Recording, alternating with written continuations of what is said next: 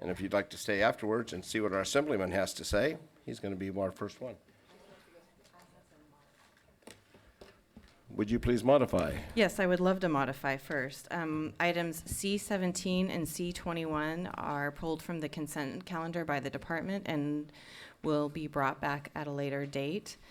Item H3, there is now a new Measure Z fiscal year 2016-17 budget attachment. And item H4 has the correctly dated letter from the Citizens Advisory Committee dated April 5th, 2019 for their recommendations on Measure Z expenditures. And those are the modifications to the agenda.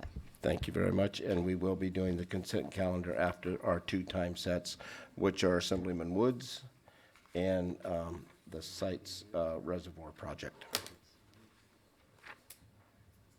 Ms. Wilson? Perfect. Anyway, Michael, where'd you go?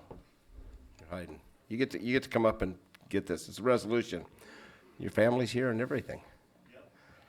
They want to make, yep, a little more enthusiasm there. Yes. I'm so fortunate. Come on.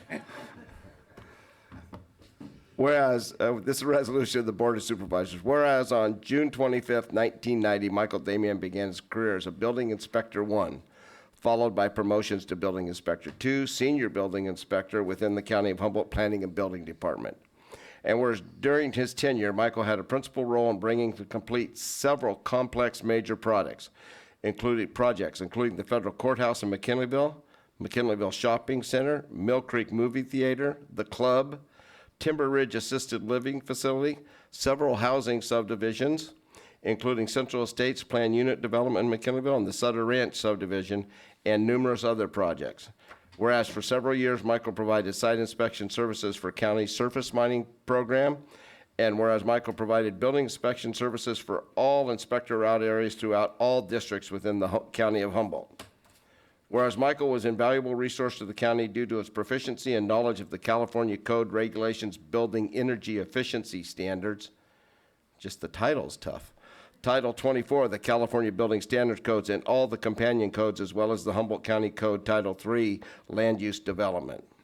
Whereas Michael's no-nonsense, I heard a couple developers call me, this is really perfect. Whereas Michael's no-nonsense approach to carrying out his assigned responsibilities, his level-headed, fair approach to providing sound problem-solving was evident in his inspections with permit applicants, building contractors, property owners, as well as the design professionals that he worked with throughout his career.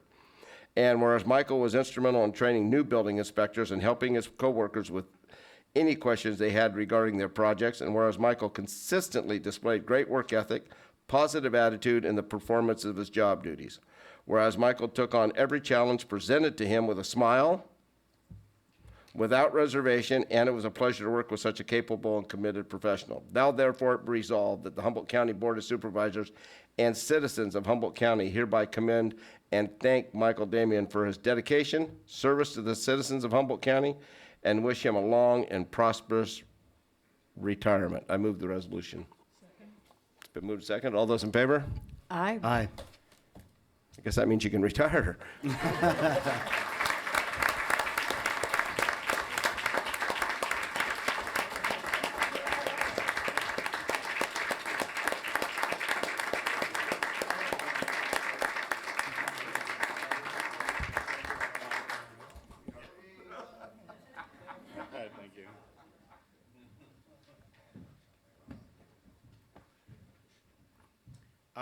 I'd like to start off thanking my wife for being a good sport with me all the time. I had to get ready for work and stayed late at work and had missed kids' programs because I was at work or something like that. But I'd also like to, and that's genuine and very heartfelt, I'd also like to thank Todd Bullock. He was the building official at the time that I was hired. Todd and Tom Conlon was the planning director, and I got hired during their, Tom Conlon was here. I'd like to thank the new building official, Keith Ingersoll, for his position as a building official. And Gus Dumler as a new plans checker. He's going to be great, and Keith will be a good building official and replacement for Todd and the other building official that was there for a short time. I'd like to thank the other inspectors that I worked with, Gus, Rudy, I can't remember his last name, and Dean Beck, and Ross Eskra. They're all good inspectors, and I think they'll be serving the county well. I helped train them, and so if there are any complaints, you have to see me about it, because I did train them. But I think they're going to go beyond this training that I gave them for the county. I feel like that I gave the county some really good years. I did my best working with the county. There were times when it was hard to go to jobs because there was always, or could have been conflicts, but for the most part, I think that working in Humboldt County was really great. We have a lot of good contractors that work in the county, Pacific affiliates, or no, Pacific builders, and Toby Mays and David Kitchen Furtado, among some of the really good contractors that we have. And I've always said to homeowners that move up here from out of the area, and they say, well, should I bring my contractor to Humboldt County because I really know him and he does a really great job? And I'd always try to recommend them to keep their contractor back at home where they have where they do better, and hire the contractors that we have up here. Because I think that the contractors up here were good contractors. They were good family men. I knew them. I knew their families, and I knew their kids. I just knew about their kids, and we talked about that on a daily basis. And I'm really glad to see the permit staff here. Mark is here with the planning or the building staff. That's Stacy, Karen, and Heather, and they've been with the county for a long time, and they're a big integral part of the county. Megan is here. Where's Megan? There you are. Megan. So I really feel like I've been supported by the staff here, by them showing up to this at this time. I've enjoyed working for the county. I think putting in that time of having that duration of time in with the county is not just exceptional. It's exceptional in my world, but I think it's good because you have people that have a institutional knowledge of what's going on in the community. And that's really important because things that happened 20 years ago, somebody like myself or these new inspectors that are going to be out there, they're going to know what how the project started, or if there's any things that need to be dealt with. And so that's what I like to think about myself. We lose a little bit of that institutional knowledge, like with Todd when he retired, but he still is at the office there helping out as an extra hand, and that's really great. But I'd just like to say thank you, that I have enjoyed my job here at the county, and feel really lucky to be able to be retired at this time.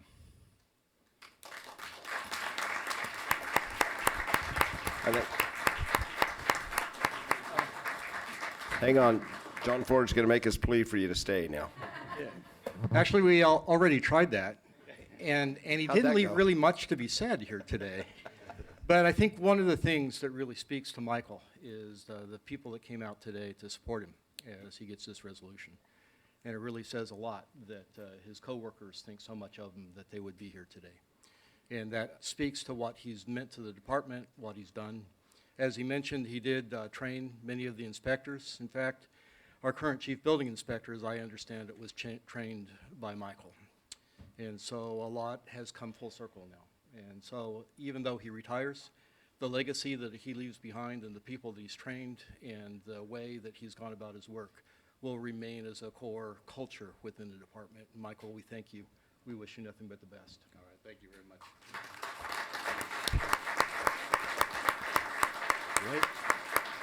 Wait for it. Is there anybody else that wants to say anything? Yes, All right. I mean, out there. I understood. I'm coming back here. Okay. Supervisor Madrone. Thank you, Chair Bohn. I just want to say thank you, Michael, and your family so much for all you've done for our community as a neighbor, a top-notch neighbor, friend, and building inspector. And I think we crawled under a few houses together when you were inspecting some of my insulation and other kinds of things. So kudos to you for all that you've done. And it's been wonderful being your neighbor and watching your family grow up, Samish and others that have really come a long way. And so thank you from my heart for all that you've done for us. Supervisor Bass. Thank you, Mr. Chair, and sorry I haven't been able to be your neighbor because you sound like a great neighbor.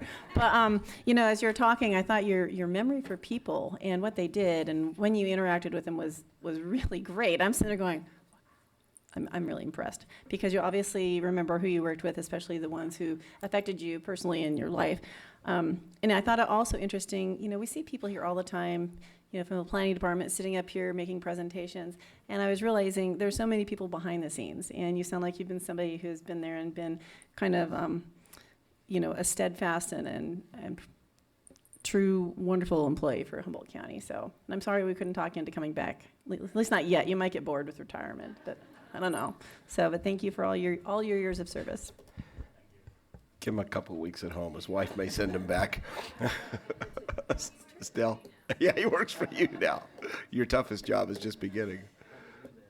Michael, thank you very much for everything you've done for the county, and congratulations on retiring, and congratulations on hanging in there and saying you're going to take a time at least. We'll see if we can reel you back in, but take that time, enjoy it. What I found really impressive about this particular presentation is that you're from the planning department over there doing the work all this time, and very rarely do we see you. But it's very important to you because you, as Supervisor Bass said, named out everybody. They're all here, and that tells me a lot too about how things are working. And you guys are a team, and that's great. Thank you very much. Supervisor Wilson?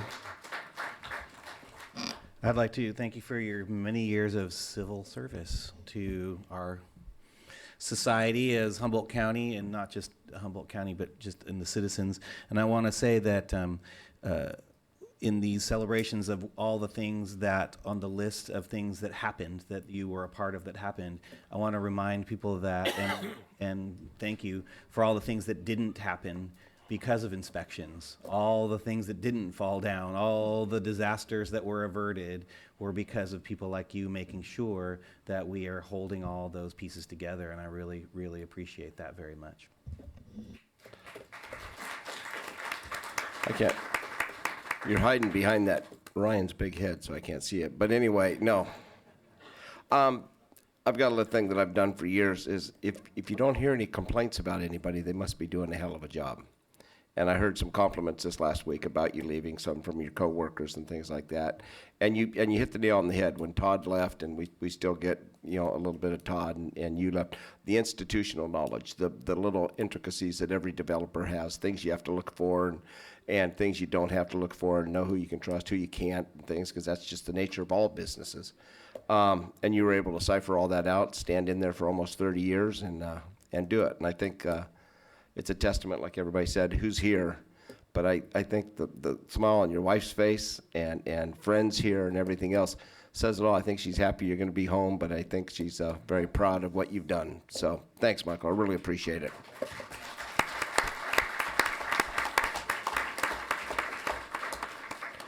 And since I know you guys have another engagement, something about, I'm not going to mention it, but you guys can, we're going to have we have a time set that ran late, but so did he. Only fair there. Assemblyman Jim Woods is going to do his year-end wrap-up. I want to explain why they were leaving. They weren't just leaving because you're walking up there. It's okay. I'm kind of used to that. It's fine. Look at all that family. That's fun stuff.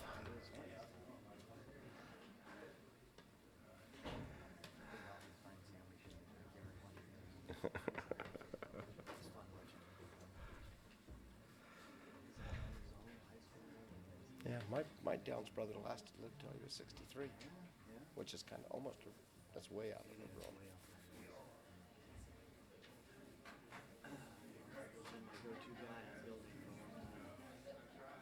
All right, buddy. Good morning. Apologize for being a little bit tardy. Good we morning. planned for it. Pardon? We planned for it. Appreciate you had other things to do today other than just listen to me. First of all, thank you very much for the opportunity to be here today. I just wanted to share some of the highlights of the things that we were working on this year, talk to you a little bit about some of the things that you're working on, and answer questions if anybody has any questions. So during this past legislative session, I introduced 22 bills. That's a lot. 15 of them were either signed into law or implemented through the state budget or some other administrative actions. 5 became 2-year bills, and 2 got vetoed. So, most of those bills that are 2-year bills will be continued to work on in the coming year. Before I provide any of the details of the work we did in the legislature, I want to talk a minute about a couple of issues that I know that are on your minds these days: cannabis and PG&E, and not necessarily together, but certainly want to talk about both of those issues. On the cannabis front, I've heard from many in the industry about the challenges they continue to have to become legal and successful. Many of the challenges plagued by the industry has been uneven engagement of local governments. So first, let me say thank you to Humboldt County for being actively engaged and proactive in putting a program in place to help address these challenges. You really are a model for many other counties. The governor is far more invested in this industry's success than the previous governor, and the hope is to bring this industry fully into the mainstream economy. There have been conversations in Sacramento that appear to reveal the administration is going to be looking at making some modifications in the structure of how cannabis is regulated from a government perspective to positively affect how regulations are going to be implemented. I'm looking at authoring legislation to restore micro businesses as we first understood them and make them a tool to allow North Coast cannabis businesses to thrive in the marketplace. I'm also co-authoring legislation by our hardworking Senator Mike McGuire that will allow recognition and enforcement of appellations of origin. So those are things we'll be working on. I will also say, going off script, which is also always a little dangerous, that we were caught off guard by the increase in the taxes, as everybody in the industry was. We knew that there was the ability for the CDTFA to actually raise the taxes based on inflation, but I don't think any of us expected them to go back and recoup the inflation from 2018 and 2019. We kind of thought this would happen maybe 2020 going forward. So we're asking questions, and we hope to get some answers as to why they chose to do that way. That was not the intention, and that was certainly not our understanding of the way things were going to work out. So we are asking some questions about that. I'm happy to report back to you on that in the future. On to PG&E. Yeah, I'm pretty sure many of you, all of you, were probably caught off guard by the power shutoffs. Although in Sonoma and Mendocino counties, we expected them. We were shocked by PG&E's lack of understanding of its own power grid and how that affected you guys, us here in Humboldt County, and how that affects just shutoffs in the county in general. Many of us in the legislature, especially from Northern California, are deep in discussions about wildfires, PG&E, power shutoffs, hardening, vegetation management, and the growing number of insurance non-renewals that are happening throughout the state. Just this last week, Insurance Commissioner Lara, said that you can't, in any areas that were a fire in 2019, you cannot cancel policies for a year. So that's a step in the right direction, but we're seeing entire zip codes being canceled. We're seeing people who have had policies for 40 years, and suddenly they're told they're in a high fire severity zone, and that's just unconscionable. So we will be working on this going forward. The challenge we have with these is we had bills after the 2017 fires, and the industry against us is pretty powerful and pushed back pretty hard. And we've had fires now statewide, and a lot more of the state has been affected. So my hope is that as Southern California has experienced what we have experienced in Northern California, we'll see some more movement on this to protect homeowners. Nobody wants to see their homeowners insurance canceled. That affects real estate values. That affects your ability to buy and sell a home. And it certainly affects your pocketbook. And when the FAIR plan is the only thing available to you, and sometimes twice or more the cost of a regular plan. The effect the power shutoffs has had on individuals and families and businesses have been significant. I truly believe PG&E should be compensating their customers for those losses, and I'm not talking about a $200 credit on my bill. I had 6 power shutoffs for me. I don't know how many days that was altogether. I emptied my refrigerator twice, and that is, I can absorb that. It's easier for me than it is for a lot of other folks, and we need to be more cognizant of the effects for our community because it is far-reaching, and especially for those who may not have the resources to be able to support that. We need to also address PG&E's future by considering what's the best interest of the public, not PG&E executives and shareholders. The month after the Camp Fire, I introduced AB 38, a bill to help create more resilient homes and communities. We learned that more houses built after the 2008 building code survived the Camp Fire. The new law creates a pilot project to help homeowners and communities harden their homes and manage their vegetation. It will also, through a collaborative process of state and local departments and agencies, determine what standards should be adopted for creating this resiliency based on the best information and research. While we begin the process, we will seek the funding necessary to support these efforts, and I have bipartisan support to do that.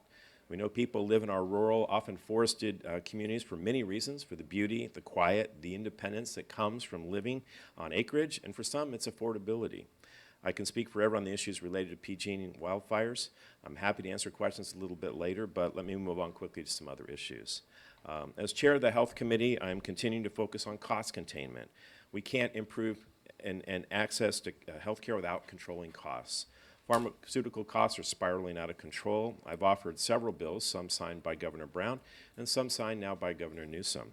This year, Attorney General Javier Becerra joined me in the fight against pharmaceutical companies that engage in collusive agreements with generic manufacturers to prevent competition and delay the introduction of generic drugs onto the market. It's called pay for delay. These agreements almost always benefited the brand name drug company and the generic manufacturer and not patients. Big pharma and generic manufacturers pulled every lobbying tool out of their toolbox to fight this. It was a long and challenging battle, but the governor signed the bill in October, and as no good deed goes unpunished, we have been sued by the generic manufacturers. So, I also took on the monopolistic dialysis industry, primarily focused on DaVita and Fresenius, multi-billion-dollar companies. Decades ago, Congress passed legislation ensuring that all patients who have end-stage renal disease, regardless of age, qualify for Medicare, regardless of age or financial resources. This provided significant assistance to patients needing dialysis and kidney transplants. Once the ACA was passed, lifting the prohibition on pre-existing conditions, dialysis companies began making tax-deductible contributions to a third party, the American Kidney Fund, which in turn began providing commercial insurance to some dialysis patients. It sounds charitable, right? You give somebody money, you get a tax deduction for it. However, the companies then began receiving 4 to 5 times the Medicare rate as these patients went to their facilities. So for every dollar these companies donated, they sometimes got a $4 and $5 return on the other end. It's a pretty good scam if you can make it work. The challenge with this is that it costs all of us money. This is not insignificant, and we all end up paying higher health care premiums for that. The governor did sign the bill. It was controversial, and we're now enjoying 2 lawsuits against us on this particular bill. I also introduced health care to support over 1 million vulnerable seniors. When a low-income senior who turns 65 and is covered on Medi-Cal, no-cost Medi-Cal, they often find themselves in a loophole in the law that recategorizes them as a share of cost beneficiary. I know it's a little technical. The bottom line is it could end up costing them hundreds of dollars a month, money they simply don't have. We closed that loophole with AB 1088. So now over 1 million vulnerable seniors won't be stuck in this donut hole. Continue to work on the opioid crisis. We had a couple of bills last year that were signed, and we are looking at implementation of that. One is the requirement for electronic prescriptions. The bill requires that all prescriptions will be submitted electronically by 2021. Now, many people are doing this right now. The process will significantly reduce paper, fraud, and errors. I can't tell you, as a former medical practitioner, how many times I get a call from the pharmacist and said, you know, I know what medication you're writing here, but I have a hard time reading the rest of it. And we'll see a lot of errors reduced and a lot more clarity. And it'll also protect against fraud from people going from doctor to doctor to try to get medications that they shouldn't be getting.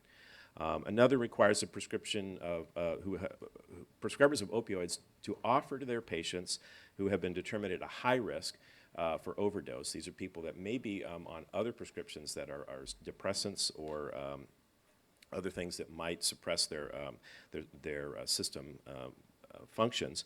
And it's a prescription of naloxone. So we see a lot of law enforcement and first responders carrying this now. But now a doctor is going to be required to offer this to a patient who may have a list of medications that put them at significant risk. It's an opportunity for education. It's also an opportunity to save lives. And we know this drug does that, and it is very, very simple to use. Last month, as the chair of the Assembly Health Committee, I joined two other committees, an oversight hearing on vaping. My interest in vaping is related to my position on smoking in general. As a healthcare provider and a dentist, I've seen the health effects and dangers of smoking and passionate about educating the public, supporting policies that will protect them from what is often corporate greed, but really focused on preventing kids from getting started on this horrible habit. The most recent numbers report the deaths related to the vaping illness at over 40, with over 2,000 cases related to vaping that has certainly raised the issue nationally. We have data that shows that the percentage of young people who are vaping is growing rapidly and becoming addicted to high levels of nicotine. Let this sink in for a second. That jewel pod, those little pods out there, one of those pods is the equivalent of a pack of cigarettes. We have heard of some kids using as many as 4 a day. Now that is a huge amount of nicotine, and we have to face the fact that we have young people that are hooked on nicotine. We've got to find ways to help them through this process. One of the 2-year bills that I will spill over into 2020 is one that I introduced to allow nurse practitioners to practice without the supervision of a physician. I know that's not that may be a little controversial to some, but let me put this into perspective for you. This is being done in over 22 states and the Veterans Administration, and has been very successful. And we and I will, in spite of the fact that we have an amazing residency program that has started here, are struggling to keep primary care providers in our communities, and we believe this is a step in the right direction. We need at least 5,000 more physicians in the state by 2025. These are primary care providers. And another 5,000 by 2030.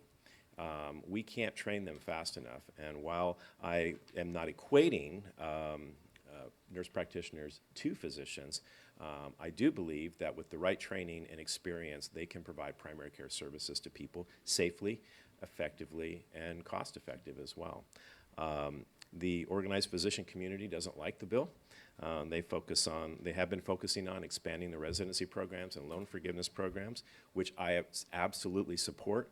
The challenge is we can't do it fast enough, and we are losing physicians at a much higher rate. All of the documented evidence supports the safety and quality of nurse practitioners. Yet the medical community has provided a response. Their response has been somewhat undocumented anecdotal stories. We have over 50 organizations supporting the bill and a handful of physician groups that oppose it.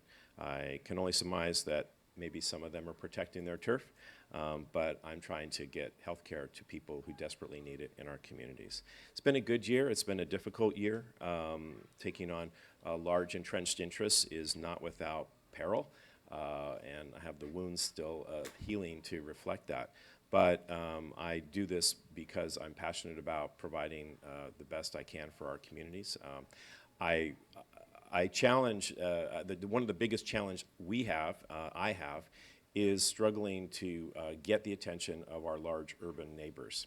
I work across the aisle with anybody who will work with me to get the job done. We absolutely are outnumbered. I represent 5 counties. Many of my colleagues represent a fraction of a county. We are outnumbered and outgunned, but I continue to fight for our rural communities. Thanks for the opportunity. If you have any questions, I'm happy to take them. Seeing no question? No. Supervisor Madrone? Thank you, Mr. Chair. Assemblyman, thank you so much for all the hard work you do, and I know taking on turf and all these things is never an easy thing, so I really do appreciate the work that you and your staff do in this arena, and appreciate all the comments you just made on cannabis, on healthcare in particular, and other things. And I know you know this, we have a serious healthcare crisis in our communities, all of our communities. Staffing cuts at St. Joe's, at Mad River has made things very dangerous for patients as well as the workers. And you add to that the picture that the CEOs are, going from $3 million to $11 million salary increases in 1 year. It's like, wait a minute, we're cutting staff, but we're tripling salaries for the top persons and stuff. And you add to that all the other problems with all our specialists leaving the county. We all have to travel a long way. We don't know if the roads are even going to be open in the winter when we start traveling that long distance and stuff. So there have been many of us that have been talking about putting on an all-day or even an all-weekend health summit to really start drilling down into all the various elements of healthcare and get the community on board, help all of us get more literate about what's going on, what the problems are, but not for a place for everybody to come and complain. A place where we can actually come out with solutions that we can work with you and our senator to actually start gaining ground on this incredible healthcare crisis. So I want to talk with you and your staff more about that. I've been talking with Supervisor Bass a little bit about some of this, and I want to see if we can pull this together over the next several months and make some movement forward and assist you in your efforts in the legislature. So thank you very much. Thank you. Much appreciated. Supervisor Fennell? I want to thank you very much for being here today, Assemblyman Wood. It's great to hear from you about all the work that you're doing in Sacramento. I know it's a tough one, but you got to do it anyway. There's a couple of things you mentioned that I think I'd like a little more information on, if you wouldn't mind. So you said you guys were caught off guard by the increase in taxes at the state level for cannabis.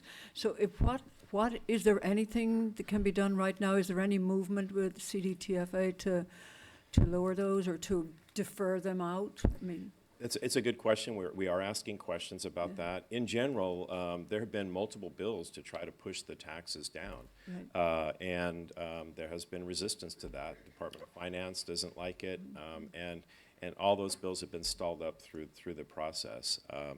Originally we envisioned the taxes to be much lower, but unfortunately the tax rates that you see were a part of Prop 64. Right. And changing that is a real problem, because anything that doesn't further the intent of Proposition 64, it can't be done by the legislature. It has to be done through a vote of the people. And so I can get, anytime you do something, anything related to cannabis, it has to meet that test, and that's a real challenge. And we're going to continue to ask questions. Like I said, we do know there is something coming as far as a reorganization, and hopefully that will streamline processes for people. We envisioned this, in 2015 when we did the Medical Cannabis Regulatory Safety Act. Senator McGuire and myself, separate bills working on this issue collaboratively. We envisioned a much simpler, more streamlined, easy to accomplish process that didn't break the bank for people. We also envisioned trying to make sure that we kept the culture and the heritage of cannabis from this county, from Mendocino County and from Trinity County intact, and it hasn't worked out that way, unfortunately. The manuals are this thick, and anybody trying to come into compliance is having a real difficult time. But I commend this county for the efforts that you have done. well, we will actually be discussing something later on in terms of committees. That we had a regional group put together that insisted on local control. And we're thinking about reforming again. We're going to bring that up. and talk exactly about what you said, about bringing that awareness to Sacramento, and we may actually expand that regional group beyond the original 6 counties, because I think we're seeing that at a statewide level. We're back in San Francisco this last week, a lot of discussion among all of the counties in terms of how can we move forward with this. And the other thing is metric and the implementation of that, and I want you guys to keep an eye on that as well. So off to the next subject. Sure. Insurance. Yes. So Commissioner Lara did speak with the board of CSAC at our meeting last week, and it was really great to hear that he is committed to helping people who are getting non-renewal notices. And I know that it was originally aimed at people who were in areas that had recent fires, but we've seen it in areas that have not. And I believe that he's thinking about extending it or pushing for that to extend to those as well. Is that correct? I certainly hope so. We saw this coming in January or February, and I've been working with the administration on this. There were reports that have been coming out, and at first it was somewhat of a trickle. The challenge is that people don't necessarily report to the state that their insurance has been canceled or that it's gone up a lot. And so I would encourage anybody in this county who has either had their policy canceled or had the rates skyrocket to report that to the Department of Insurance. There is a hotline there, and report that, because we really need the data to be able to push back against some of the companies. I think it's unconscionable, and without that data, it becomes anecdotal, and it becomes a lot harder for us in the legislature to really push back against the industry. Yeah, make that call, and maybe I'll be able to get that number. Everybody make that call. Yeah, make the call. Seriously, flood the lines. Thank you very much. Supervisor Bass. Thank you, Mr. Chair.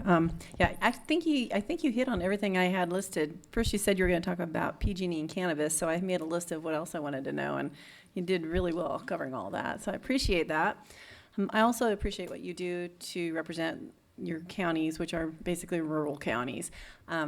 Having been involved, Supervisor Bohn being involved with RCRC, which is more rural-based, and then me being involved with CSAC, which is dealing with the whole entire, 10 million people in LA County or 1,500 in Alpine County. It's a challenge and it's a struggle, and I think, we work hard, especially those of us who come from a rural perspective, to try to keep it on some type of even keel, and it's not easy. So I really appreciate, and I'm thinking it's not easy for us. I can't imagine what it's like for you. So I do appreciate your efforts there. Supervisor Wilson. Good to see you. See you.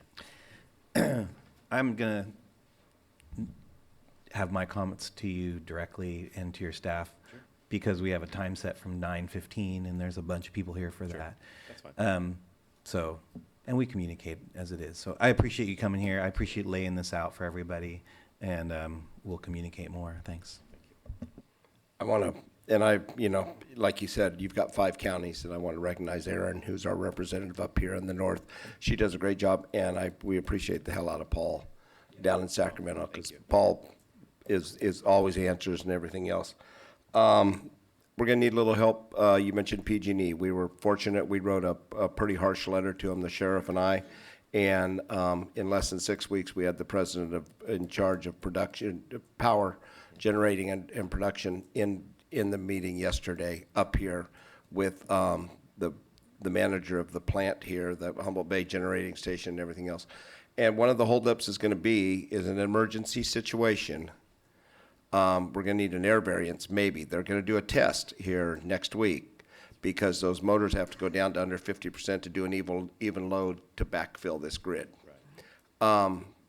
I cannot believe that we cannot, in a rated PSPS situation that is not even happening in our county, that we can't do a variance that can make that happen in a county that hasn't had a bad air day in 5 years. So with that being said, the 4,000 gas-powered, whatever generators, diesel-powered generators that are running throughout the county, when there is a shut-off, I think there's an offset, and hopefully we can work together and talk to the state board saying, let's be a little common sense on that. And he all but committed yesterday, I don't think we will have the issues if the PSPS and the sheriff can we will not have these issues next year. We will have a power generation station that isn't just sending the power out. It's going to take care of a part of it. Not all of Humboldt County, but it will be able to do the major parts of the grid. And our main focus would be on the hospitals being able to run, because the hardest thing is for rural health care, if somebody gets a surgery canceled, it becomes their families, everybody's taking time off, and that becomes a huge issue. So appreciate that. And I look for your help on that. And then the other thing is as I asked last week, because they had a meeting and I couldn't make down there, and I'm not sure how it ended up. I left a message for Paul. Can we still work on maybe looking at different colored needles for the? The county gives out about 15% of the needles for people that need them, and then we have a private people that do about the other 80%. The problem is we have needle litter.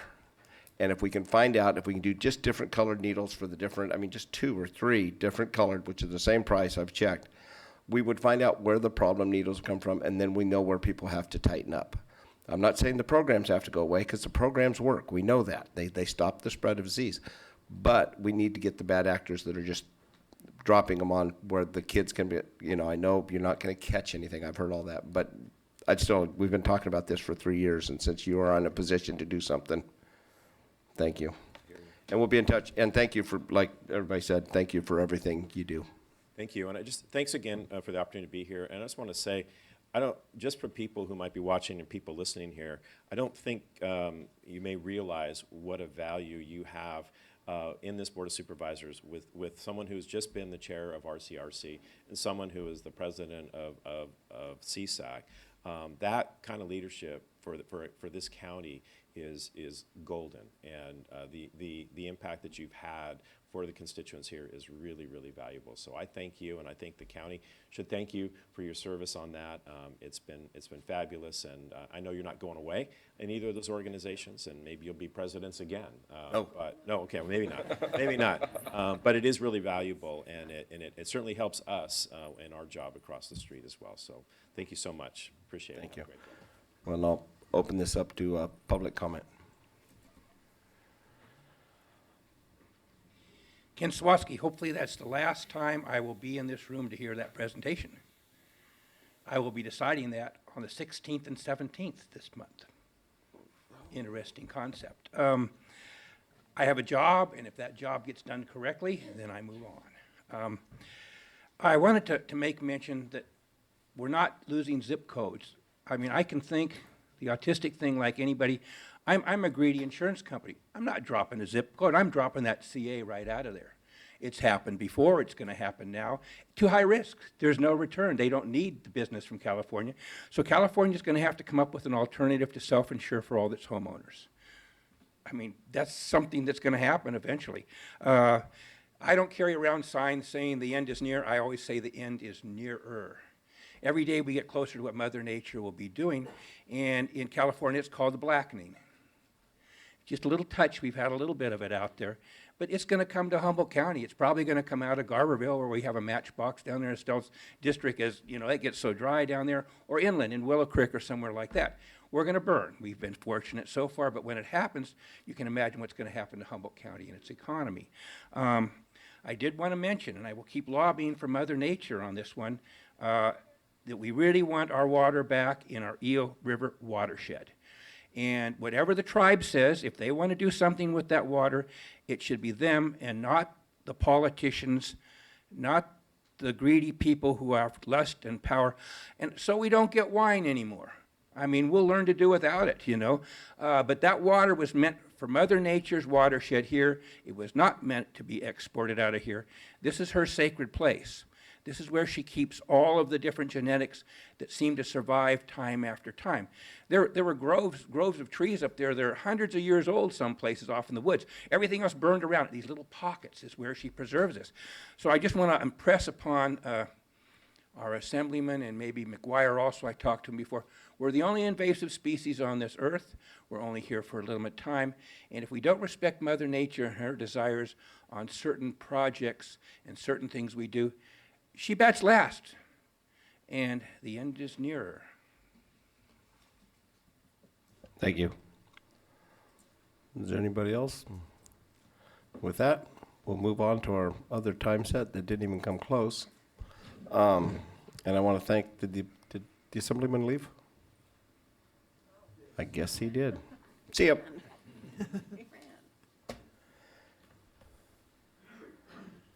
Hank Seaman, our Director of Public Resources.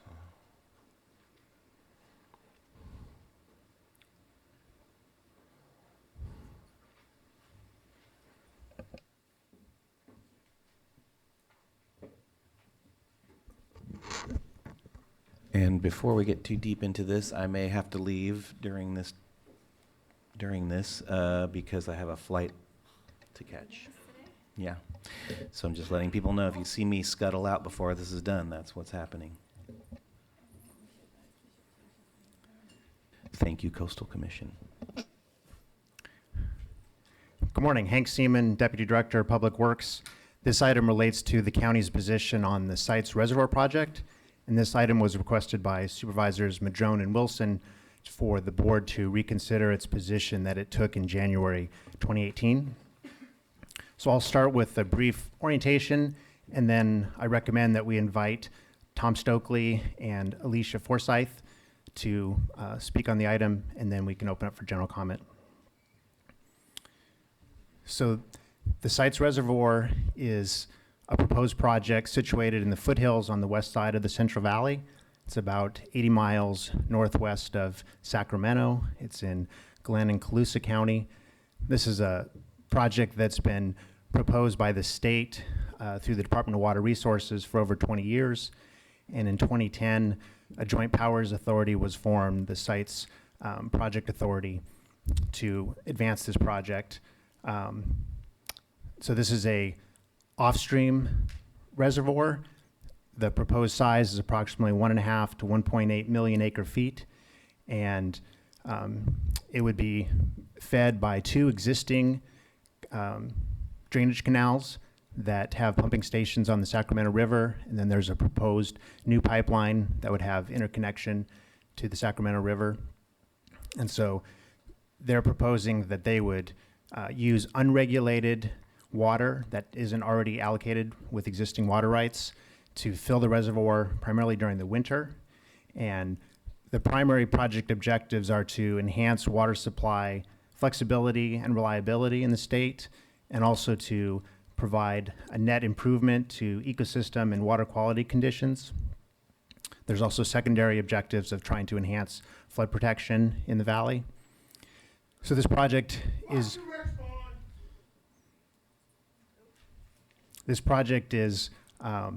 in the development stage, and it hasn't had allocations of state or federal money. And so we'll talk about the next step here. This is just a visual simulation of the proposed reservoir. Again, in the foothills, and so it's off stream, it's off the Sacramento River, it's not blocking fish habitat. And so this map will show how there's a nexus with the Trinity River. And so we'll show, so this shows the Central Valley, and we'll do a zoom in on kind of the Redding area. So the federal government operates the Central Valley Project. That's a really large-scale storage and water distribution system. And in 1964, the Trinity River Division was established. And so that creates diversions from the Trinity River into the Sacramento River system. And so a little over half of the water from Trinity Lake gets diverted to the Sacramento River. So the county, we have a lot of interests in conditions in the Trinity River. Trinity River flows through Humboldt County for 31 miles. And the county also holds a water contract with the Bureau of Reclamation from 1959.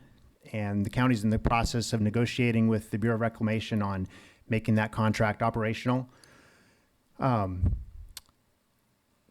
So this just shows where the point of diversion is from the Trinity River into the Central Valley project.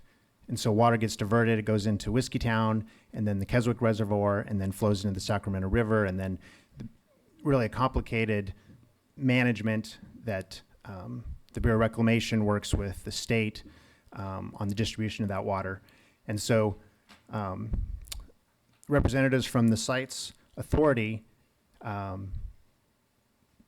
indicated that they're proposing to fill the reservoir with water downstream of the Queswick Reservoir. But there have been questions about whether there could still be impacts to the Trinity River. So just to review where we are now, the draft environmental study for the project was released in August 2017. In January, your board approved a conditional support letter, and there were two conditions. You requested that the Sites Authority provide binding and durable assurance that there would be no additional diversions of Trinity River water to feed the reservoir. And you also asked the authority to work with the Bureau and the county to look for opportunities, if this project goes forward, to reduce the net diversions from the Trinity River system, try to take advantage of that additional flexibility. And so a week later, the director of the Sites Authority sent a letter to the board expressing a commitment for no additional demands or diversions from the Trinity River. And then, this is a big, complicated project. The proposed operating plan, the facilities are continuing to be kind of refined. People are continuing to look at the environmental review. And earlier this year, a hydrologist developed a report looking at the potential effects to the Trinity River. And looking at the modeling that was done, they identified a potential shift in diversions during dry years from the summer and fall to the winter. And it's a little counterintuitive, but that actually could result in warming of Trinity River water, because during dry years we actually need more releases to avoid Lewiston water from getting too warm. That's the water that actually is released in stream into the Trinity River. And then the modeling also failed to account for the county's water contract, as well as the Bureau of Reclamation's plan to avoid fish kills in the lower Klamath River. And so there's some incompleteness in terms of their water budgeting and accounting. And so in September, we received a request from Save Our Salmon and Pacific Coast Federation of Fishermen's Association for the board to reconsider its position given these analysis of potential impacts to the Trinity River.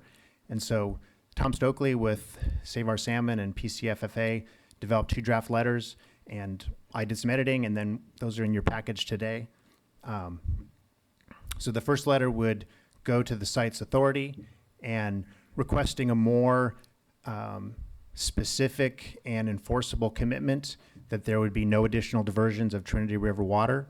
So the request is that that would be a specific term and condition in their water rights application, or potentially a memorandum of understanding between the Sites Authority, the Bureau, and the county.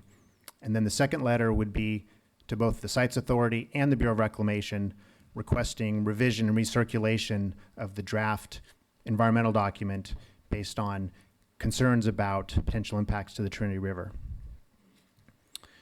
So I recommend that you invite Tom Stokely and Alicia Forsyth up to speak briefly on these letters, and then open it up for general comment. That ends the staff report. Thanks, Hank.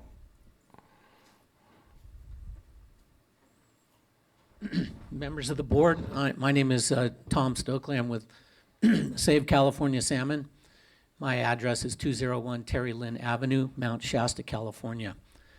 I just wanted to speak in support of the board sending the two letters. Humboldt County has a huge stake in the Trinity River. You have a 50,000 acre-foot contract. While I do not endorse selling it out of county, if you were to sell it out of county at $500 an acre foot, it would be worth $25 million a year. It's huge. I commissioned the report by Kamen Hydrology because we felt there were some problems with the environmental document. I didn't feel adequate to review it myself. He found problems with your 50,000 acre feet, the lower Klamath record of decision, as well as the change in timing of diversions that would heat up the Trinity River. We met with the Sites Project Authority a few months ago. They assured us it was all a mistake, They also refused to do a recirculated draft EIS, EIR, and we wonder how they can really give the public an opportunity to find out what the different alternatives will be, what the impacts will be, what the mitigations will be. And while they claim that there are no plans to divert Trinity River water differently or at all, if you look at the modeling, in addition to the change in timing of diversions, there are changes in carryover storage. While they're not significant, there are some changes. There are also reductions in winter flows, which to me means that they plan on drawing the reservoir down, which would reduce the dam safety spills or the flood control releases in the wintertime. And so we think that there really is a problem, and it needs to be addressed. In my 36 years of working to restore the Trinity River, I might add that I worked for over 20 years as a natural resources planner for Trinity County till I retired 11 years ago. I've never seen anybody get anything in the water world by being nice. Humboldt County got the 50,000 acre feet back in 1955, actually, because you objected to the legislation. I believe that the county protested the water right in 1959, and you got it into the water rights, you got it into a contract, and yet you still haven't seen one drop of that water. So unless you play hardball, I don't think you're going to have your interest looked out for. And while I think it's commendable to have an MOU with the Sites Project Authority, the bottom line is what's in the water rights. You certainly would need an MOU, I think, but you also need it in the water rights. And one problem is that we don't really know who's going to be the final owner of Sites Reservoir. While the Sites Project Authority is involved, it's my belief that eventually it will become a component of the Central Valley Project because they're going to need additional funding. So if you negotiate now with the Sites Project Authority and any future owner, such as the Bureau of Reclamation, is not involved, then you haven't really gotten what you need. And the final opportunity for you is the water right application. There is an administrative appeals process. It's called a water right protest. And I would certainly keep my eye on that ball and make sure that when the water right application comes out, that your interests are protected. And if they're not, I would strongly encourage you to protest that water right application. And one thing that Hank did not mention is that while the Sites Project is intended to capture surplus water and not take any water that's being used for other purposes, it's my understanding that they're proposing a 5,000 cubic foot per second minimum bypass flow on the Sacramento River at Wilkins Slough, whereas the California Department of Fish and Wildlife has recommended 13,000 cubic feet per second, and others have recommended even higher flows than that. So in fact, if this project is taking more water than is really available on the Sacramento River, it will harm fish in the Sacramento River, which are also part of the mainstay of your ocean commercial sport and commercial and sport fisheries. So my only suggestions for the letter are include the State Water Board Chairman and Executive Director on the CC list, and don't stop watching out, don't rest on your laurels. I strongly encourage you to send those two letters. Thank you very much.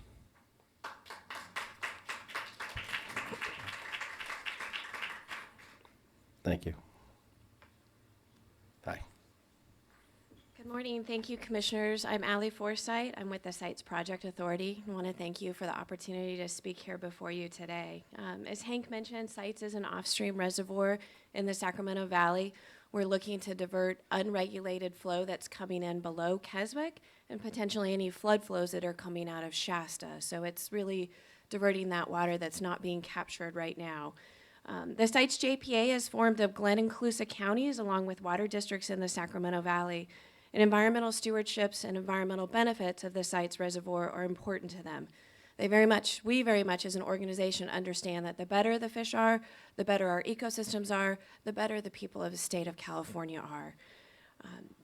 In the 2018 letter from the Sites Project Authority, there was a commitment from our board chair to not impact the Trinity River, and we stand by that commitment.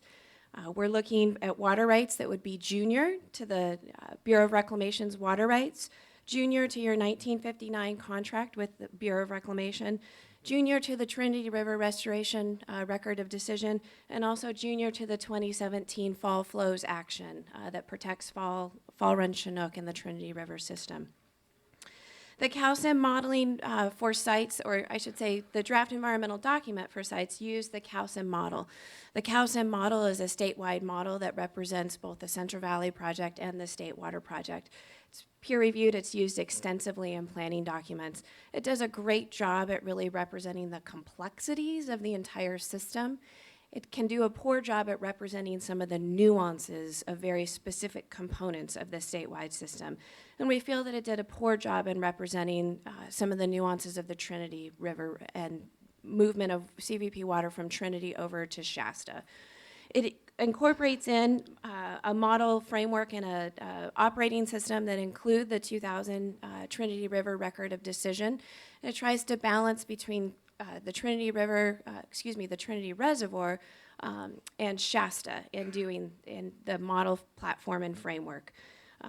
So again, we feel that it represents the system really well. If you dig down into the nuances, it can get some funky little things in those nuances of a very specific operation. To that end, we recognize that there are some little nuances in the model output. But we want to remain committed that we will not have impacts to the Trinity River system. We can't legally have impacts to the Trinity River system as being a junior water right holder. We believe in real-time operations and working on an annual basis, monthly, weekly, and even daily basis with the Bureau of Reclamation, that we would avoid all of the impacts to the Trinity River system. Again, we remain committed to our 2018 letter. That commitment has not changed. We recognize that the county had asked for an opportunity to work with sites to work through some of these differences. We are committed to doing that with you. We recognize that there's been a delay in doing that, and we apologize for that delay. We spent the last year really working with the state of California through the California Department of Fish and Wildlife on operational criteria. So when can we divert water off of the Sacramento River system? We've been doing a lot of revisions to those operational criteria so that sites is a better steward of the environment and more environmentally conscientious as we divert water off of the Sacramento River system. In doing that, we're going to change the yield of sites reservoir. So we also need to find a way to drop costs. And we've been re-looking at all of the facilities of sites, the size of sites, to really right-size that project for the current participants and work hard to avoid the environmental impacts of sites. There's no question that building a new reservoir in California is going to have environmental impacts. But again, the Sites JPA wants to be a good steward of the environment and make sure that we're very careful and conscientious and that we fully mitigate those effects. So again, we remain committed to that 2018 letter and not impacting the Trinity River. We remain committed to working with the county through your concerns, both through the environmental compliance process, through the CEQA process, but also through the water right process. And we thank you again for the opportunity to speak today. Any questions? Okay, I'll open it up to public comment.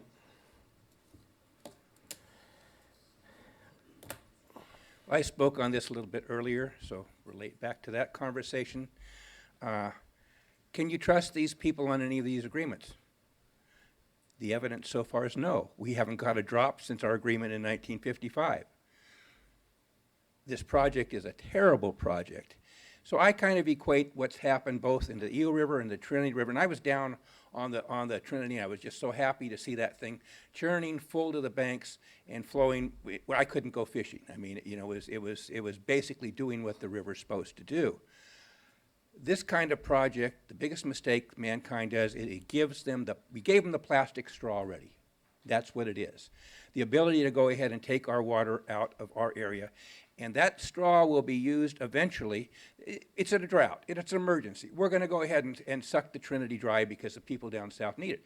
Easily can be done by any of these groups. All they have to do is make a determination it's in the public's best interest to suck the Trinity River dry. All we can do is either get rid of that straw or minimize the use of that straw. And unless we do that, as population grows, that straw will be run to its max and probably a second or third straw put in. There's talk of putting a straw from the Mad River also to go towards something of this nature. long time as far as something that was studied. I had the study at one time through our local water district. I'm strongly against that straw, even though we have to pay more water in our water districts for the water we have, and that's what they say we'll have to do, unless we can sell this. Don't sell our soul to the devil. This water belongs in these watersheds. That's where Mother Nature meant it. And, you know, I talked a little bit earlier about the blackening and thousands, if not a good portion of California's people passing on, not having a place to live, moving somewhere else. That's what seems to me we're the only invasive species. We need to minimize our effect. I mean, this project doesn't really do much. It can't even generate power. I mean, it's in a location where it appears to be on a flat land, and that's one of the few things we get out of, like our Mad River Reservoir at the top up there. It doesn't have a major impact on the Mad as far as I can tell. We get a little power out of it, so it's a split difference. But Westland Water District and all these people can go ahead and pound sand as far as I'm concerned. I don't trust them. I wouldn't trust them. Look at it from that viewpoint, because it's all about greed and lust for power. Water is platinum out there, and these people want our platinum. Mother Nature wants it to stay here. Strongly support you working with Mother Nature on this cause, doing whatever you can to preserve the water for our rivers. Thank you. Thank you. Thank you.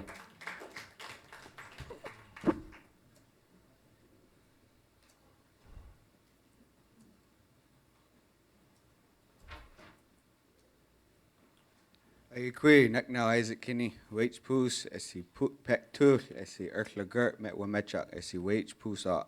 Hello, my name is Isaac Kinney from the villages of Wage Poos, Pek Tooth, and Earthla Gert at the confluence of the Klamath and Trinity Rivers. This is a topic that's very, very close to my heart. I was born and raised on the Trinity River, Salyer, Willow Creek, and then moved into my grandma's house in Wichpet. So this is all I have seen the river go down. I have seen it in drought years, and this is, again, a big reason why I do the work that I do and why I'm here today. I want to make sure to, again, make sure that you're updating your modeling and requesting, again, a new draft EIR, wanting to make sure that we're in support of the two letters that are at hand, at topic, wanting to make sure to include actual more language about carryover storage for multi-year drought years. This way to ensure fish have water in the summer and fall months. Want to make sure that, again, we're making in writing protections against temperature, especially high temperature. When there's less water, there's high temperature in the river, and that's, again, how we got into the fish kill before. Wanting to also, again, maintain and again, acknowledgement and respect of tribal senior fishing rights, tribal senior water rights that are in the area that have been upheld on the Klamath River. And again, I want to make sure to flag that as well, that, again, First Nations jurisprudence is still intact because of the lack of prior informed consent with the Treaty of Guadalupe Hidalgo.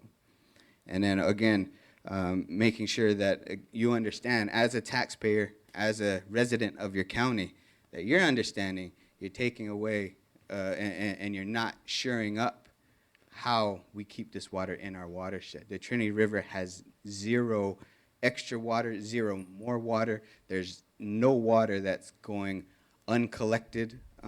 It's all needed for a purpose. And that purpose, again, is for future generations. I have 4 small children that, again, it was very hard to talk about why we're not fishing, why we're not being able to do our traditional rights that we've had to keep not just our health, our bodies healthy, and not have to rely on new consumer, all these fake foods. We've been able to do this for thousands of years, but this year, last year, we haven't had that. The urgency is now, and to hear that you all have already supported this project, and this is a measure to come back, that's something that we really need to address here. And so that's what I wanted to say. Great. Thank you.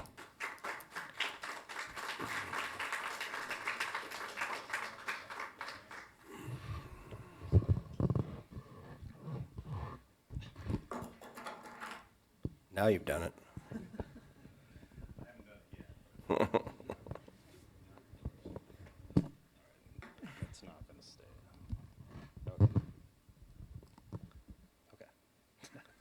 Excuse me. Good morning. My name is Daniel Cordelis. I'm here on behalf of the Yurok tribe. We're here first to support the county's decision to revisit this, and we support the letters, the proposed letters. And we're actually happy that the tribe is, or not the tribe, excuse me, the county is reconsidering its position here, especially based on the work that Mr. Stokely has done, and that we have been in communication with Mr. Stokely, our departments and the tribe over the last year. And while the project proponent has offered us some level of assurances that we know that it's not enough. I mean, we know we go to court and we go to battle on these environmental documents all the time. And when they show that there's problems and when they admit there's problems, it's not enough just to say, oh, we'll fix it and it'll be okay, right? I mean, there are requirements within every legal statute to fix your errors and support it and recirculate it for the public. And that's what we're asking, and that's what the counties are proposing to ask. That basically they follow, that the sites and the Bureau follows the law and recirculate an EIR and EIS. We need that. We absolutely need that, because we need to understand what is going to go on. And if there is, and if there are going to be no effects, then great. But let's see the analysis to be sure of that. And right now we don't have that. What we have are problems that we've identified.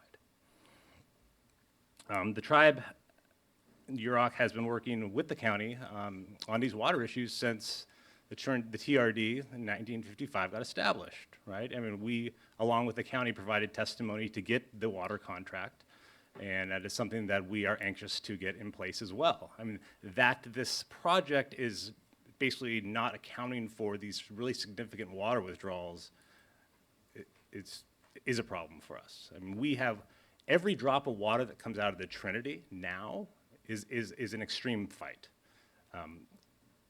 That the analysis did not account for the fall fish flows, which took the better part of a decade to get the court to affirm, is a major problem. What we need in the Trinity, a place where the Yurok tribe does a lot of restoration work, a lot. We need more water in the Trinity. We need to fix this river. The salmon are hurting in that river. So what we need in there is more water. What we don't need are more obstacles to getting that water.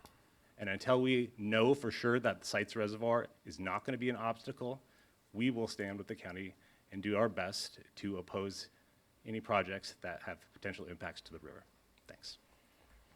Yeah.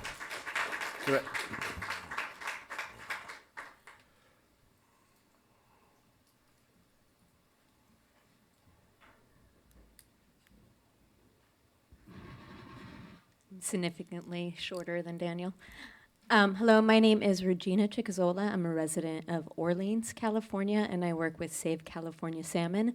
And I also work with the commercial fishing community here in Eureka and in Humboldt County. I've had the pleasure of actually reading the Sites Reservoir EIR, and I must say it's one of the poorest done EIRs or EISs I have ever read, and I've probably read almost 100. It does not go into what the actual operations will be. It doesn't even hardly go into what the ownership will be, who will own the water rights, and how water will be used and when. That said, I'd like to say there is not a lot of extra water within the Sacramento or Trinity River systems. The times a year that the fish need water the most and that we're working on getting them more water is actually the late winter and the spring when they want to do more diversions. And this is a significant reservoir. It's about half of the size of Shasta Reservoir as planned right now. So this is not, and there's a large new diversion. So this is not some small amount of water we're talking about. And I think we know that we've made big promises in the past saying that no one was going to affect the Trinity River, and they do. Westlands Water District is a junior water rights holder, and we fight them every single year almost for water. We're constantly in court with them, and they even say they're fighting for the Sacramento winter run, and that's why they want more water. They don't say it's to farm more land, but that's what it's actually for. So also I wanted to say that the modeling is very poorly done in this project, and the information that's used is from 1999, which is before the Lower Klamath long-term plan. It's before the 50,000 acre feet water right was respected, and it's even before the Trinity River Rod. And I would like to note that none of these decisions for more water in the Trinity and Klamath River are protected through water rights in the state of California. And a lot of times when the Sacramento River gets too warm or the Sacramento species start to suffer because their species are endangered and not threatened, they call for more Trinity River water to go into the Sacramento River. And there is not carryover storage protections as part of this project. So what we're looking at is when we have multi-year droughts, your 50,000 acre foot water right might not be there. Will probably not be there because it's not included in the modeling. Okay, so I guess that's my time, and I think I got my major issues. So please vote to look at this harder. It's the least that we can do to protect our river, our commercial fishery, and our tribes in the county. Thank you. Thank you.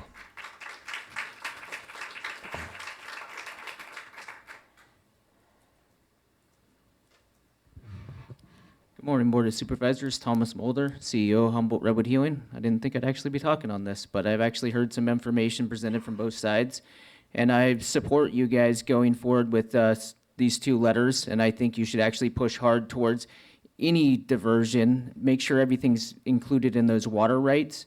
Everything in writing, legal binding, I think it's very, very important to have. I don't feel honestly supportive of the project. Personally, hearing what I've heard just now, I knew nothing of the project till the day.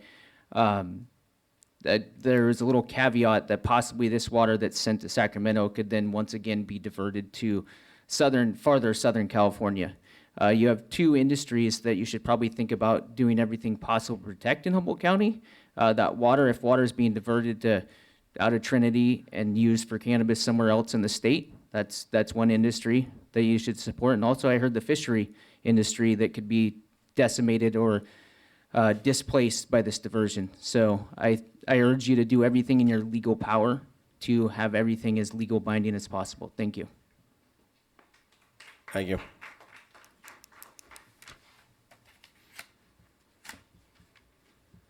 Good morning, Chair Bohn, board members. Vivian Hallowell, Pacific Coast Federation of Fishermen's Associations. In light of new information that Sites Reservoir will likely, in fact, affect flows essential for salmon in both the Trinity and Sacramento rivers, please vote to approve sending the two letters. The first letter requests written assurance in the form of specific water right terms and conditions that sites will not undermine fish flows in the Trinity River.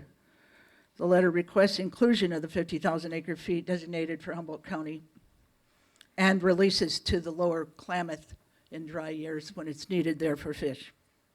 The Trinity River has a verbal history of assurances being left behind, as when 75 to 90% of the water was diverted in the decades following such assurances.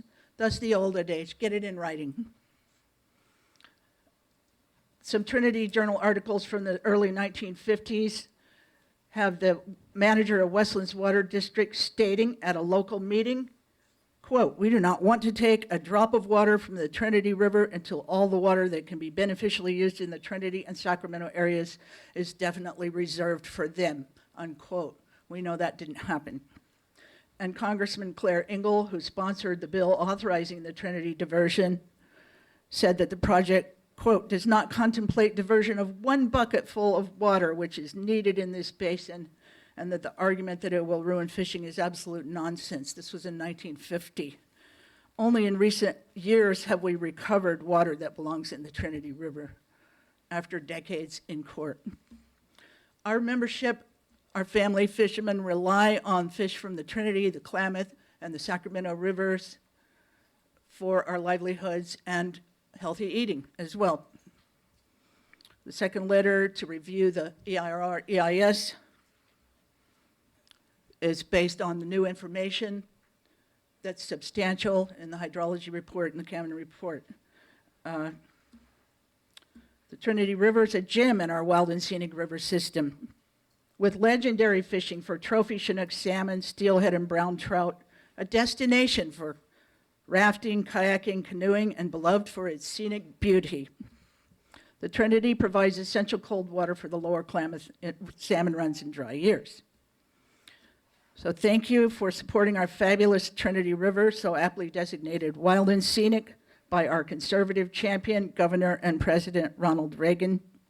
The Trinity River Basin Fish and Wildlife Management Act that Reagan signed in 1984 states, quote, Trinity Basin fisheries restoration is to be measured not only by returning adult anadromous fish spawners, but by the ability of dependent, tribal, commercial, and sport fisheries to participate fully. Thank you. Thank you very much. Thank you, Vivian.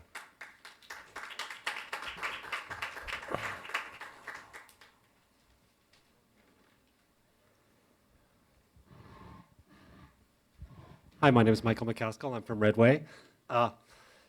Very briefly, I just want to say it seems like kind of a no-brainer that you should go back and look at this because there are a lot of issues that have been raised. For one thing, they are trying to grow crops in a salt pan in a desert, so it seems sort of like we might value our local ecosystems more over creating that sort of thing there. I personally don't eat anything from Palm or Palm Wonderful. I don't know if all of you know that that's very involved in this whole thing. The profits that are made from that company are directly spent on lobbyists to do things like mess with the Trinity. And I'd like to correct Kent Sawaski a tiny little bit there, because to the best of my knowledge, we do make power from Lewiston Reservoir, from the bottom of that. So any water that is taken out and sent elsewhere is not going to be making power locally.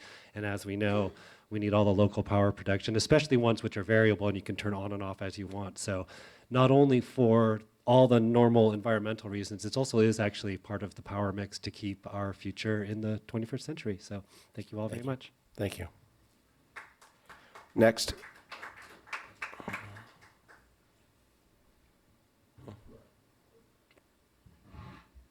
Good morning. My name is Dana Colgrove, Hoopa tribal member. I've lived in, excuse me, I've lived in the Hoopa area, Trinity River, for all my life. And I was wondering about if any of you guys drive out there at all. Have you drove out there at the confluence in the last couple weeks? You can walk across the river. You guys don't realize what you're doing. If you're gonna let somebody else take water again, the fish, you can see the back of the fin going up the river. There's no more water to give to anybody. You guys are talking about paper water here. Everybody, if you had a right, senior right, junior right, whatever, there is no more water to have a right for. Where's the fish's right? You guys gotta think about what you're doing. For future generations, this is gonna affect us for the rest of our lives, the rest of your grandkids' lives. Humboldt County has the best fishing in the world at one time. Look at it now. I got 3 salmon this last spring, 3. I got 8 salmon in the fall run. You guys don't realize, maybe it's not you guys, but future and former past people that make these decisions aren't following through and looking at it. You guys really need to study this before you make the wrong decision. I don't know if you guys live off the river, but we do. We still live off the river. We don't go to Safeway, we go to the river. I go to happy hour, my bar is the river bar. You guys might go to the local pub or whatever, but we go to the river. You guys should think about saving it.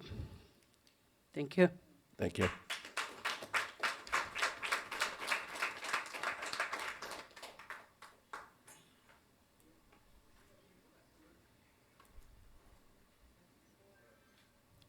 Ayukui, Nicknow Margot Robbins. I live on the Klamath River. I'm here today with a group of 5 students from Hoopa High School. They took time off of the day to come because they're so concerned about what their future will hold. Our future is tied to the river, and our river is so sad. When our animals drink it in the summer, they die. The water's so low, it's so warm, it's contaminated. It won't be able to support fish if any more water is taken. I really strongly urge you to submit the letters. Require that they redo the environmental assessment because the modeling that they did is flawed. Don't take their word for it. Make them put it down on paper, the assurances that will protect the river. Thank you.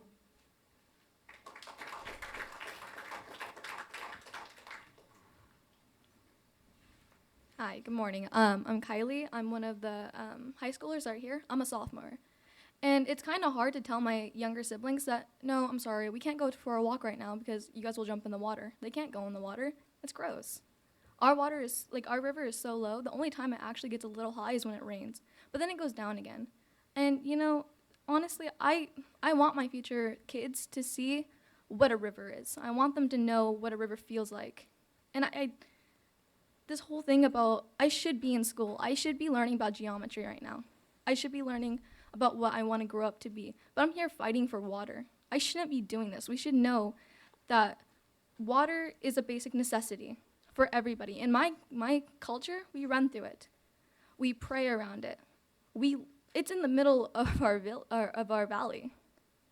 This is what we live off of, and I'm tired of having to take time off school and my education to have to pause it because I have to go fight for stuff. I have to go fight for what I believe in. And I guess that's good at a point, but I feel like we should finally open our eyes and see that, hey, you know, why should we keep taking stuff that's natural, you know? That's all I have to say. Thank you. Thank you.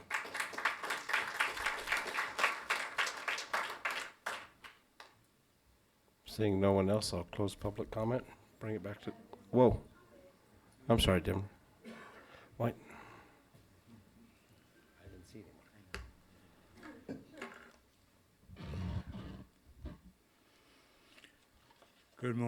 Hello. Good morning. My name's Denver Nelson. I live in Cutton. I've been involved in water issues for about 30 years. I used to have a place on the Klamath, but I actually sold it because there are no fish to fish for on the Klamath anymore. Originally, my goal was to stop the Appa Dam, which was going to be 900 feet tall and divert all of the Klamath River water to the Central Valley. I guess I've been successful in doing that. You don't hear about it anymore. But I think it's important to look at the overall picture of water in California. There are a lot of people here talking about the Trinity River. It's a beautiful river. When they built the diversion, 90% of the Trinity River was sent to the Central Valley. The water that goes to the Central Valley gets pumped down to the San Joaquin Valley, and from there to Southern California. So there's a lot of people in California that benefit from that water. And the Sites Reservoir, I think, is a good thing to happen. The Sites Reservoir has no communication with the Trinity River. When you originally endorsed the Sites Reservoir 2 years ago, I thought it was a good idea. And now Tom Stokely came up with a couple letters to say that basically you shouldn't endorse the Sites Reservoir and you should rely on some computer simulations of what might happen. And nobody who's talked about it, I don't think, basically understands it. And the problem with computer simulations is most of them are not based on any real data. So you get out of your computer simulation whatever you want to put in. I don't think that, well, the 50,000 acre feet, let me just touch on that. Actually, Stokely was the one that told me about that. I thought it was a wonderful idea because we could sell it. But we can't sell it. We can't do anything with it. We haven't been able to utilize the 50,000 acre feet because there are all kinds of regulations that prevent us from doing it. So, and I don't think we'll ever be able to use it as a county. It was a bribe originally to get us to sign on to the Trinity diversion. Thank you.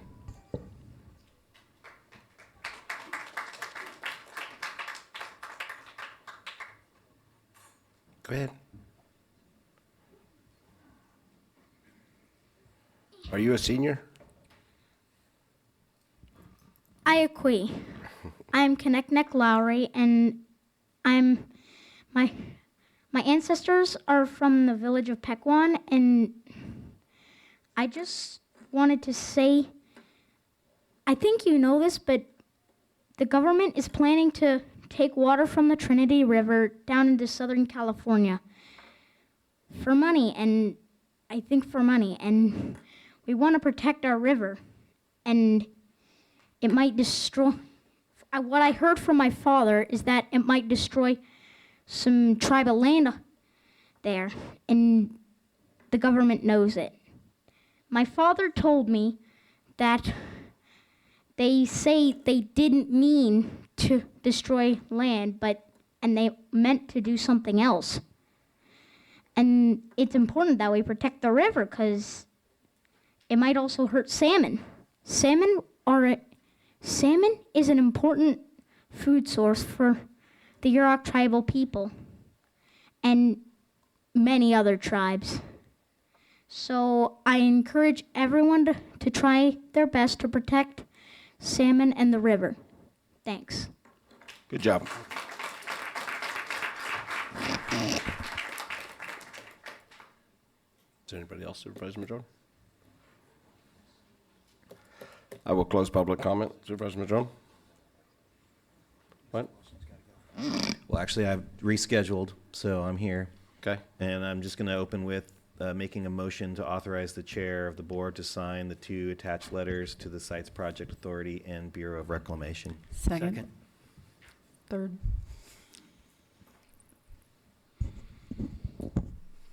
All right, it's been moved and seconded. Any comment?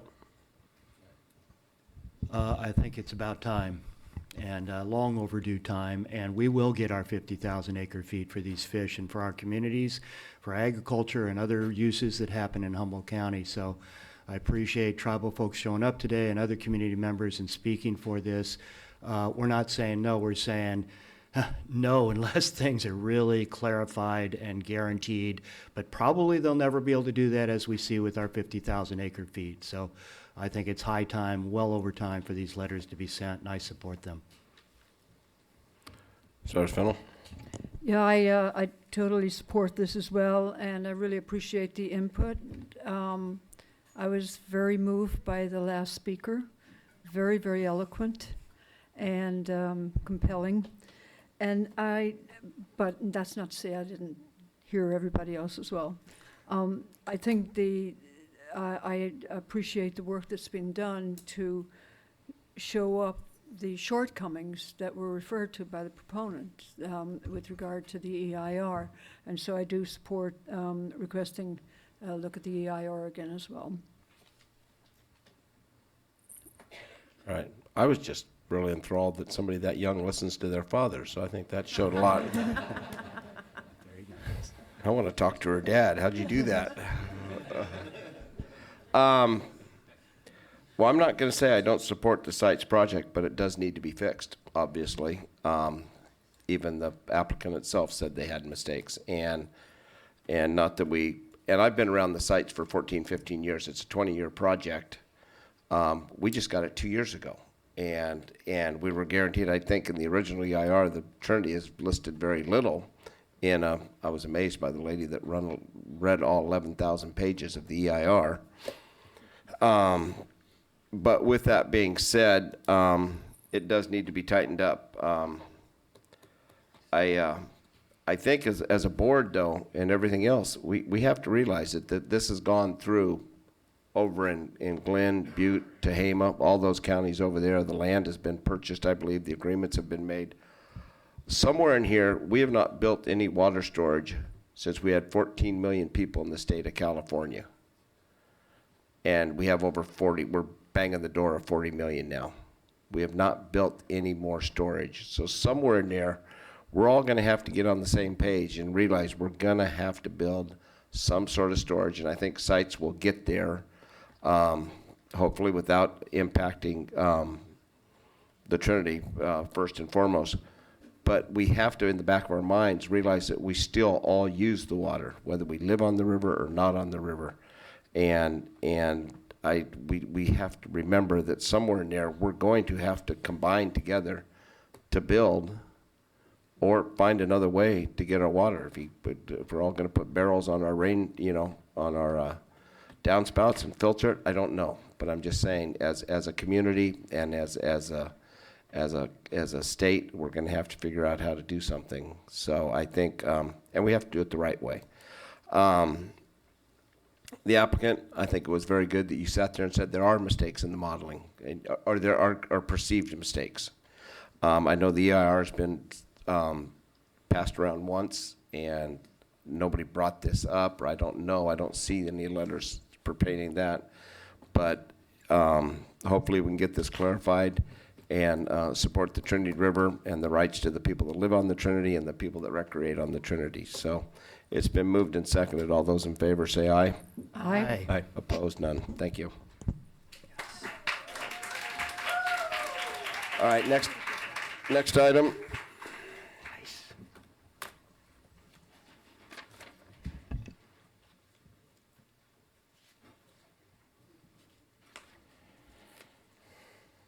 We'll go back to the consent calendar. And if my notes, consent calendar is minus 17 and 21. I move that we approve the consent calendar without C17 and C21. Second.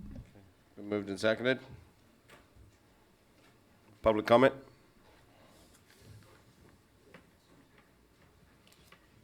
This is a world record for the latest consent calendar being addressed in the chamber, I think. Kent Sawatsky, if it's raining out there, Rex, all my water I'll be needing for next year is being collected off my downspout off my house up in Trinity County. So some of us are already doing that, aren't we? On the consent, we have something regarding something to go on a ballot measure for Arcata's Fire District. And, being with the Taxpayers League, we like to vet these particular things. Probably we'll be writing a letter in opposition to this, or what goes before the ratepayers out there. It doesn't seem to be what, I'm not being told the same thing. I watched the Arcata meeting and I got certain figures. What's on the ballot are different figures. I was provided certain figures by the fire chief there, and I totally support fire departments. I support what they do. But just for an example, according to the ballot they have here, it's going to be a single-family residence for $118 per year, $90 per year if you're living in a trailer park and you have a trailer, as far as I can tell from the ballot measure. Just so people know, for comps of what's out there, and of course we have quite a bit of volunteerism in our fire departments out there, and that's greatly appreciated for all those people. 118, but I heard it was actually, this is in addition to what they already have, and it's kind of implied that it's not. So I'll get clarification on that before next meeting. I think it's actually $206 for a single-family residence. Blue Lake's $36. There was another district that was $20 per year. The average, from what I recall, on this is right around $60, $65 per year. So something, in my opinion, needs to be changed on this. And I think, according to, if I recall, the testimony of the fire chief from Arcata, only 5% of their time is spent putting out fires. So what we have is they're a first responder. Well, when we have first responders in a car accident, how many people respond to that? Well, we have the fire department, we have police or something of that nature, sheriff or else, and then we also have the ambulance. So you have 3 sets of first responders going to these calls. I don't know if we're going to be able to afford that in the future. I think we're going to have multitasking. I think cross-training for fire and police. All these people need to be able to work together. But I do have a concern when something takes this much of an additional amount of money And so I will be bringing you some facts and figures on this.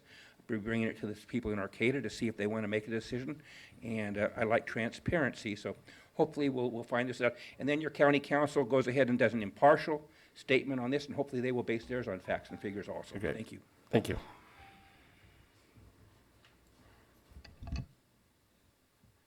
Sorry, I need a point of clarification. Did I hear 17 was pulled from this, and will it be heard later today? Will not be heard later today. Staff, the department will bring it back. Okay, thank you.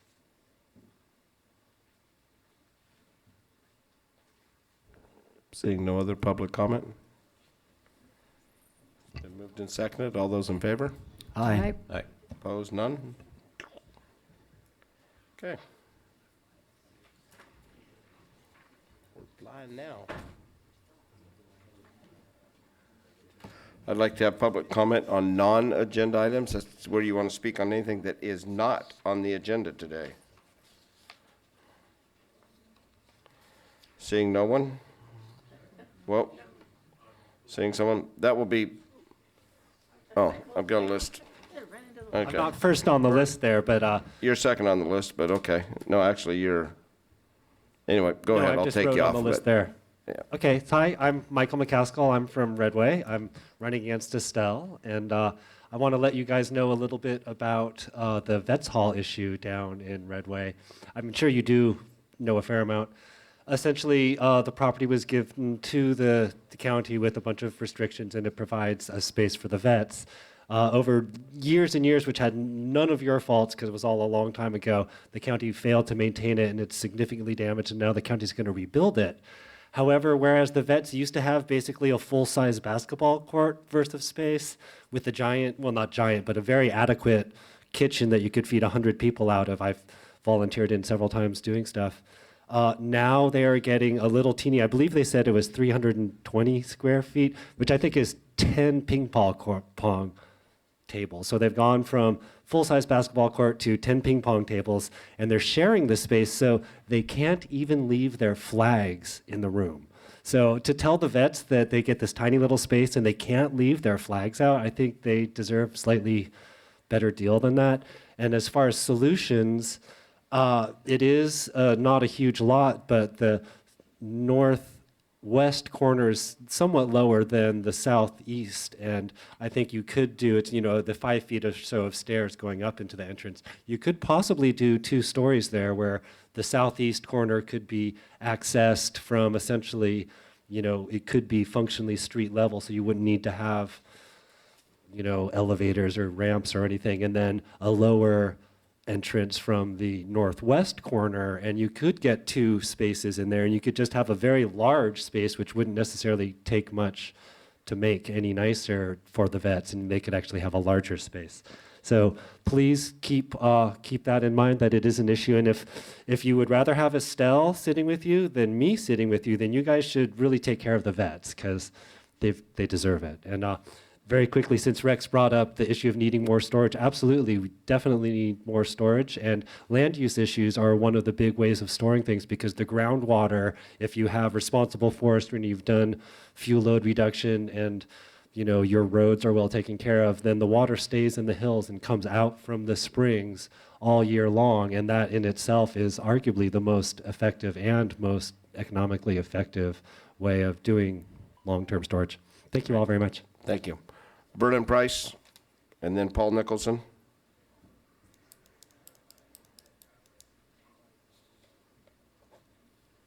Good morning, Mr. Chairman, ladies and gentlemen of the board, Madam CAO, County Clerk, ladies and gentlemen of Humboldt County.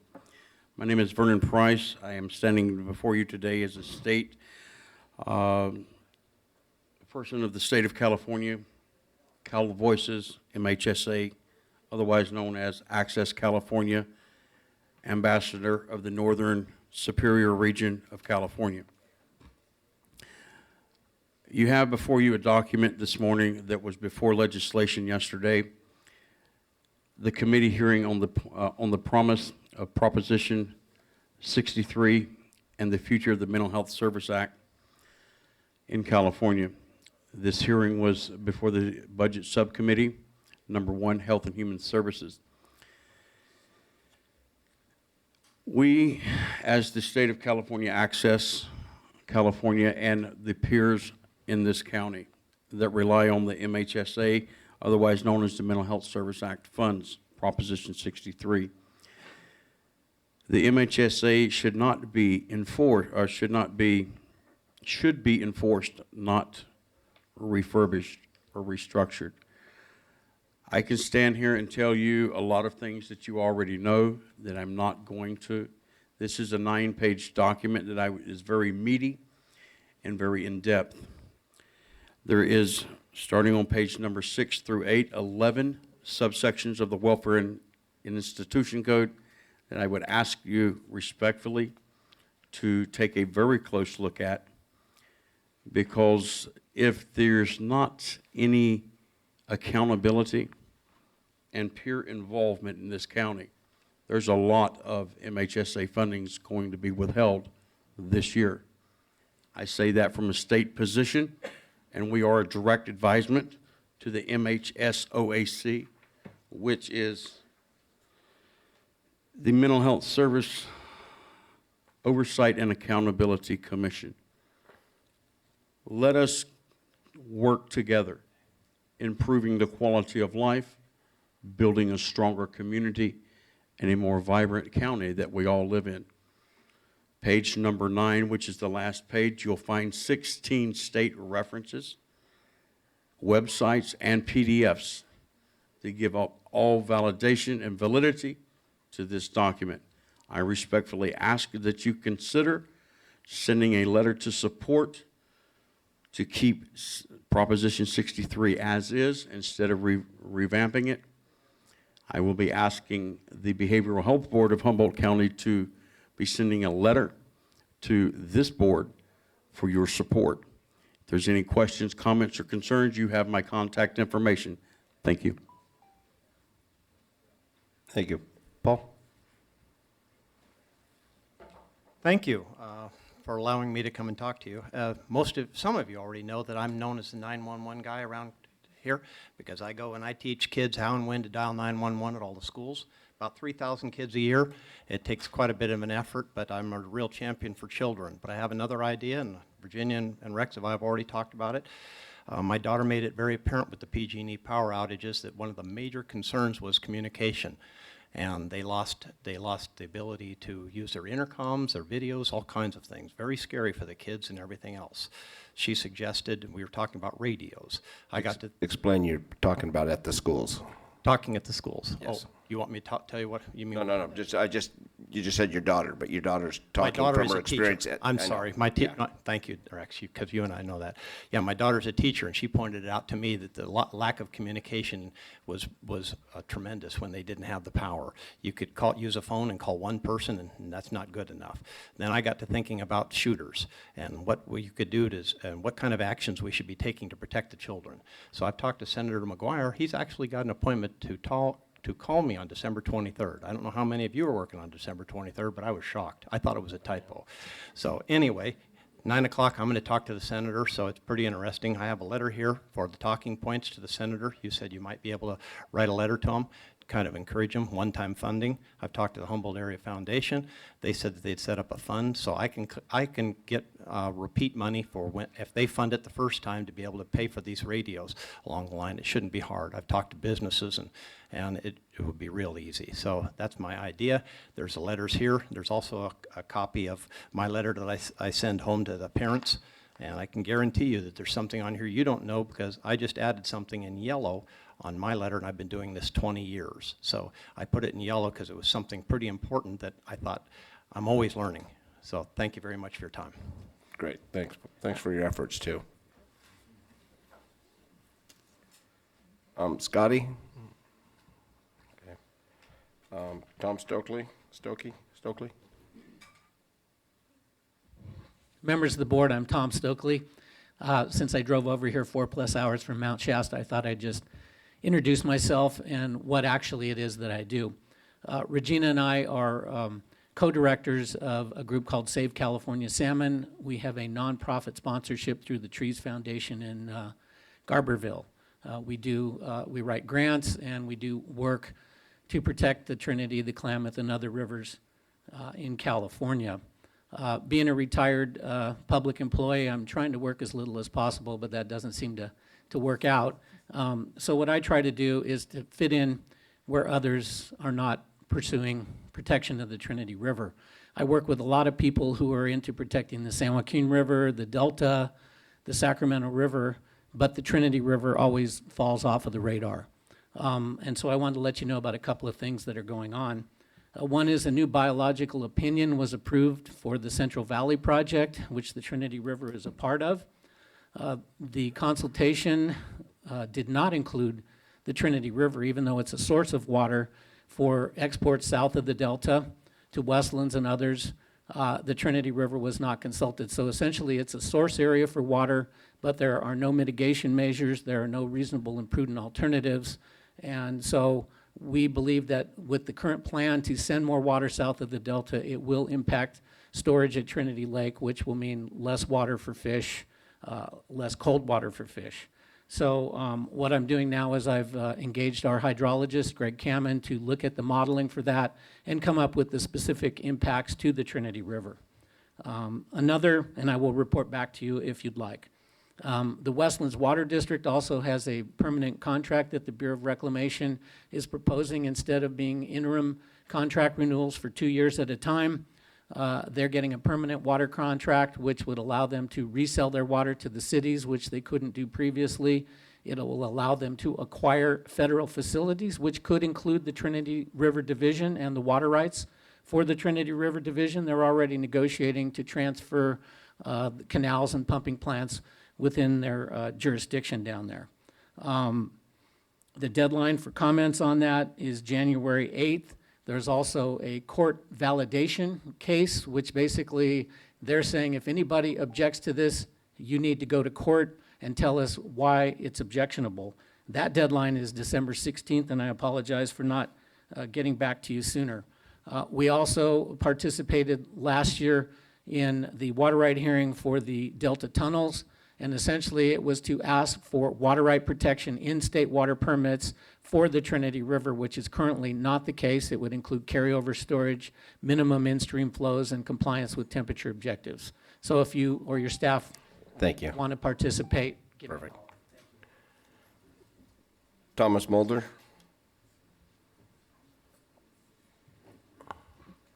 Good morning, almost afternoon. Thomas Mulder again, CEO, Humboldt Redwood Healing. I'm speaking.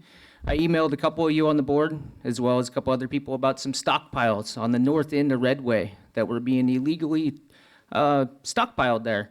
I believe the county taking place. I know the Bryceland Road project was an emergency project, but also it'd be nice to take environmental precautions into effect. There were some stockpiles there. It rained a couple of days.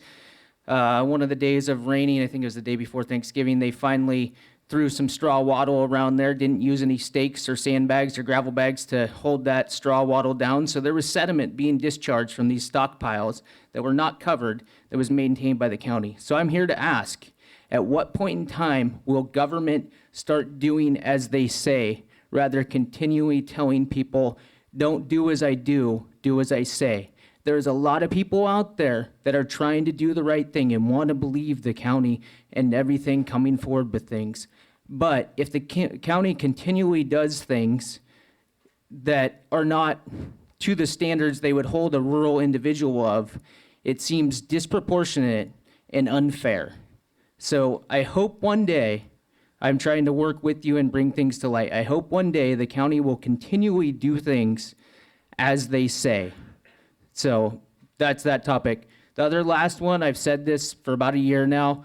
I would love to see the process be reopened for Ordinance 2.0, for people to sign up pre-existing. I know that deadline's right around the corner.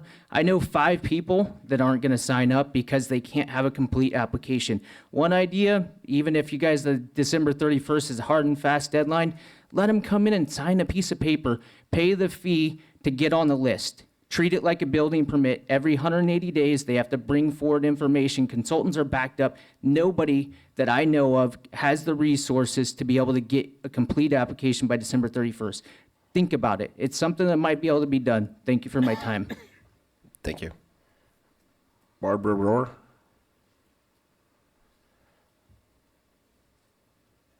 Isaac?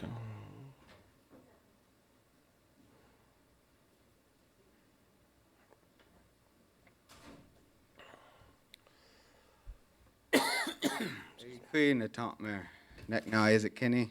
Again, wage poos, Earth Lagert and Peck Tooth met Wamechak. I see wage poos up from the villages of Witchpeck, Pectaw, and Earth Lagert. And I currently live in Witchpeck. And my comment is today is to really, again, to shine light on the deal happening between Westlands Water and the Department of Secretary of Interior specifically. And really, you know, use the rights that you do have to flex for oversight hearing and seeing what is going on with that deal and how are we able to make such a large deal for a permanent amount of time. So that I think is a really, really big thing to look at because again, when you're talking about those type of deals, that's for a long, long time. And we don't have that luxury anymore.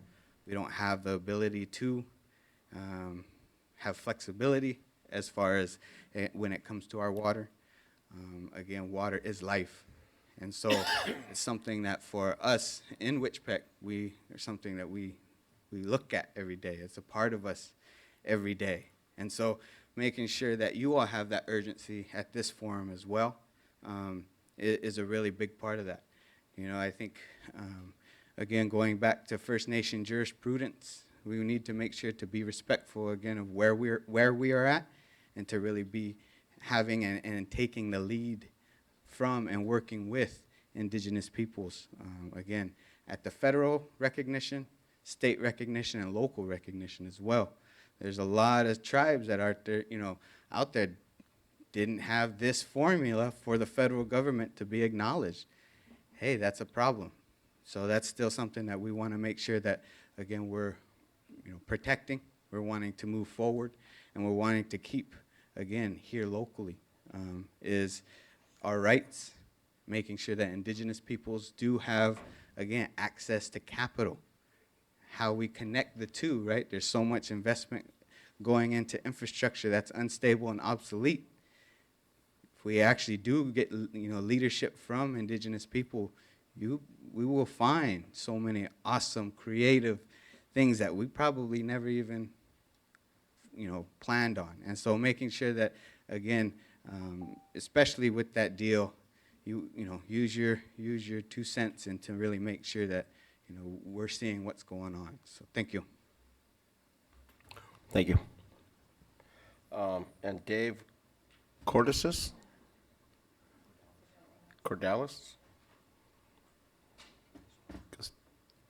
Doesn't matter how I say it.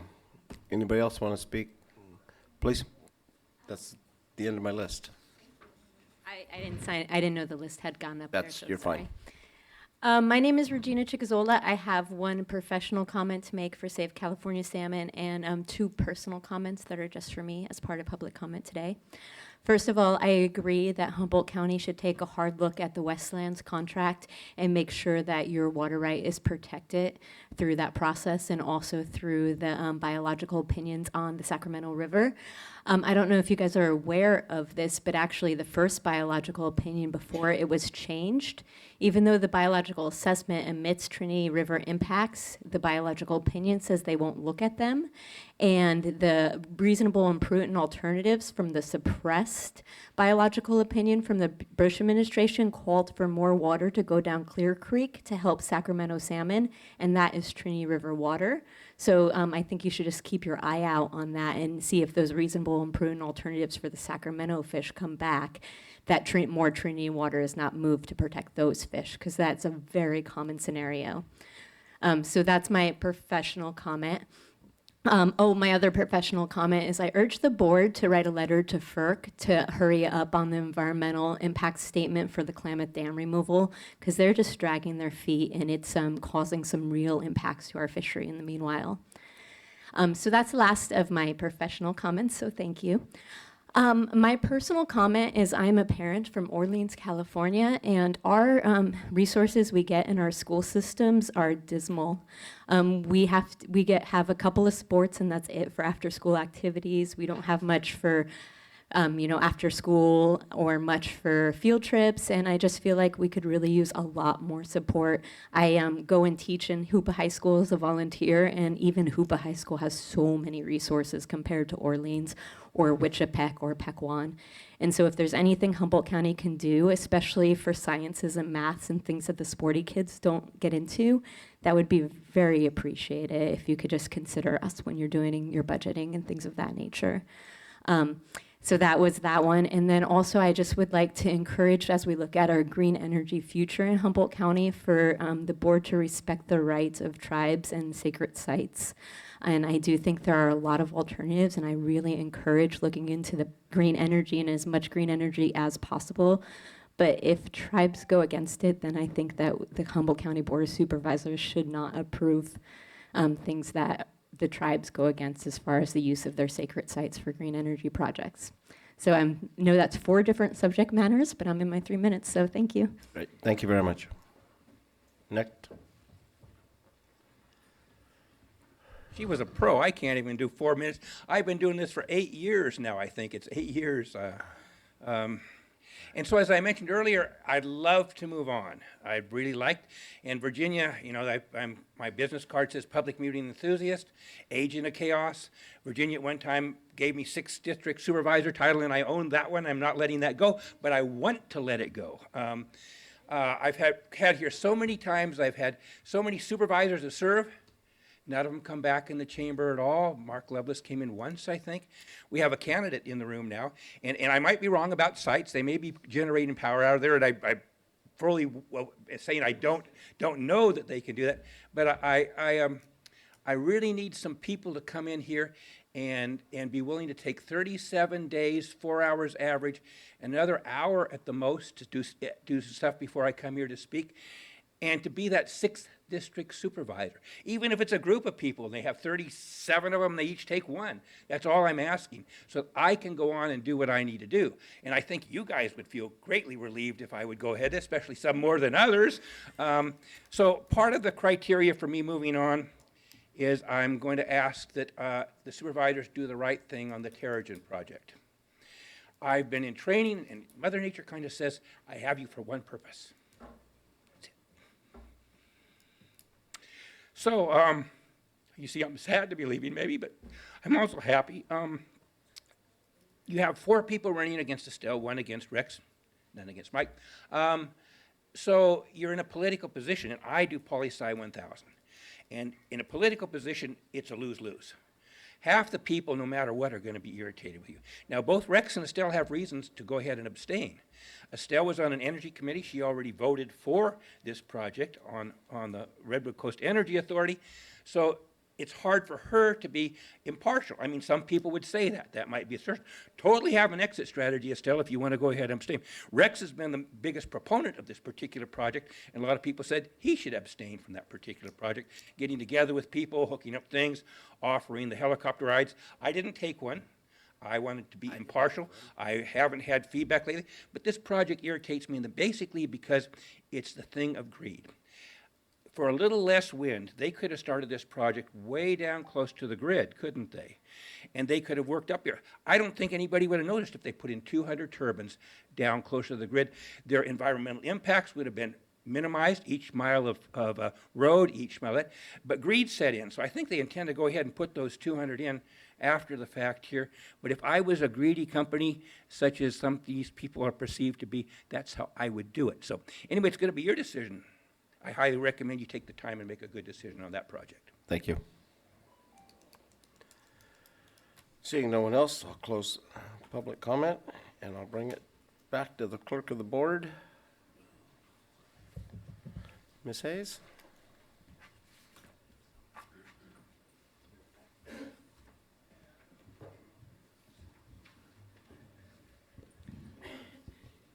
Good morning, Mr. Chairman and members of the board. This is the time of year that your board takes up appointments of board members to boards and commissions for the next calendar year. Before you is a slate of appointments from 2019 to use as a starting point. And with that, I will ask your board to go through the list individually and make recommendations for appointments for the 2020 calendar year. Okay. We'll start right at the top and work through. Mr. Chair, before we start, may I make a comment? Please. Thank you, Mr. Chair. This is a really wonderful process in terms of getting together once a year and figuring out how we can best represent our community. And I once again want to make a pitch for, I mean, I know we all have our pet projects that we want to be involved in, et cetera, but I think looking at board expertise, what do each of us have as individual expertise, and thinking how we can best use that to the benefit of our community. So I just want to encourage us to think about that as we go through these appointments. Thank you. Okay. I think, yeah. Okay. Air Quality Management District still sits as now, sits with Bohn, Wilson as the members, and Madrone as the alternate. Unless somebody's, I don't mind serving on that. Actually, I like serving on it. We've actually got quite a bit done on some burns and everything else, but again, status quo, or anybody want to jump in there? Status quo is good for me. Okay, that'll Thanks stay. for work on that.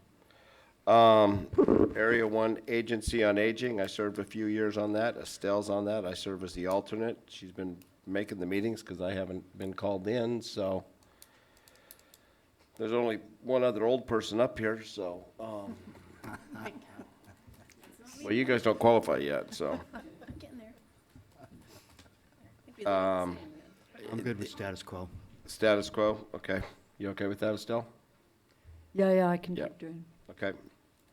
Okay, HCOG used to follow the chair, and we changed that up a few years ago so we could have some, a little more consistency.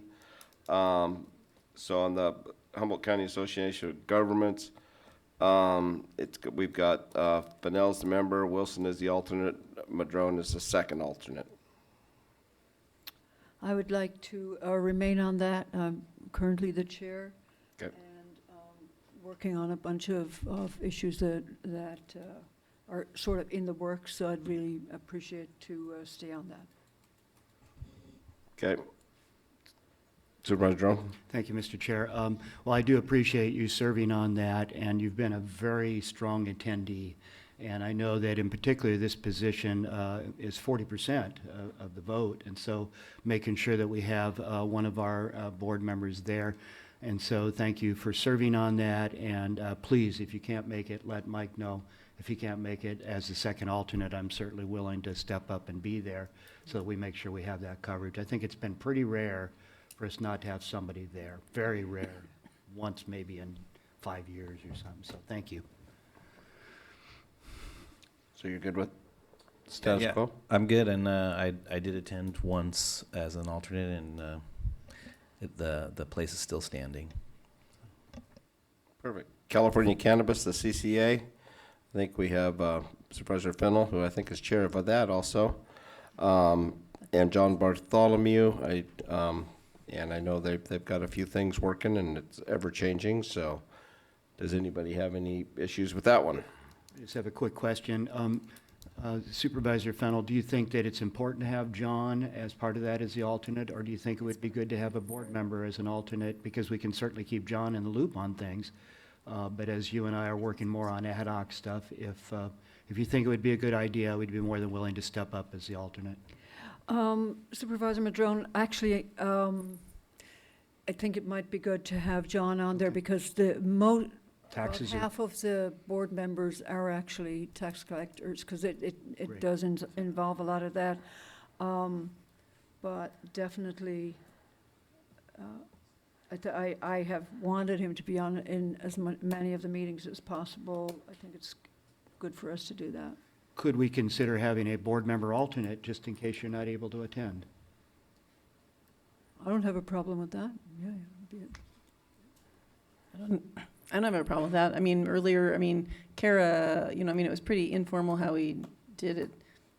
Kind of up to you, though, because you're the one that attends and not, but as the chair, you've been there in this meeting, so I think I'd leave that up to you, whether, I don't think it'd hurt to have an alternate, but I'd want to find out from your perspective. Yeah, I mean, one of the things that I could say, Supervisor Madrone, is I know that we're going to be discussing something later on about another committee that I definitely think that you should be on, and that is also not exactly at the CSAC level, but definitely at an expanded regional level. Sure. And of course, if you know, any interest that you have in this, all of the meetings are open. And I would actually maybe ask that you be included in the mailing list. Sure. Make sure that you know that. Okay, so we'll leave it at that, informal. Thank you. All right, CSAC, Bass, and she'll be, as the past chair, she'll be on there. Fennell's the member, and I'm the alternate, so.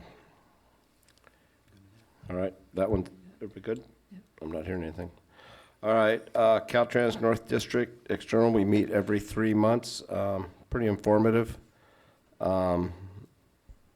Estelle and I have been doing it for years now. We don't have an alternate.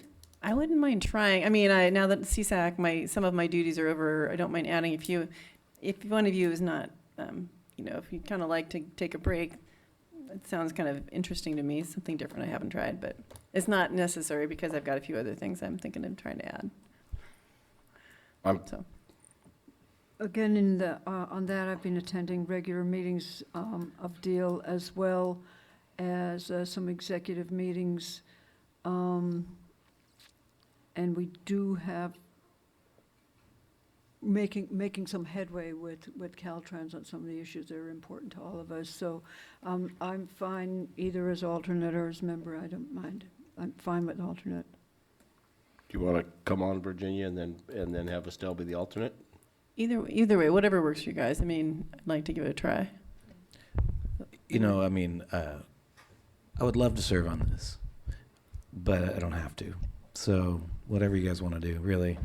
It's like, I don't have to either. I'm just offering if someone is ready to take a break. This is where we all step backwards and the one left. No, there's a lot of issues in my district as well related to this, so I'm happy to do this. It fits my schedule, so if you want to put me in one of those 2 slots, I'm happy to take it, and if not, I'm happy to do other things with my time. All right, you can have mine. Okay, there you go. So I'm not going to fight about it either, so go. So it'll be Wilson and Bass with Fennell as the alternate. 2 members? No, actually, it's just Wilson and Fennell can stay on as alternate since she's working on projects. Oh, okay, I'm sorry, excuse me. That's all right. Well, and, you know, Supervisor Wilson, one of the biggest issues that we do address quite frequently is the safety corridors, so, yeah, it makes. I'm aware. Understand, that's why, you know. So Wilson as member and Fennell as alternate? Yes. Sounds good. Convention and Visitors Bureau, it was me, but that's been changed, and I believe we changed it mid-year with the changeover and put Scott Adair. Is that right? Am I? You have requested that the Economic Development Director attend those meetings, and he is attending. Okay. So I just, and it's worked out okay, I believe, so. Fine. Okay. So we'll just pull back out of that, and then. So what are you doing there then? Our representative will be Scott Adair. As the member, and we could have an alternate. Do you want to stay on as the alternate? I'm fine with that. Okay.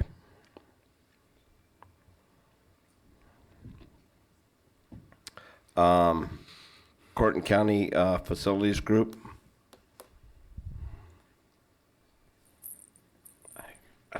We haven't met for a while, so if somebody else wants it and doesn't want to meet, they can, but. That sounds like the perfect kind of If somebody committee. else doesn't want to go to a meeting, you're more than welcome. We haven't met it. It's as needed, so I guess we just stay with the same on that because it doesn't change anything. The Disaster Council.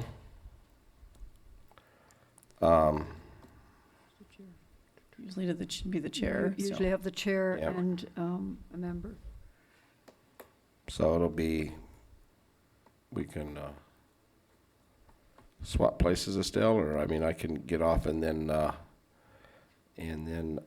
have Mike be on there so he can be ready when he's the chair. How's that? Okay. Is that okay? Ill Russian River Joint Powers Commission. Estelle and I. I definitely want to remain on. Makes sense. Yeah. Yep. Redwood Coast Energy Authority.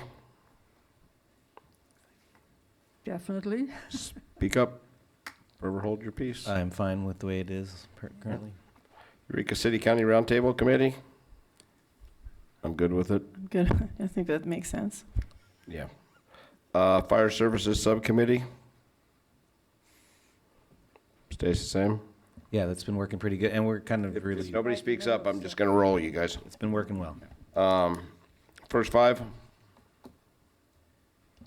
I have a scheduling issue with first five, which is that being it's on the second Thursday, it often conflicts with Coastal Commission meetings. So I'm asking someone to step up for me on that one. And I want to say I love that particular committee. It's super cool, and the people on it are awesome to work with.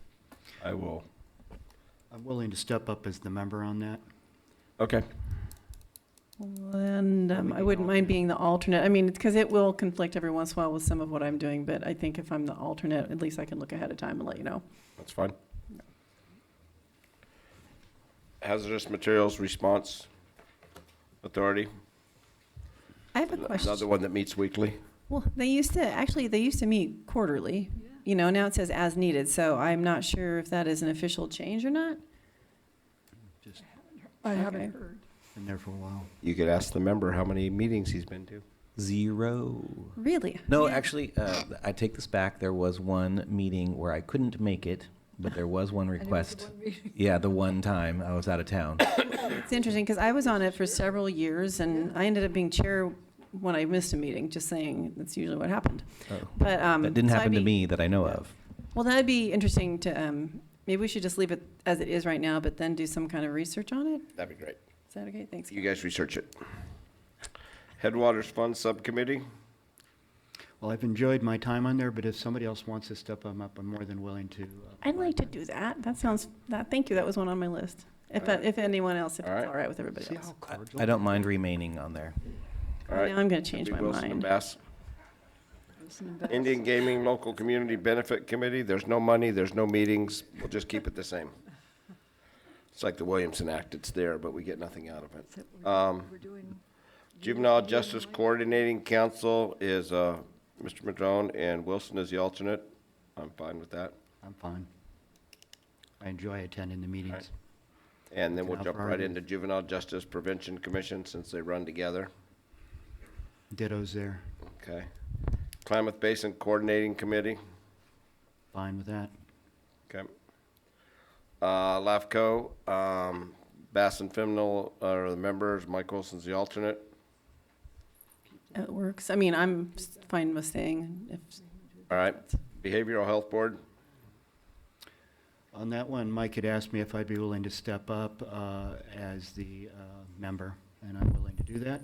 Okay. That's Fits in Dan's with the my alternate. other it's a work. good group. And I don't mind being the alternate on that. Okay, Mike, you can be the I can alternate. be the third alternate. No, I do, it's another one I super enjoy the people in that, and I want to say that members of the public can go to these meetings if they're really interested in what's happening with behavioral health issues across the board with DHHS and everything else, and even delves into housing and homelessness issues, and it's a wealth of information at every meeting, so please consider if you're, as a public member, to go. NACO. I'm fine with the representation that we Yeah, have. I mean, I'm still going as CSACL. I'm not sure if you're still going on behalf of RCRC probably. It could very well be. Yes, okay. Works for me. North Coast Emergency Medical Services Governing Board.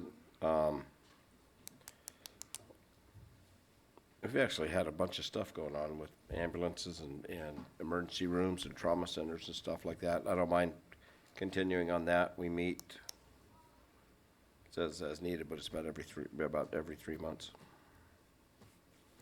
Let's see, maybe jumping up. All right. Same. North Coast Railroad Authority. Well, I think that either Supervisor Wilson or myself would be great on that. I appreciate the work that Supervisor Fennell has been doing on that, but with it being the second Wednesday of each month and the Coastal Commission conflicts, I think that I would like to step up and be the member there. Yeah, so it is a 2-year appointment, and we actually discussed this before this meeting. I think it might be quite appropriate for you to become involved with your background in trails, et cetera.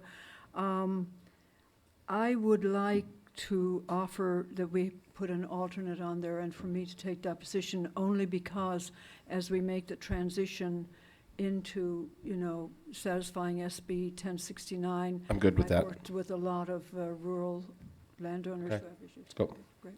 Mr. Chairman, may I clarify with you? Yes. The current appointment is a 2-year appointment with an ending term of 12/31/2020. That is Supervisor Fennell's appointment. So to clarify, we are adding an alternate to the 2020 calendar year for the North Coast Rail Authority, I correct? think she is resigning her, Well, what I'm doing is I'm Flipping. saying that I'm offering, and we can do it as the alternate, he can go to the meetings. I'm offering that he become the member and I become the alternate, just to follow up on what I'm working. For the 2020 calendar Yeah, year. right. to So- fulfill the 2-year term. Okay. To fulfill the 2-year term. This isn't a continuing 2-year term. This is sounds just a good. year. That would be for the year 2020. And they Thank should you. be gone within the year, right? Theoretically, yes. Thank you for that clarification, Kathy. And as the only public official in Humboldt County in the mid-1980s that opposed railroad abandonment, I'm glad to step up to this position. I just, not to throw a wrench in this at all or a complication, but really that entity has 2 seats that are available to us to fulfill. I'm just pointing out. We fulfill the other seat. We're not required to actually put supervisors on it at all. It could be community members, it could be supervisors. And currently we have one. Marks. We have Richard Marks representing 1 seat, and now I guess we have Supervisor Madrone. So I'm just throwing it out there. We could change that today. We could change it later. It's just something that it's at the will of the board. So I just want to point that out. And we've seen other counties have it be supervisors only, community members only. I'm just letting you know If it's I might available. Yeah. follow up on Supervisor Wilson. So Kathy, can you tell me how did we do the Richard Marks appointee? That came at a different point? Per the Rail Authority bylaws, each county can appoint a community member at large. Mr. Marks' appointment was in that capacity. He was appointed by your full board to serve as a community member at large. There's no requirement that the board appoint another community member. You could leave that seat vacant, or you could appoint another board member to fill that seat as well. It's really left to the discretion of the board. Or we he's could leave not Mr. on the Marks seat. there. Correct. That's. I think I kind of like the earlier thing before Supervisor Wilson. I appreciate bringing that up, but I'm thinking with Supervisor Madrone as the member and the alternate being Fennell, and then Richard can continue serving. I mean, there's a lot of history and stuff that flows with these people, especially if it's only going to be another year potentially Right, to and- get through. And I think Richard's done a great job on there, and he's been there. He goes to every single meeting with, I don't think he's missed, maybe he's missed one in his term that he's been on there. And so, and he's serving as the chair, or has served as the chair recently. So I'm not suggesting that we remove him. I'm just I just wanted to clarify what's on our list here, that's all. Yeah, that was my question, because he's on a slightly different timeline, is what I believe. He is, It's that's an open- correct. He doesn't have a timeline. It's an open seat at will, right? It is an at-will position, but your board took up his appointment at a different time, which changed his appointment period for the time that he's serving. If the board does not remove him or make a new appointment, he can continue to serve at the will of the board. Okay. Redek. We have Wilson and Madrone. I like it. I go. It's Liked it in the past, but functional. I'm good having you continue going for a while. Good here. RCRC we've already done. St. Joe Hospital Advocacy. How often do you meet now? Because I know in the past there really weren't a lot of meetings. They've can't, well, we used to meet every 2 months, and they've been canceling them as often as they, so I'm fine staying with the. I'm fine too. Okay. Transit Authority, I like the Transit Authority. I've got I'm 7 years on I'm it. partial to the Transit Authority. So you're both members and then I'm an alternate? Yes. I'm good with that. I imagine this is why we had the NCRC, the Northwest California Resource Conservation and Development Council. Again, I wouldn't mind serving on that, but I've just been told I don't have the expertise, I guess. I wouldn't mind stepping up as the member with my expertise in this particular arena. I know you have a lot of contacts as well, Rex, Supervisor Bohn. I'm gonna support Supervisor Madrone in this, in that I know about his working relationships with the folks that are on this particular conservation district, and the needs that district has right now. Really, I would say, fits Madrone's, Supervisor Madrone's interests and his skill set, because to be quite honest, there's a real need for programmatic and grant writing and grant application. All right, I'm fine with it. Yeah, Anybody else? process, or they're in need of someone Okay, like Steve. it'll be, Thanks. all right. So it'll be Madrone as the member and Wilson as the alternate. Trinity River Basin Fish and Wildlife Subcommittee. I'm fine. Yep, good. Waste Management. Again, another one I've been on for 7 years and I think it needs the institutional knowledge, but if anybody else doesn't have anything to do on Thursday nights. Well, this is one that's on one of those second Thursdays, so I don't mind giving up the first alternate to somebody, because it's, even if it falls to me, it's not unlikely I might not be able to make it. So. I'll keep my second alternate because I don't know what my calendar looks like right now for next year, but yeah, so I normally would say I'd run up to first alternate, but I'm going to hold back on I that. nominate Steve Madrone. All right, that's fine. Any problem with that? I don't want Estelle driving at night. I mean, if one of you would like to step up, that'd be great. I think I'm getting quite a load here, but at any rate. Welcome to your second year. Yeah. That's because you're an expert on everything. Well, North Coast Resource Partnership. I enjoy this. I am currently the longest member that we have on there, so I'd like to remain. I would like to remain as well. I spent quite a bit of time working with this organization.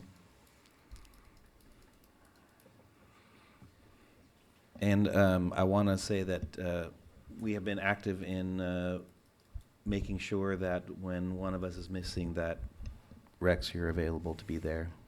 And it seems like you participated in the last meeting. I will, okay. I'll let this, depending on elections, I would probably try for this next year, but hell, I might not even be here, so. Okay. Wilson and Madrone, I'll be the alternate. Thank you. WIB board, God, I've been on the WIB a long time. If somebody else would like to do that, it's pretty interesting.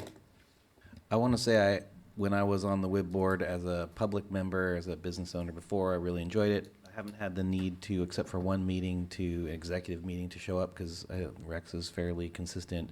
If someone else wants to be the alternate, that's fine with me. It's a great organization, and I'm It is. If somebody wants to be the member, they can too. I don't have a. It says third Friday every other month. I was like,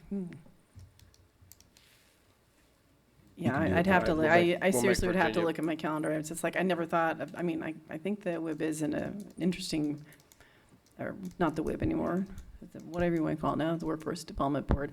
I just wasn't planning on it today. I'd rather be able to look to make sure I could go. What time are the meetings? 9 a.m. Plenty of time to get out there in your district. Actually, that's not my concern right now. I want to make sure I'm I know here. that. I go for alternate. I'll be alternate. I'm okay with that, yeah. Okay. But really, I think you'd be very good at this if you. Well, I used to be in the business. I mean, yeah, I know. I just want to make sure I don't say something that I can't do, so. And if I find out that I can be there more frequently, then I can do it just. this way? Why don't you take it, and then if you can't, Find an alternate then. well, and Make if Rex Mike the can't, alternate. and I'll be the alternate. He's Okay. the ultimate Right. alternate. I'll be the alternate. You can be the member, okay? Okay, You like it. alrighty. Airline Recruitment Subcommittee. Hey, when that's working, I like it. With that. Mike, okay, or if they need us, we're there. Got him? They've been recruiting. It's been happening. It's been, and we haven't had to do anything, really. Great committee. I love that. Through the chair, if I might just say, I really appreciate the collegial way that we work through this, and this year is no exception, and I want to thank all of my fellow board members for a very cordial approach to all this. Thank you. So with that, Chair Bohn, if I may, I did reference earlier something that evolved at CSAC. There, as you will recall, we had a North Coast Regional Ad Hoc Committee to bring forward the issue of local control with regard to the MRSA and also the Prop 64, implementation of cannabis regulations. That we came out, there were 6 counties, and we came out with a policy statement and we forwarded it to the governor and the legislature. And some of those policy suggestions were indeed included, but as we look at the rollout of the cannabis regulation across the state, and I think Assemblyman Wood made reference to it earlier, it's rocky still, and we still need to give more input into the state with regard to the situation in rural counties especially. And so we did discuss the revitalizing that ad hoc committee, and it would include all 6 of the original counties and potentially others. I know that Nevada County was interested and others, so I would like it if you would support Supervisor Madrone and myself continuing on that ad hoc committee, that revitalized committee. Works for me. Yeah. Sure. Okay, great, thank you. All right. You got all those? All right.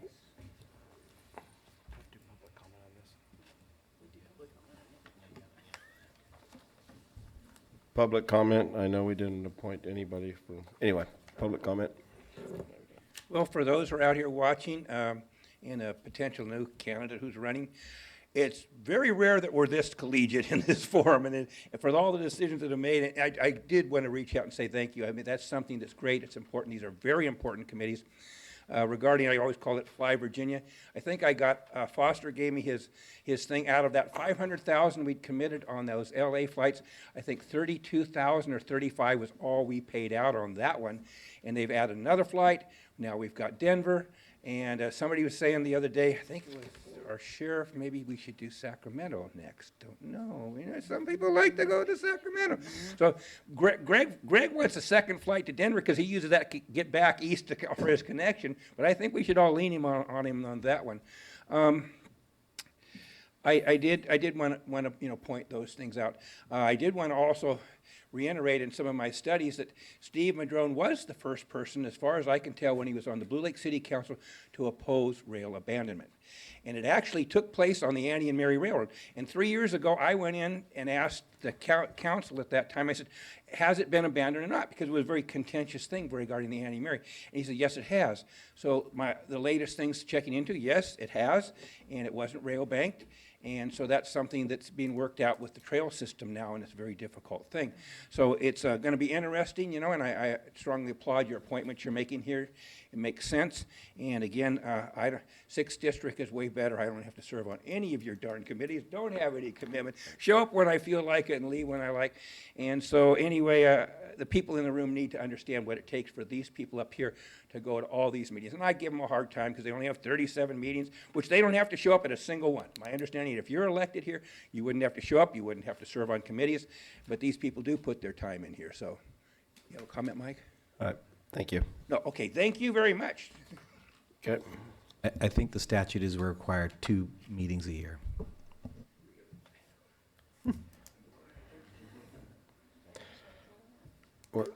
Please. Good morning, Tara Carver, Executive Director, Humboldt County Growers Alliance. We're very excited about the 6 counties coming back together to really tackle some of the biggest issues specifically for small farms as barriers to entry. The Bermuda Triangle, where small farms go to die, includes Department of Fish and Wildlife, the Water Board, and high taxes. So looking forward to the counties coming together to figure out how to unbreak the Bermuda Triangle of where small farms go to die. Thank you. Excellent. All right. And we may be making this into the, excuse me, through the chair. We may be turning this into the Emerald Octagon, so we'll see where we go with it all. Okay. Please. Hello, everybody. My name is Mike Gordon, a longtime resident of Humboldt County. I just happened to be here paying my taxes and thought I'd stop in and see what you guys are up to. One thing I heard with the committees and appointing people to the committees, I think there needs to be an ad hoc committee to determine how we're going to address Panther Gap Road. I'm currently been working out there for the last 6 months. At this point, I almost won't drive the road. You know, it's to the point with this last rain and the ice and the snow that somebody is going to get severely injured. We are very lucky that nobody has gotten injured up until this point. People need to, I know of at least 10, I think about 10 licensed farms back there. You know, there's a lot of tax revenue coming in from there. We do have to continue working, you know, through the winter. And 2 suggestions, basically, you know, if we could possibly figure out a way to pave the road, just the switchbacks, you know, that section of the road, as well as maybe put a stoplight at the bottom and the top of the road, just to make sure that nobody is going to encounter another car coming up or down those switchbacks. Or at least graveling the road a little bit better, you know, through the winter. So if you guys could possibly address that. I know it is a grave concern for a lot of people out there. And at this point, it is super duper scary to drive that road. And it's a grave concern for some people up here too, Mike. Right, for sure. Well, thank you so much. Just so you know. Yeah, well, I figured it was. But I've had so many trips out there, and Public Works is on it.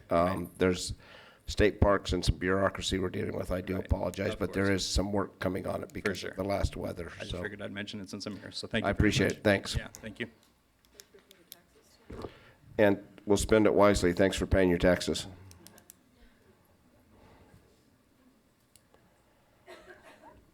I'd like to make a motion that we accept and file these appointments. Second. Been moved and seconded. All those in favor? Aye. Opposed? None? Okay. And as far as getting along and everything else, I think the latest number is we vote 5-0 93% or 94% of the time. But think about that. So That's way too much. that probably is too much, but.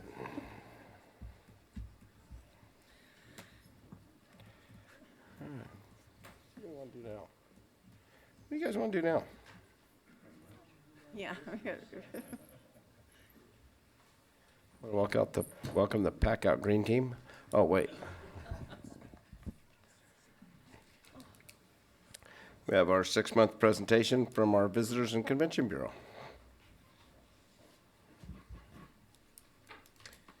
Hello. Good morning, Chair and Supervisors. My name is Scott Adair. I am the Director of Economic Development for the County of Humboldt. In May of 2019, your board received a report from our office, the Office of Economic Development, concerning the marketing and branding of Humboldt County assets. As a result of that meeting, your board chose to extend the contract with the Humboldt County Convention and Visitors Bureau by a term of 2 years. However, because of changes to the Bureau's funding and changes in marketing trends and best practices, your board assigned staff to sit on Bureau meetings and to assist the Bureau in bringing before your board a 6-month report to include a strategic plan and an organizational update. Now, here today, I've got 3 members of the Bureau to answer your questions and to review that report. Thank you.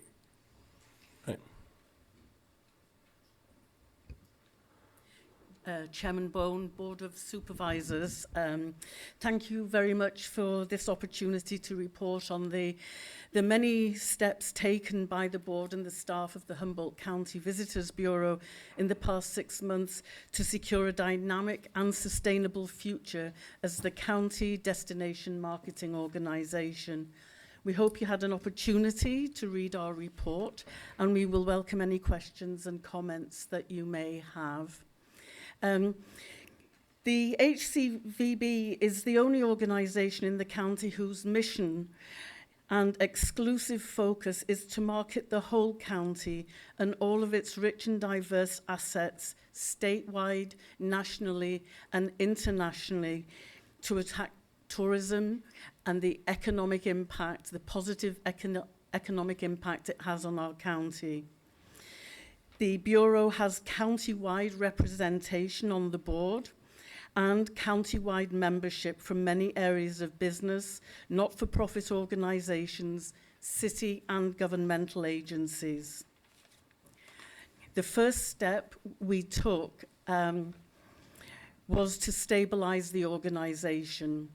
We redid the budget to reflect the funding changes, updated the bylaws, brought the board into compliance, and Bureau members voted and adopted the new bylaws in November.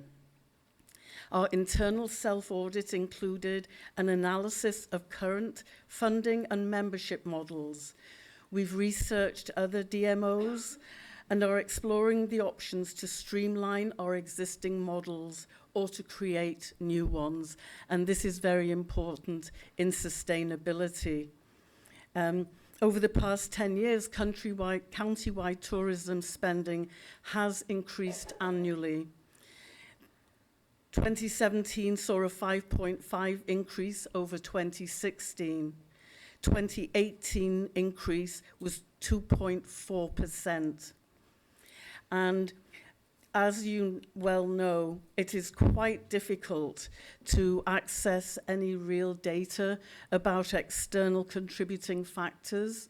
Some of it is political, some of it is economic, and it's a lot of data, and we are definitely keeping on top of it. So we have been working to gain current data and knowledge about the rapidly changing tourism industry trends. Marketing is no longer about demographics. It's about experiences and the traveler's intent. So we are working to identify who the Humboldt tourist is and what experiences they do when they invest their time and their dollars in our beautiful county. In our report, we detailed the many platforms the Bureau currently utilizes to do our marketing. For tourism marketing to be effective, it needs to be constant, multi-platform, and reach multiple distinct visitor profiles and demographic markets. HCVB is the foremost county organization working directly with reporters, writers, influencers, bloggers, videographers, and photographers. And we are proactive in developing original story content and itineraries, and we connect with media with experiences throughout the whole county. So the Bureau's mission to promote the whole county and our role to support and promote all areas, eastern, western, and southern Humboldt, and everywhere in between. To a greater or lesser extent, the Bureau has played a role in significant national exposure in the last few months for the North, the South and Eastern County, and we are very proud of that. The Bureau's worked hard in the past 6 months, and there's more hard work to do. We acknowledge that. We also firmly believe that we're moving in the right direction, and the will and support, we have the will and support to become a truly successful and sustainable DMO for Humboldt County. We are working on a multi-level marketing plan, and this will also envelop our funding explorations and our membership models. Thank you. Thank you. Are you guys are just bookends? Nice job. I was going to say eye candy, but I get in trouble every time I say that, so. Still? So, you know, in your presentation to us, you said the board recognizes that the Bureau has a poor reputation, et cetera, and you're addressing that.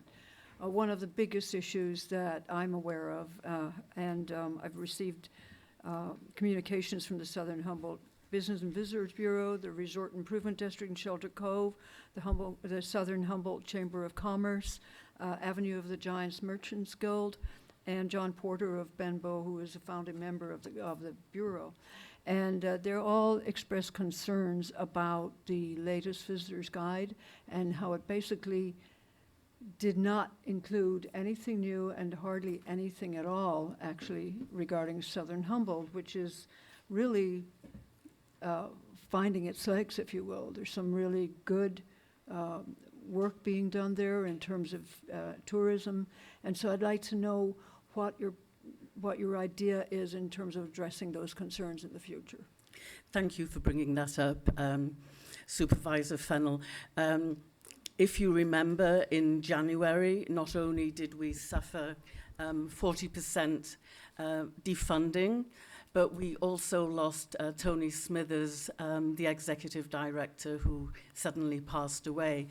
The Bureau was in crisis mode, and there were a lot of issues that had to be resolved straight away. I think, and my board members can speak to this, that we have had to make some decisions that were based on here and now, to sustain ourselves for the here and now, so we could then go through the ashes and rise like a phoenix. And the map and guide, and in fact our 25 things to do in Humboldt County, and our website, and the other things we do are all part of the marketing plan. And because the demographic of who the tourist is has changed, we will be doing the marketing to address those demographics. Obviously, Shelter Cove and Southern Humboldt and the Avenue of the Giants are all huge draws to tourism, as is Northern Humboldt and Fern Canyon and all the things happening there, and indeed Willow Creek, and we just had a television show about finding Bigfoot. So we have a huge job to do, but I think what I would like to stress is the board and staff are really serious in doing this properly. We have this one opportunity to rise like a phoenix, and I think we're doing it. And we ask for your patience because we have a lot of work to do, but we're up for it, and we believe it will be successful. If I just might add, I know I see several people here who probably have some input on it, but I'd like to discuss even further how that might be accomplished, whether it's, you know, how teamwork is or who takes care of what aspect of marketing, those kind of things. But yeah, I'd like to hear from you. We put some of our committees on hiatus, and recognizing that there is a lot of research that we're undertaking about what's happening in other counties with their tourism and how they're spending their tourism dollars, what marketing portals are the best use of our dollars. and their impact. We put together, we asked people on the board to put their name in and asked to become on the marketing committee. We have a new marketing committee that is an interim one to get us through doing the hardcore stuff for the marketing plan, at which point we will open it up. This is going to be a community effort. I think one of the things that I'm understanding is in the past sometimes the Bureau acted autonomously and somewhat blindly.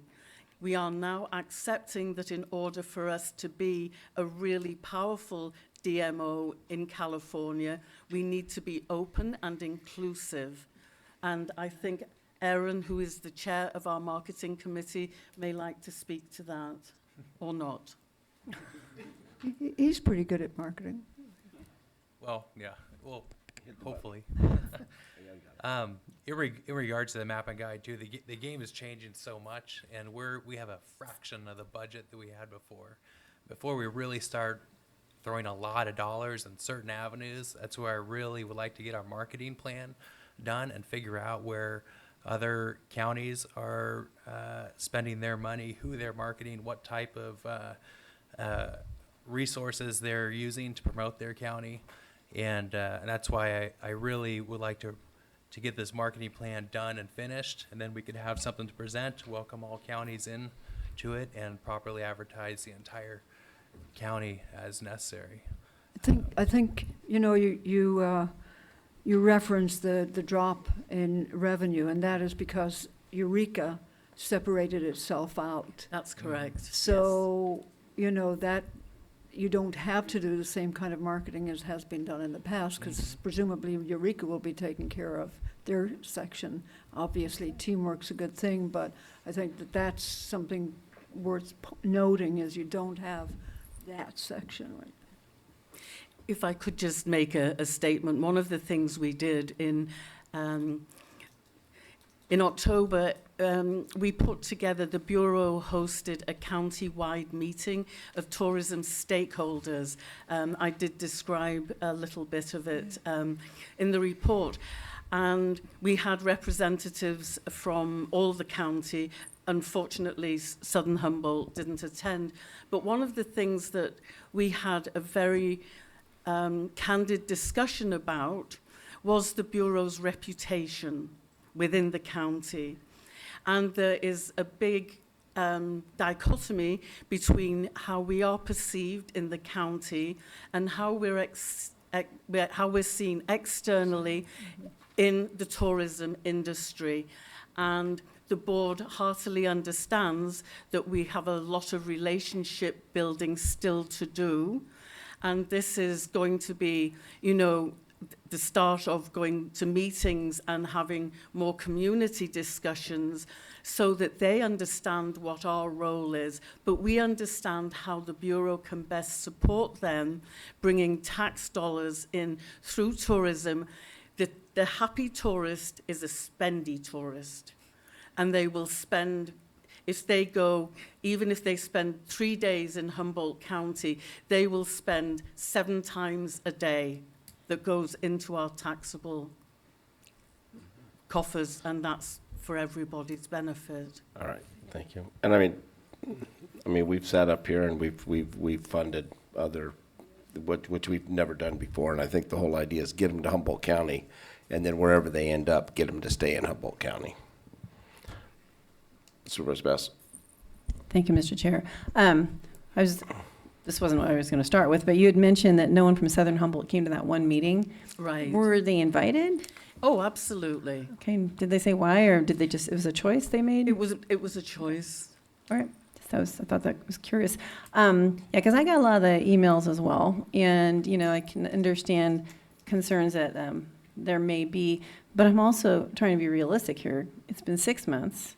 You're trying to redefine yourselves. You need to get that marketing plan. And so I'm actually thinking that you're making a lot more progress than what some other people are seeing. And of course, we'll hear a public comment, and maybe I'll hear otherwise. But you know, so far I've really supported the efforts that you've done to try to recreate, because it did need to change, you know, and the fact that you're being very collegial and trying to work with as many is great. I know, it's the word of the day, collegial. And then that's why I said I was a little concerned why no one from Southern Humboldt was there. So I'm hoping that everybody's working together. And that's what I'd like to believe, and I think I'll just leave it at that. Sergeant John? Thank you, Mr. Chair. I too appreciate the work that you've obviously been doing to reinvent yourselves and to reach out and to be more organized, and the research on who are these visitors, where are they coming from, and who's spending the money.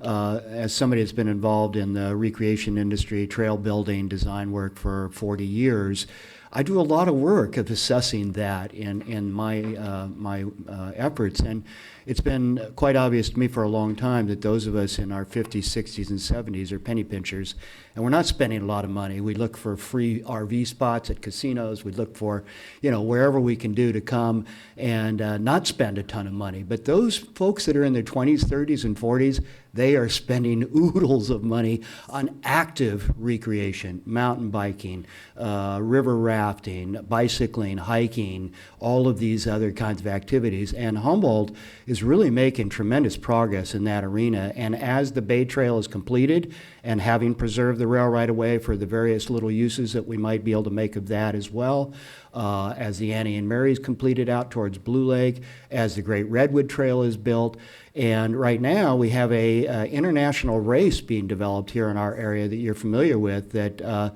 is going to go from the dunes here in Arcata all the way to Mount Shasta. And they have 100 slots for the individual signups, and they've already signed up 65 people with zero advertising. And these are international racers coming to our community. I've also often been marveled by the Germans in particular, who seem to have a 2-month vacation process in their country, where it's it's required you take 2 months off a year or something.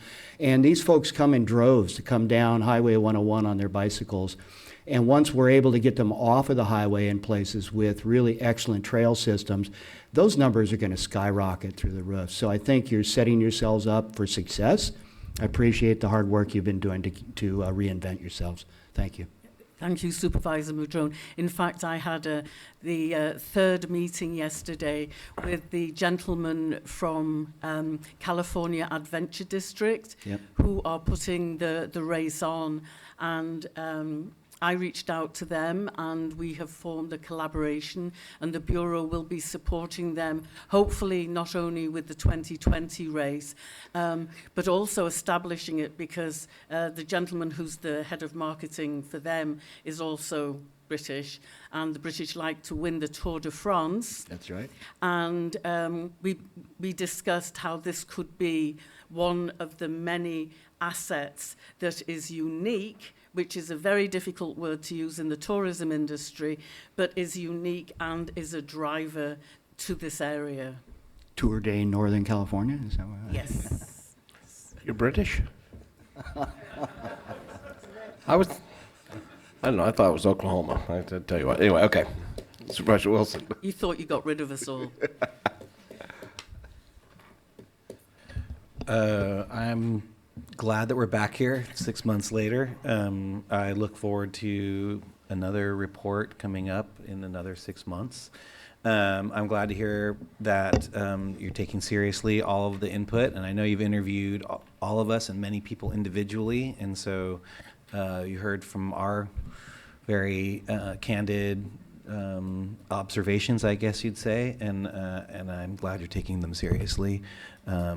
I know that there is some more improvements, and I understand the struggles that you guys have with the budgetary issues. Going back to, and I just keep hitting on it, is the diversity of where you're reaching out, and it's not just all English language outreach. And certainly any of us who visit the parks, the languages that we hear there are many. And I think there's a lot of potential outreach out there that is available, and I'm hoping that you guys do that. And I'm sure that you heard us talk about this before, so I'm sure you're doing it. So. And we're very lucky to be in very close collaboration with Visit California, who, as you know, is the state DMO, and they not only put us in contact with the Asian market, which is huge, but we have a fairly close relationship. So just last month we had 5 Asian Indian people come, and they spent quite a few days in the county, went all over, took video and everything else. And these are the things that I think that many people in the county don't understand, that we do take European and Asian journalists and familiarization groups around. And that's how we can best speak to particular experiences for groups and niches. And I think that's what we've done really well and successfully in the past, and that's what we're going to continue doing. And I might add, there's great organizations like Outdoor Latino and others that I would hope that we are coordinating with. So I appreciate that. All right, and then, so I'm hearing 2 different conversations that Southern Humboldt felt left out, so then they didn't come to your meeting, and the last thing I want to hear is we're having a turf war, who's doing what, and the whole idea is it just feels like maybe that's what we're having, maybe we're not. I'd certainly hope not, because back to what I said, we have, starting at the Bimbo Inn and Piercy and everything else, Shelter Cove, all the way out to Fern Canyon, all the way out to, we have the most beautiful spots in California. Get them to Humboldt County. Let's prove to them what we can do. Let's show them what we can do. So I don't want to see, I want to see all of us swimming in the same direction, all the groups. And what's your word of the day? Collegiality. I thought that was people having fun at college, but anyway, I think that's what we need to look at, because I don't want to see a bunch of finger pointing and say we did this, trying to get even with them and left them out and everything else. I understand the budget constraints. I think our return on investment on monies we spend on tourism are massive, and we've got a hell of a product to market. And I think that's our focus and our goal has to be, at least it is for my 20%. So with that, I'll open it up to public comment.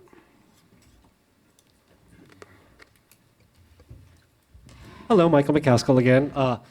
I've been on REDEC for several years, as a bunch of you know, and I have to say REDEC is very collegial and a really fun organization, and you should all be on it if you have the chance. But through REDEC, I managed to accomplish a couple things. A couple years ago, I started a program for putting solar panels on public facilities, and the other thing that through our process I was able to get on our sort of priorities list, I didn't follow through with it all. Someone said they'd introduced me to 70, and I just never followed up, or they didn't follow up, and I didn't pressure it. So that plan was that, back up a little bit. My grandfather was born in Korea, and my sister lives in Seoul with her Korean husband now, and I go there every couple through 2-3 years, probably going again in April. And our Humboldt County beer is available all over Korea. At almost any large bar you go to, they will definitely have the Lost Coast Brewery. At other bars, they will have Anderson Valley Brewery. They will have the Mad River Brewery. It's like, our beer is the #1 foreign beer in Korea, except for Guinness. So I came up with the idea of basically having like an awards ceremony for the Korean distributors of our beer, and turning that into sort of a larger marketing thing, because our redwoods, as you say, home of the redwoods, are the most incredible force in the entire planet. And I've been at Rockefeller Grove and at Founders Grove and seen busloads of East Asian tourists coming and spending money, and as they get more affluence, we need to get as many busloads of Asian tourists into those forests as possible, and using the incredible efforts of those beer distributors as sort of a wedge to get in there. You know, I know it costs like $10,000 something, but basically have a big party there, generate that buzz, give a whole bunch of little redwood-themed gifts to all their distributors, invite their best customers, and sort of make a trade mission based upon the beauty of our redwoods and try to expand that, but using the beer as a wedge, because you would be amazed how many people know us in Korea as the purveyors of beer and not cannabis.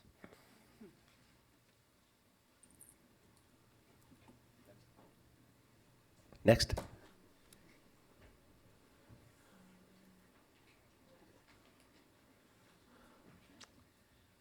Thank you. My name is Nikki Genolio, and I work with the Southern Humboldt Business Visitors Bureau, and I'm a longtime community member. Part of our mission at the Southern Humboldt Visitors Bureau is tourism marketing and destination developing in the county of Humboldt. We recognize that the Humboldt County Visitors Bureau have been working hard to make changes within the organization, and we are speaking here today to the particular subject of Southern Humboldt and the Visitors Guide. Every year, the Humboldt County Visitors Bureau produces a Humboldt County Visitor Guide with distribution throughout the state of California. And historically, the southern part of the county has been inaccurately described and underrepresented in this publication.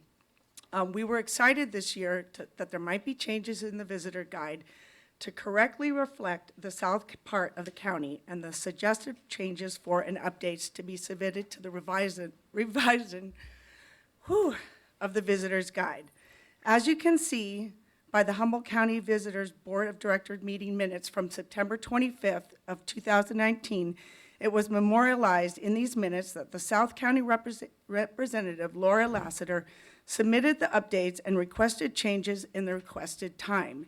And those updates were acknowledged as received, but omitted in the updated version.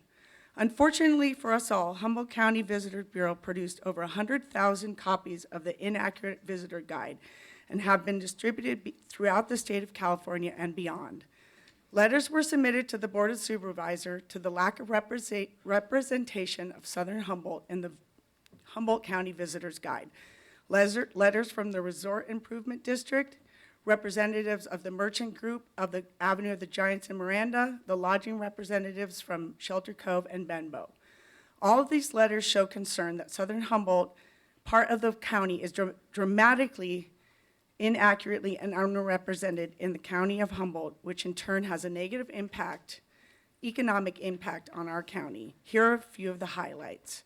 There's no listing of any culinary or retail options in Garberville, Redway, Shelter Cove, or the Avenue of the Giants, Miranda. Failure to list Jippo Ale Mill as a craft brewery. Jippo is currently California's most remote brewery. There are no festivals. The Northern Nights was not mentioned, nor were the Summer Arts Festival mentioned. And basically, we're just asking for a voice, and we look forward to having change within this and working together. Thank you. Thank you very much. She's tired after that. Look at that. Thank you guys for being willing to hear what we have to say today. I'm Jenny Early, the Executive Director at the Southern Humboldt Chamber of Commerce. Our Chamber Board President, Michelle Bushnell, sends her apologies for not being here. She's out of town on a business trip.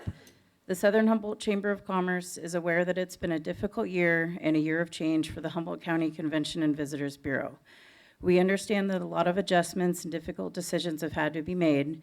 We would also like to acknowledge their efforts as a whole and with the latest edition of the Redwood Coast Map and Guide.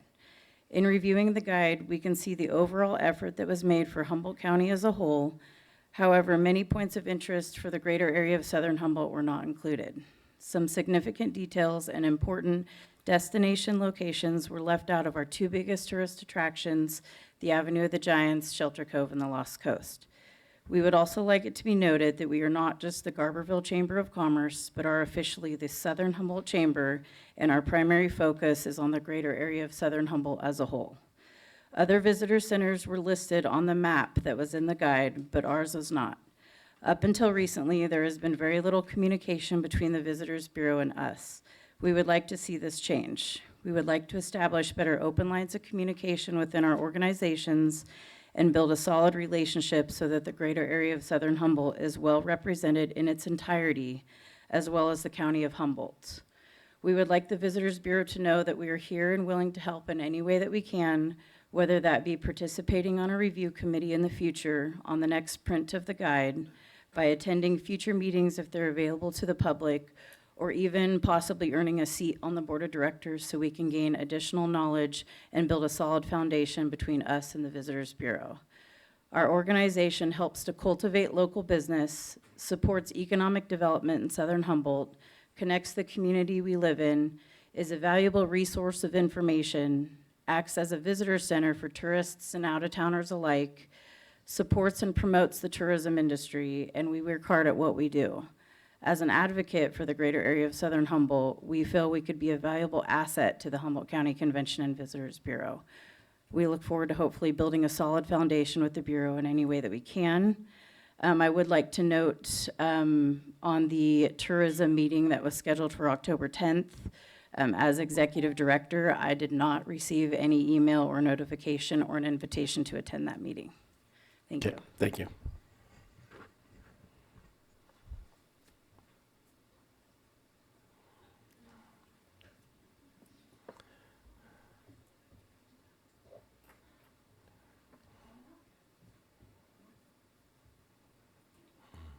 Hello, my name is Julie Peacock. I am the owner of the Jippo Ale Mill out in Shelter Cove.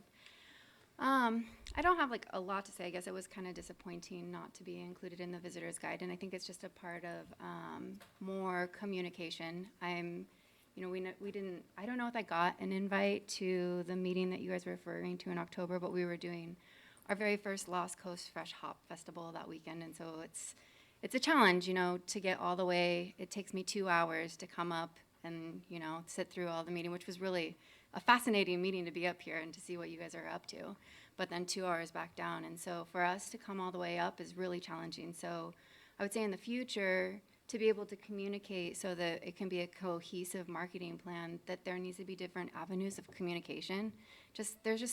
Email is really easy for everybody to be able to communicate. And then I guess for us, just being able to include Shelter Cove into the marketing plan. We had the New York Times, Elaine Gossett came out and she did an awesome article about our area. We've been contacted by AAA. They did an article late last year. And then Visit California has reached out to us to be featured on their next year's guide. And so there's a lot. When you're looking for that authentic experience in Humboldt County, the Lost Coast, although it is an adventure to get there, once people get there, they have such an authentic experience because there's so much to do as well with the mountain biking, the surfing, the hiking, just being on the beach, being away from technology. They're present when they're out there, and then they take that home, they share it. Maybe it's not at that moment that they're, sharing on social media, but you see it later down the road. And so just for us to be included in all of the marketing efforts would be greatly appreciated. Thank you. And seeing no one else, wait, I do see somebody. And as soon as public comment is over, we are going into closed session because we do have a time set that I've overrun. But this is a non-action item anyway, right? It's just a non-action item. Thank you, Mr. Chair, members of the board. My name is Justin Robbins, and I serve as the General Manager for Resort Improvement District Number 1, the California Special District that provides utility, parks, recreation, and fire service to the unincorporated community of Shelter Cove. What I'd like to say to the individuals here to my left is let us rise together. I love the example of the Phoenix. Thank you, Rex. The example of Phoenix being given. 2 weekends ago, I was reading a advertisement post in Mingtree Realty that said brewery opening soon. And so we're very sensitive in Southern Humboldt. Did you guys catch that? It said brewery open soon. It was referring to Jippo. 2 years after it's been open. We're very sensitive in South County to getting the word out and sharing the experiences that are possible so that visitors who are considering coming here can see themselves on the beach, see themselves at the brewery, see themselves traveling up the Avenue of the Giants, making their way into Eureka, making their way into McKinleyville, to enjoy this incredible place that we call home. I had a wonderful drive up this morning. Every drive I make from Shelter Cove to Eureka is wonderful. It's so beautiful. Passing through the Mattole, passing through the South Fork, seeing the confluence, coming into Humboldt Bay. Thank you for your service. Thank you for your service. Thank you. Merry Christmas. Season's greetings from Shelter Cove. Happy New Year. Same to you.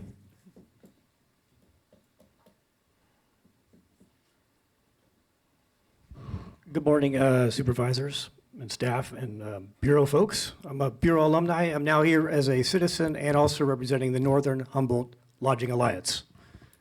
First and foremost, I glad to report on the history of the Bureau, having been there for some time. And as Supervisor Fennell knows, the Bureau's had some fantastic wins with the Lost Coast and Shelter Cove, including the 50th anniversary, which was a campaign the Bureau not only marketed, but created from scratch. International recognition there. Anyway, that's the past. I just want to, as a member of the Northern Humboldt Lodging Alliance, I want to say that the businesses there, the lodging industry there, wants to affirm their support of the Bureau, and the evolution it's going through now, while tough, we do see it being very successful, and we really appreciate and participate, mindful that we are only one region, that the Bureau's mission is to get everyone here, and then everyone here can fight for them. We're also mindful of the fact that once they come up, Southern Humboldt gets first pass. And after driven that 3-hour drive, a lot of times they just plop down. That goes with it. If you'd like to see what we're doing, you can go to redwoodcoastparks.com. From the north, I also would like to point out that Northern Humboldt, the region there, is comparable to Southern Humboldt in terms of the TOT, bed tax, and HLA collection over the last couple of years. And it would like to endorse what the Bureau is doing well, I'll stop right there. Great, thank you. Seeing no one else, or do I see anybody else? Whoops, I'm sorry, you're back there. I knew you were here. Hiding back there. Put my glasses on so I can see. Okay, thank you for your time today. My name is Laura Lassiter, and I'm the Director of Operations for the Southern Humboldt Business and Visitor Bureau, which serves as an official destination marketing organization inclusive of the cannabis industry for the County of Humboldt. But we've heard about the visitor guide. More importantly, what the visitor guide represents is a lack of knowledge from the Humboldt County Visitor Bureau and understanding of the destination draws of our unincorporated South and our Lost Coast Avenue of the Giants. Actually, I forgot a part. I'm actually serve on the board of directors for the Humboldt County Visitor Bureau. In our current economic climate here, we need to utilize all of our assets together in our County of Humboldt to promote and represent our county in its entirety. As you can see on the list of partners submitted on the report today from the Humboldt County Visitor Bureau, failed to list the crucial partners and beneficiaries as the King Range, BLM, Shelter Cove, Resort Improvement District, Avenue of the Giants, Miranda's Merchant Group. These are all key community representatives that should be embraced as partners that hold the knowledge and understanding to the promotion of our renowned county assets. The Humboldt County Visitor Bureau did host a tourism meeting in Fortuna in October. I received notice September 18th, no choice of dates. Unfortunately, on top of October being one of the busiest times of year in the south part of our county, this tourism meeting fell on the exact date of the PG&E power outages. Therefore, the two Southern Humboldt representatives that were invited were unable to make the drive north and attend the meeting in Fortuna. In addition to the design-making process, the Humboldt County Visitor Bureau Executive Committee and the Board of Directors should accurately reflect the county as a whole and be reflected appropriately in its decision-making representatives. Recently, by amending the bylaws, the Board of Directors count went from 21 to 15. Currently, the unincorporated South has only 2 out of 15 voted seats and 0 representation on the Executive Committee from the unincorporated South. We feel that this does not adequately represent the County of Humboldt. On behalf of the Southern Humboldt, we would like to request that additional appropriate representation be appointed to the Board of Directors as well as the Executive Committee for the HCVB. However, with today's discussion of the board seat with Rex not being on there, it actually brings it down to 14, so there is an available seat. For the essence of time, we would like to recommend that our Executive Director of the Southern Humboldt Chamber of Commerce be appointed to that seat. As the County of Humboldt Visitor Bureau has stated in the report, this is still an evolution process which would allow for such continued upgrades by amendment process to take place. Timing is now perfect for this appropriate time. We look forward to the future. Thank you. Thank you. Appreciate it. Next. So what's the opposite of NIMBY? I guess it's IMMY, in my backyard? So we see that, you know, and all of you have concerns for you. I do want to say that to the person who is considering or running against Estelle, you won't find more of a bulldog to take care of what's in the best interest of her district, and she gets her foot in that door instantly, as we saw today. Appreciated skill. It's a balance we need to have. It sounds like there's been some miscommunication. I mean, some people said they didn't get notice for meetings, but other ones said we would have been there except for PG. I'm hoping these people all get together and work together. I've seen a problem. We all have to face what it is. And of course, all these people have to realize that, you know, all the other districts also could come here and talk and lobby and things. But I appreciate them taking the time, and communication started here. I heard one comment which I was really good. Until recently, we've had a problem. So it sounds like there really isn't that big of a problem at this time. It's well working itself out. I did want to make mention, and it's a little hard for some people to understand when you lose 40% of your budget, because I think Virginia was the only one here when the county had to downsize to the point where they were getting rid of 35% of your staff. So it's kind of like being in that same position. Poor Virginia with her seniority, she has to put up with all these things from me as far as being, but until you go through that, you know, and I can recognize, it sounds like they've done fantastic. It took the county 5 or 6 years to get to the point they've gotten in the 6 months, it sounds like, as far as bringing things back and getting things going. So this is a major importance. This is our future. All kinds of people say there's other things. This is a bedroom community, it's a tourist community, and it's the only thing that we really can go with. Now, there's going to be ups and downs. You know, when we have major things, people can't afford to travel. I did want to make a point out. Why are all these young people having so much money to go spend on these things? Because they're living in our garages and basements or our bedrooms in our own homes.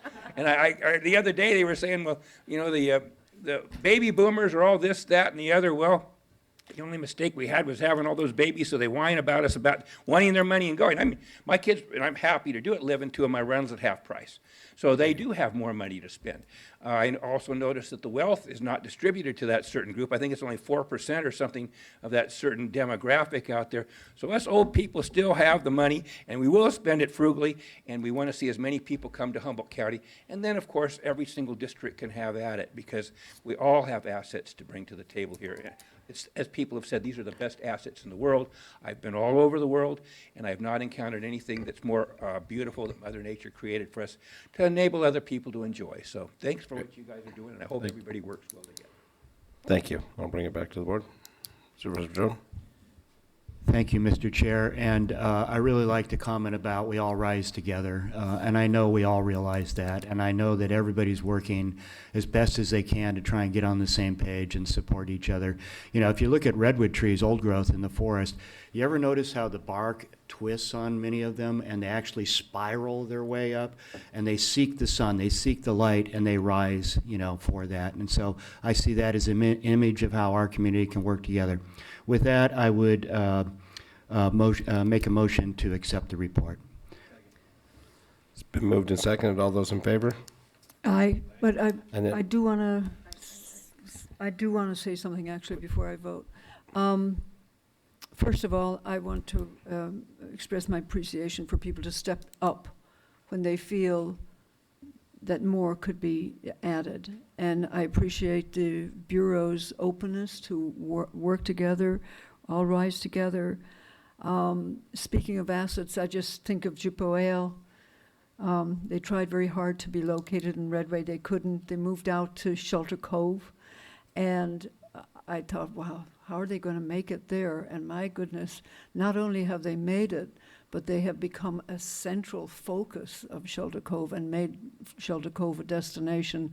So you've got some pretty talented people that you could be working with, and I just really, really encourage you to move forward in that. And I did say that, I did hear that Supervisor Wilson mentioned another 6-month report, and I would like, if it's okay, to make that part of the motion. I think it was already, it was the 6 month ago report that we wanted 1 6 month in a year. So I think they've already planned on having one for a year. We've already done that, I believe, right? Okay. Okay, great. Thank you. All right, it's been moved and seconded. All those in favor? Aye. Aye. Okay. Another 5-0 vote. We're going to have to dismiss ourselves. We have a lawyer on the telephone. I would love our lawyer to tell us why we're going in there. So, Mr. Chair, did you want to do all 4 closed sessions at this point? Okay, so thank you, Mr. Chair. We do have 4 closed session items. The first is a conference with legal counsel pursuant to Government Code Section 54956.9 subdivision D2 regarding exposure to litigation in one potential case. The second to involve the intention of the Board of Supervisors to meet in closed session to consider the public employee performance evaluations for the positions of Agricultural Commissioner and Chief Probation Officer. And finally, the board intends to meet in closed session to consider the appointment of a county health officer. All right, and with that, I do have to say thanks to Supervisor Wilson, because he does have to get on a plane eventually to go to Southern California, but there is pressing. This is his main job, and I appreciate him staying here to fulfill that and to get to travel all night, because everybody knows it's fun to be in an airport at 11 o'clock at night. And then he has a 50-minute drive once he gets to the airport. So, all right, public comment. Well, we have a lawyer on the phone. Let him wait a while. I mean, we're not paying his bill anyway. You know, he charges his client.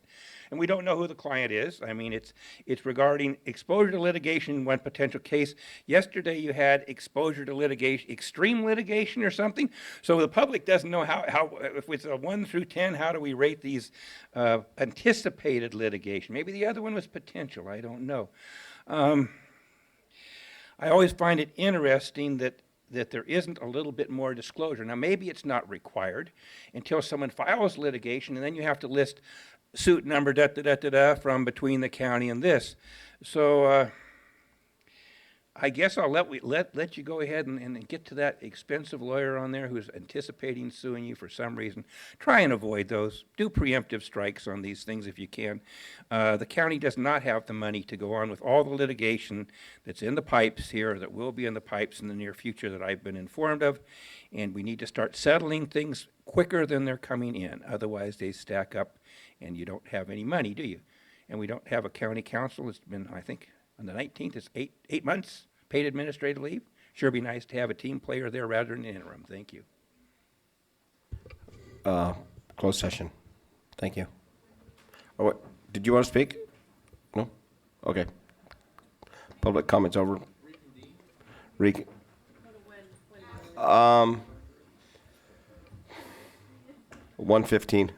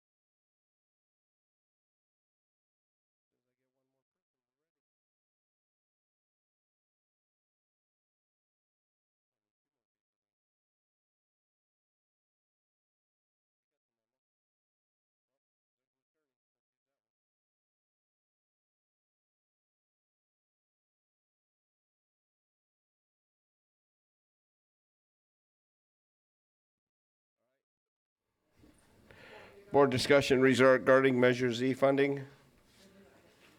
You can start.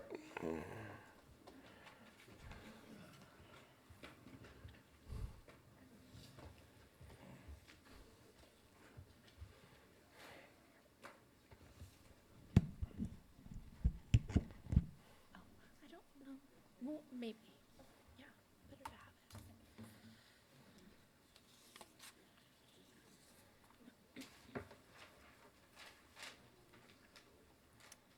Hello.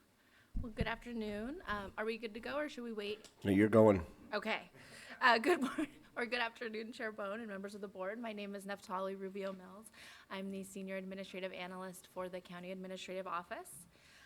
On November 19th, I presented a letter from the Measure Z Citizens Advisory Committee requesting a meeting with your board to discuss concerns related to ongoing funding and allocation trends. Per your board's direction, I returned with additional information to address the committee's concern over increasing salary and benefit costs associated with county employees. Your packet today includes the following items to support your discussion. The committee's original letter to you, excuse me, to your board delivered on 11/19, the current Measure Z application, and the Measure Z ballot language, as well as the staffing analysis of Measure Z positions. And this was mentioned earlier by CAO Nilsson. We've included in an updated attachment that includes the 2016-2017 fiscal year numbers that was accidentally omitted in the original packet. This staffing analysis contains a detailed breakdown of salary and benefits costs for both in-county and non-county position allocations. County staffing costs have increased from 26% of total funding, or 54 full-time positions in fiscal year 2015-16, to 68%, or 68 full-time positions in fiscal year 2019-2020, a total increase of $4.1 million. Likewise, with non-county salary and benefits costs, which have gone from 2% of total funding, or 2.5 full-time positions in 2015-16, up to 9%, or 11.5 full-time positions in 2019-2020. This is a total increase of $735,374. County salary and benefits costs are automatically reallocated in future fiscal years, where non-county agencies are required to submit a new application each year to continue the allocation for staffing. And the current committee application process is detailed in your packets, so I won't go over that unless you have questions. It should be noted that when Measure Z was originally established or enacted, it was a clear intention of your board that these projects would in no way impact the general fund, as the general fund was unable to absorb additional costs.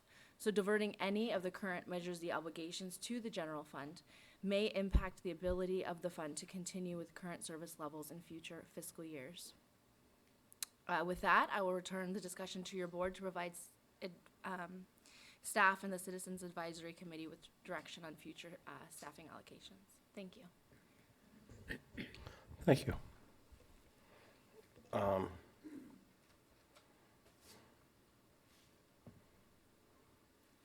Cricket's here. How about public comment?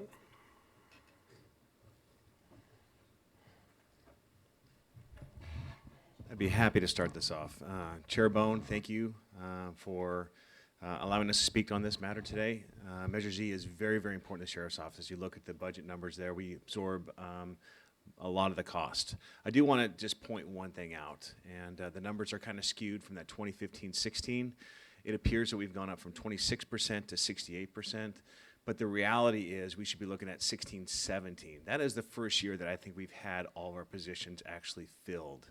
And so that first year, that 15-16, you know, yes, we got the money afforded to us July 1st, but it took us a long time to fill positions over the course of the year. That's why we only spent $1.8 million of our allocation initially, which I think our first allocation was in the $3.5 million range.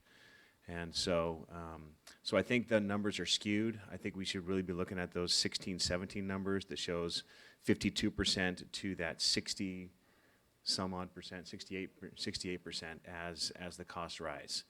I do want to point out too that this measure was brought to the board for approval because of rural law enforcement and fire. And so all county public safety has benefited from Measure Z. And we have gone a long ways from really prioritizing, I think, county public safety and fire. Measure Z has become all things to all programs within the county. And though it's great, there's a lot of deserving programs, I think this board and the county should really focus on those county essential services and rural fire and roads that the ballot measure was referring to. And I don't think we should be restricting or even discussing the fact of pulling back on allocations for, future county positions or capping future county positions. I think that really sets a bad message to law enforcement, to public safety, and to the intent of the ballot language. And so I wasn't there at the last Measure Z meeting, and that's where all of this was coming from, the last Measure Z, and I wasn't able to voice my concerns prior to that letter being sent. I would have definitely objected to that. So it is something that I really take a lot of passion about, because again, as our deputy sheriffs and our public safety that has really benefited from Measure Z, and I think people have seen that benefit. So thank you. Thank you. District Attorney Fleming. Thank you. Appreciate the time to address this. When the sheriff and I and other members were out speaking to Rotary and Kiwanis and a number of other civic groups about Measure O, one of the questions we were asked was, well, why should this be a permanent tax? Why should Measure Z now be permanent? And I shared with them the difficulty of hiring, particularly after 2.5 or 3 years, where the fear is, what if this isn't renewed? And literally, I had a DA investigator's position, someone retired. I did not fill that for over 6 months because I can't in good faith recruit someone to come from the Sheriff's Department or EPD, give up their seniority and take a position and then have to say, I'm sorry, I can't fund that spot anymore. That's the issue with salary caps. We can't really be in a position where we're going to offer people jobs but then not be able to fund them down the road. And it is so critical. I know the Measure Z language is before the board. When this all first passed, that was what we talked about. It was critical we filled positions, and I know I've said it before. When 2015, when I came in, DA's office had 9 frozen positions. That was 1/7 of the DA's office. Those are the positions that Measure Z has given us back. I have doubled up both the DAs and the investigators and the child abuse services team. We're doing it now for elder abuse. These are critical victims that Measure Z specifically wanted us to address, and we're doing that. I have the utmost respect for Glenn Zemer, and before that, Jonathan Flyer, and all the citizens who have volunteered their time to work on this committee. I just want to say my experience and what I know is that we cannot put a salary cap and expect to follow through and meet the promises and commitment that we made to this community when we asked them to support Measure Z and then Measure O. Thank you very much. Thanks. Seeing no one else? Tom Edson, Director of Public Works. Measure Z has been crucial for the roads department, especially in the first 2 years, but understand that Public Works, we can do a lot of things without hiring additional people, and so we've always applied for funding assuming it was one time. But we need to understand that our public safety partners, the sheriff, the DA, the public defender, they're all people. And there's a different way of looking at things there, and I know this is a hard decision that you have to make here and recommendations. I've always supported, even though I've disagreed with some of the Measure Z recommendations, I've always supported the process, and we've taken a different way of approaching it, knowing that by adding people, we would be in competition basically with the sheriff and the DA, and we don't want to be there. They need bodies, they need people, and you seriously need to consider that if you're talking about capping any of the salaries, especially if you're considering coming back every year and making them justify those positions, then it makes it very, very hard to retain people. So you have some hard thoughts and decisions ahead of you, and I'm glad I'm on this side of the dais. Thank you.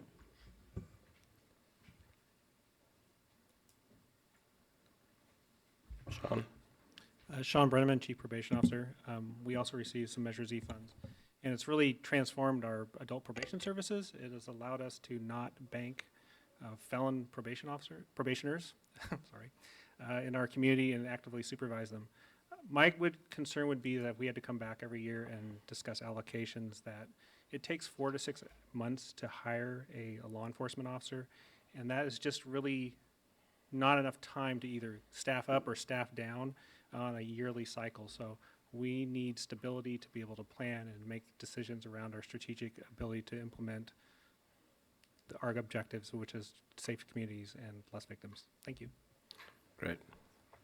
And Director Mattson, thank you for your words. I know we don't have contractor district attorneys or contractor sheriffs or probation officers. You can go hire a contractor. They don't have that availability. So I appreciate your words. With that, is there any other public comment before I turn to Supervisor Fennell?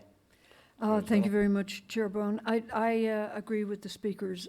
I just, having been in on the ground floor of Measure Z and really supporting and going out and talking with the communities about it, this was all in response to a need for public safety. That's number one.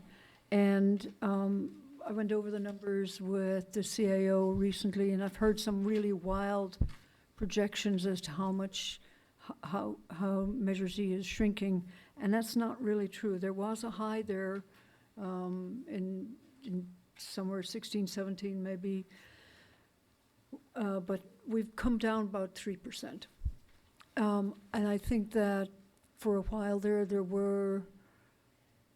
was a feeling that everybody should get to the table and get a slice of this pie, but it's not really, was never meant as a fund for all sorts of things. It was meant for public safety. And of course, we have everybody interpreting that their project qualifies under that, but I think we have to prioritize. And that's where I'm coming down. I don't think we should go yet at caps. In fact, I would say we need to just stay focused on the mission.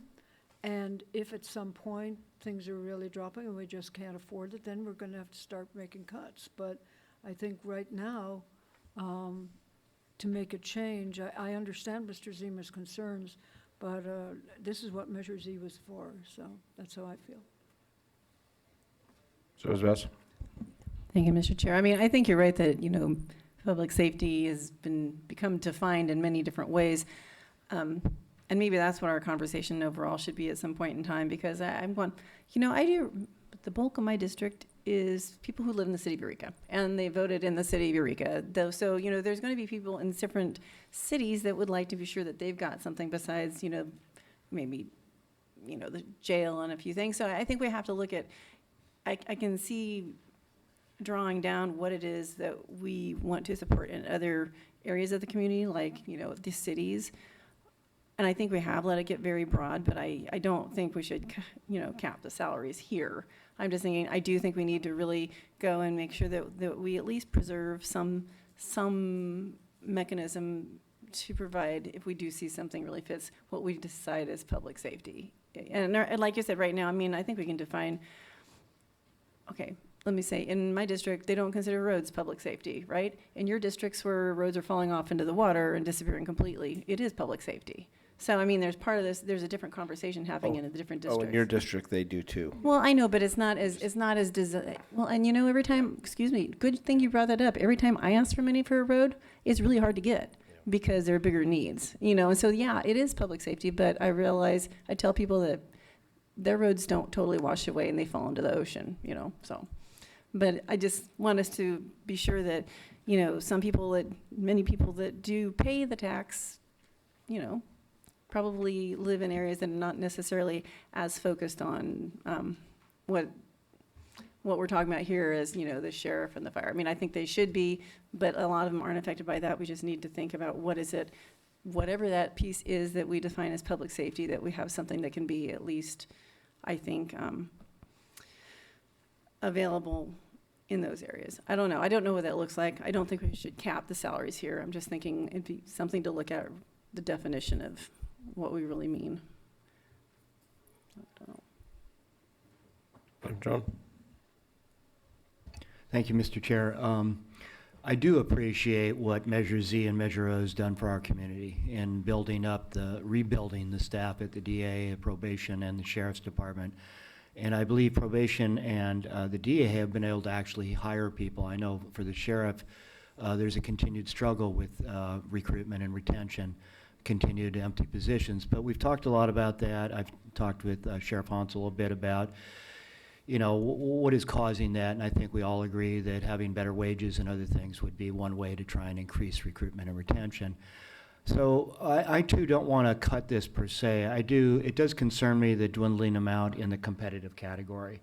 I'm not quite sure exactly how to do it because I don't want to cut what we've been doing. And so I've been thinking a lot that we really need to come back to doing a Measure R for roads. And I know it failed, Measure S failed, but I believe it was a special tax that required 2/3. And I think, was that true? Was Measure S a 2/3 special tax approach?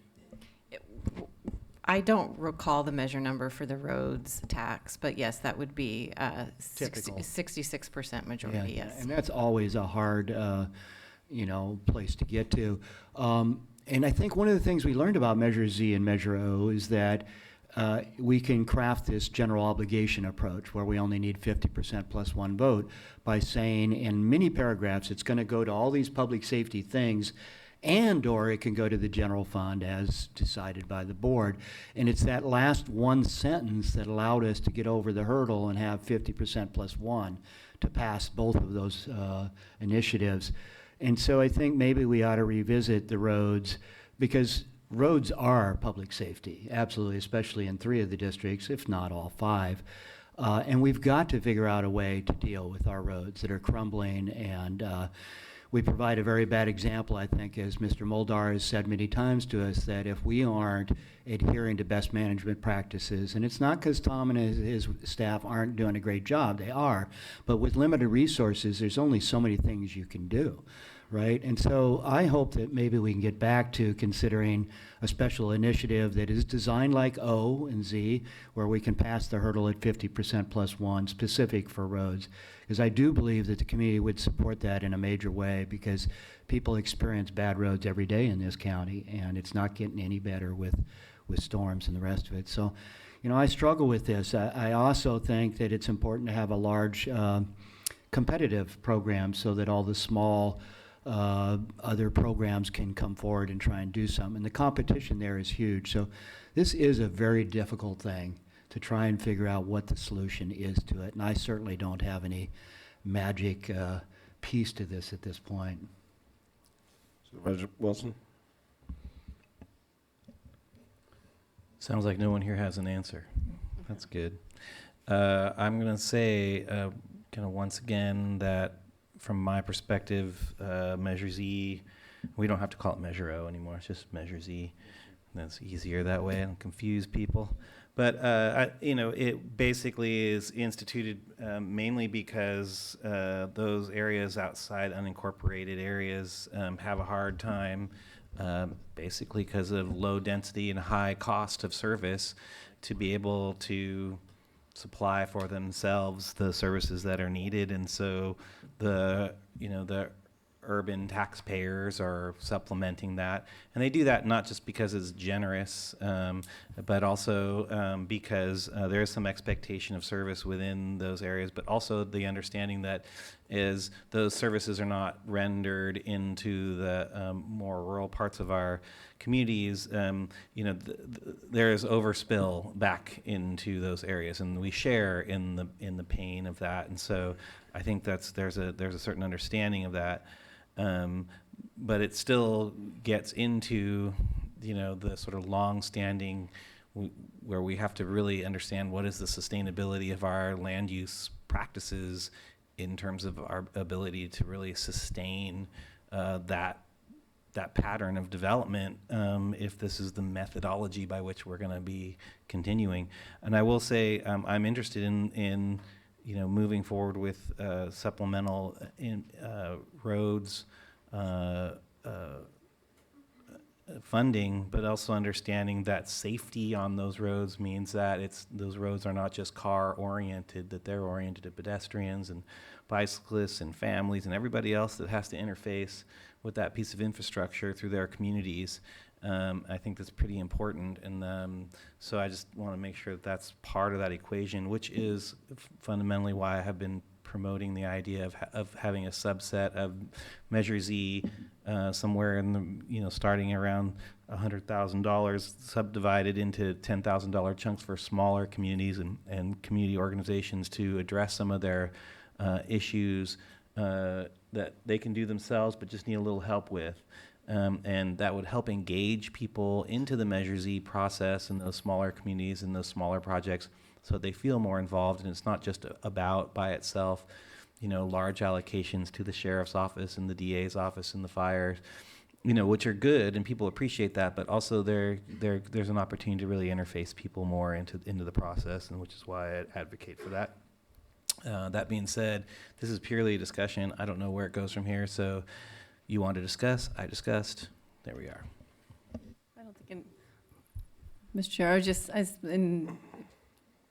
please, I don't see anybody wanting to do the salary capping in this conversation. And so, I guess we're not going to be giving the group a lot of, explanation of where we want them to go and how creative they want them to be. But I think, that's one option that sounds like it's kind of off the table with this whole group. So there's that we can take from today. Sergeant Madrone? The thing is that left unchecked, we're going to be in a difficult position and in several years where we're going to exceed the money anyway, just simply because of increasing salaries. So what's the plan? We do have to have a plan for that.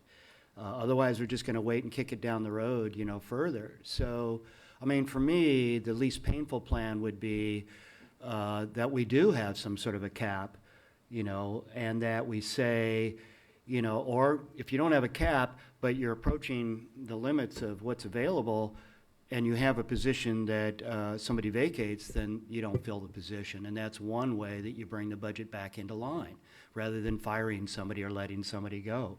Because ultimately, we're going to have a plan for this, because at the rate of increase of salary, we're going to be up against this. I don't know what we're thinking. Is it 3 years? Is it 2 years? Is it 8 years? But somewhere in the next 10 years, we're going to reach the point where it's all allocated. And we start approaching beyond what we actually have coming in as revenues. If sales tax continue to drop, we don't know. That's an unpredictable thing in this climate with the changes in the cannabis industry. So I do think we need to have a plan for how we're going to deal with that. I'm not prepared today to suggest what that plan should be, but I do think, the committee did come to us and say, we would like a subcommittee of your board to work with us and figure this out. And that could be the action that we take today, is that we appoint 2 board members to work with members of the Measure Z committee to figure out what is the solution going to be, because we will be there sooner than later. So that would be my suggestion. I nominate Supervisor Madrone as the first member of that subcommittee. That's how that works. No offense, and I appreciate you stepping up, but I think that's why we have a CAO's office and department heads. They're the experts at it. I can tell you, District Attorney Fleming and Sheriff Hansel and Sean Brenneman, just to name those 3 from place, they're going to see the funding. They're going to know what they're going to do. Nice thing about the Sheriff's Department, we have so many people retiring. The attrition part won't be if not replacing somebody. I don't think we'll get to the point of firing unless we have an economic meltdown.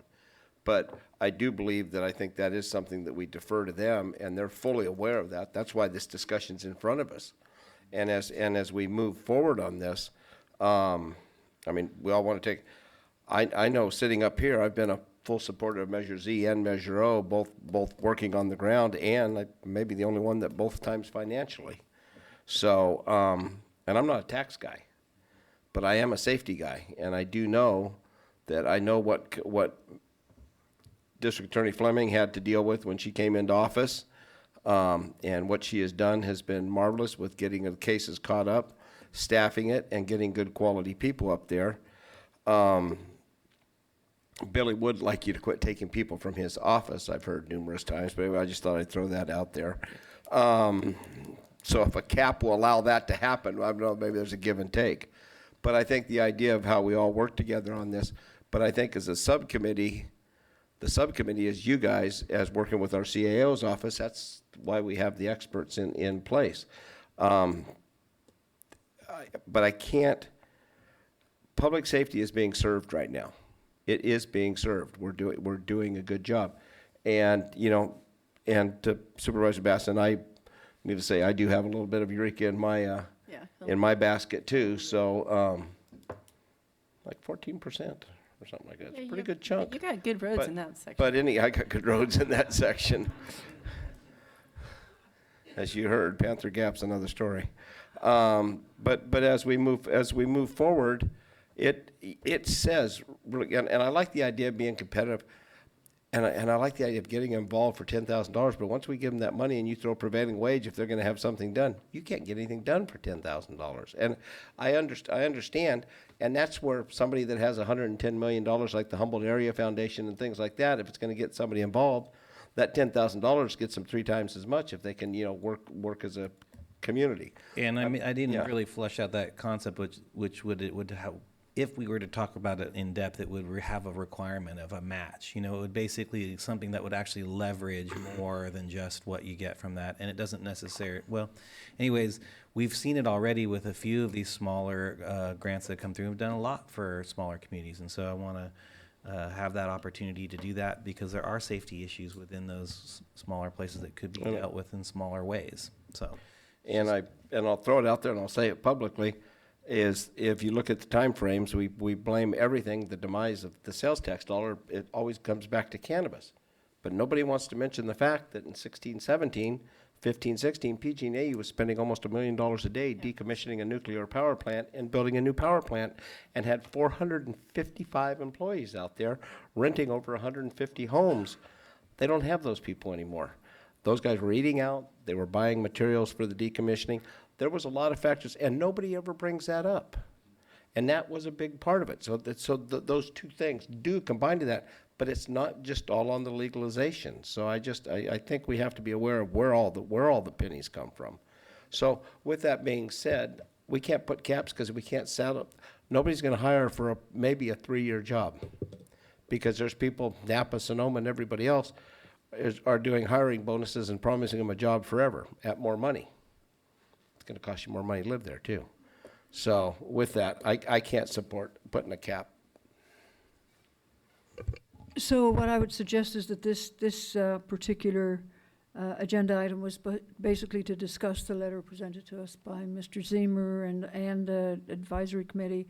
I really appreciate the fact that they're being fiscally responsible, looking to the future, asking for us to give them some guidance. But I don't think that at this particular time it's reached that level of emergency. I think that maybe we should ask staff to do a little bit more analysis of what this might look like as we go forward in our budget.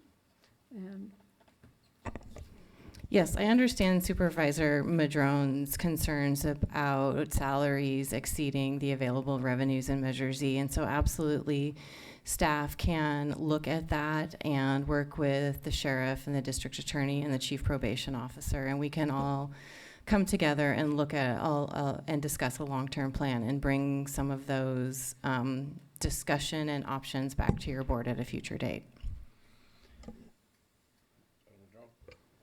I would move that we do exactly that we direct staff to work with the 3 primary departments and come back with a plan at an appropriate future date. Second. And I'd just like to reiterate, as I always do about Measure Z, the transparency by which this is done is really probably its most shining thing, which is that this conversation that we're having with the Measure Z committee, as you know, basically promulgated through the way that Measure Z was put together, is really a great example that other places are looking at and seeing when we tax ourselves in this way and then have a very transparent manner in which that money is allocated and spent and also accounted for, and even having been able to have this conversation about it is something we should all be proud of, and Humboldt County is leading the way, and I really appreciate that. Agreed. And back, I know we talked 6 weeks ago or a couple months ago about measure whatever on the roads and everything else, and since it failed so miserably and people are still reeling from SB1 that is created which was a welcome 25% or so to our budget for roads and stuff like that, people are And I suggested before we ever go down this path, the same thing we did with Measure O and Measure Z, and that would be to do some polling to make sure we're not spinning our wheels, because I think first and foremost, we need to do what the people want, and that's a good way to find out what they want. So with that, it's been moved and seconded. All those in favor? Aye. Opposed? None? Thank you.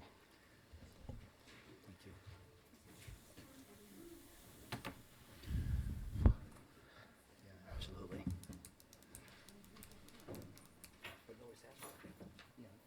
Exactly. Let's go. I did hear it wouldn't work with you, but just.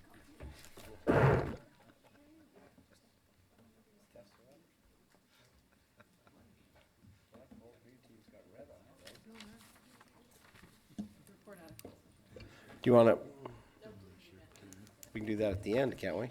Yeah. Three of us up here, aren't there? We've got- And I'm just going to make an observation, because since we're doing budget and everything else, and you guys are all wearing red, it just makes me nervous as hell. I'm just telling you.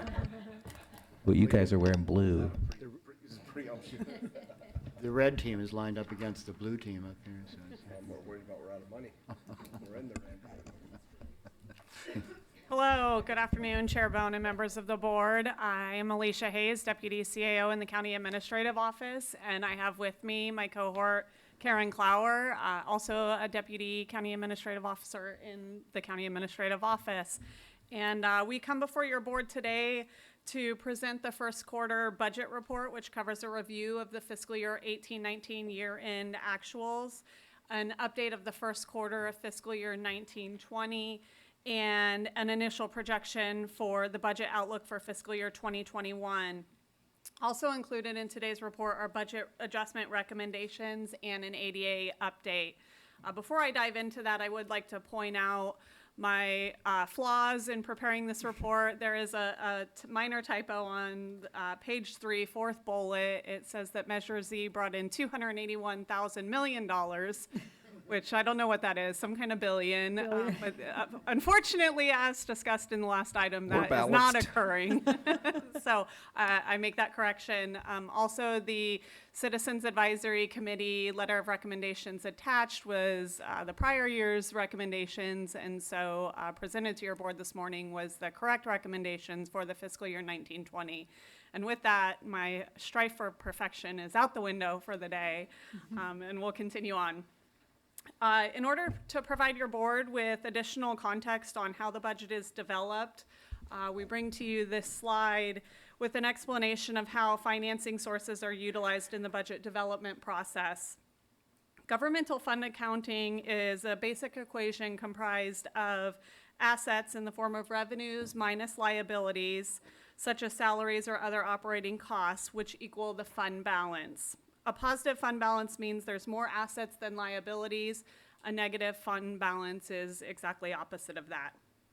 Fund balance can be complicated to determine based on the fact that part of the fund balance can be reserved and part of the fund balance can be unreserved.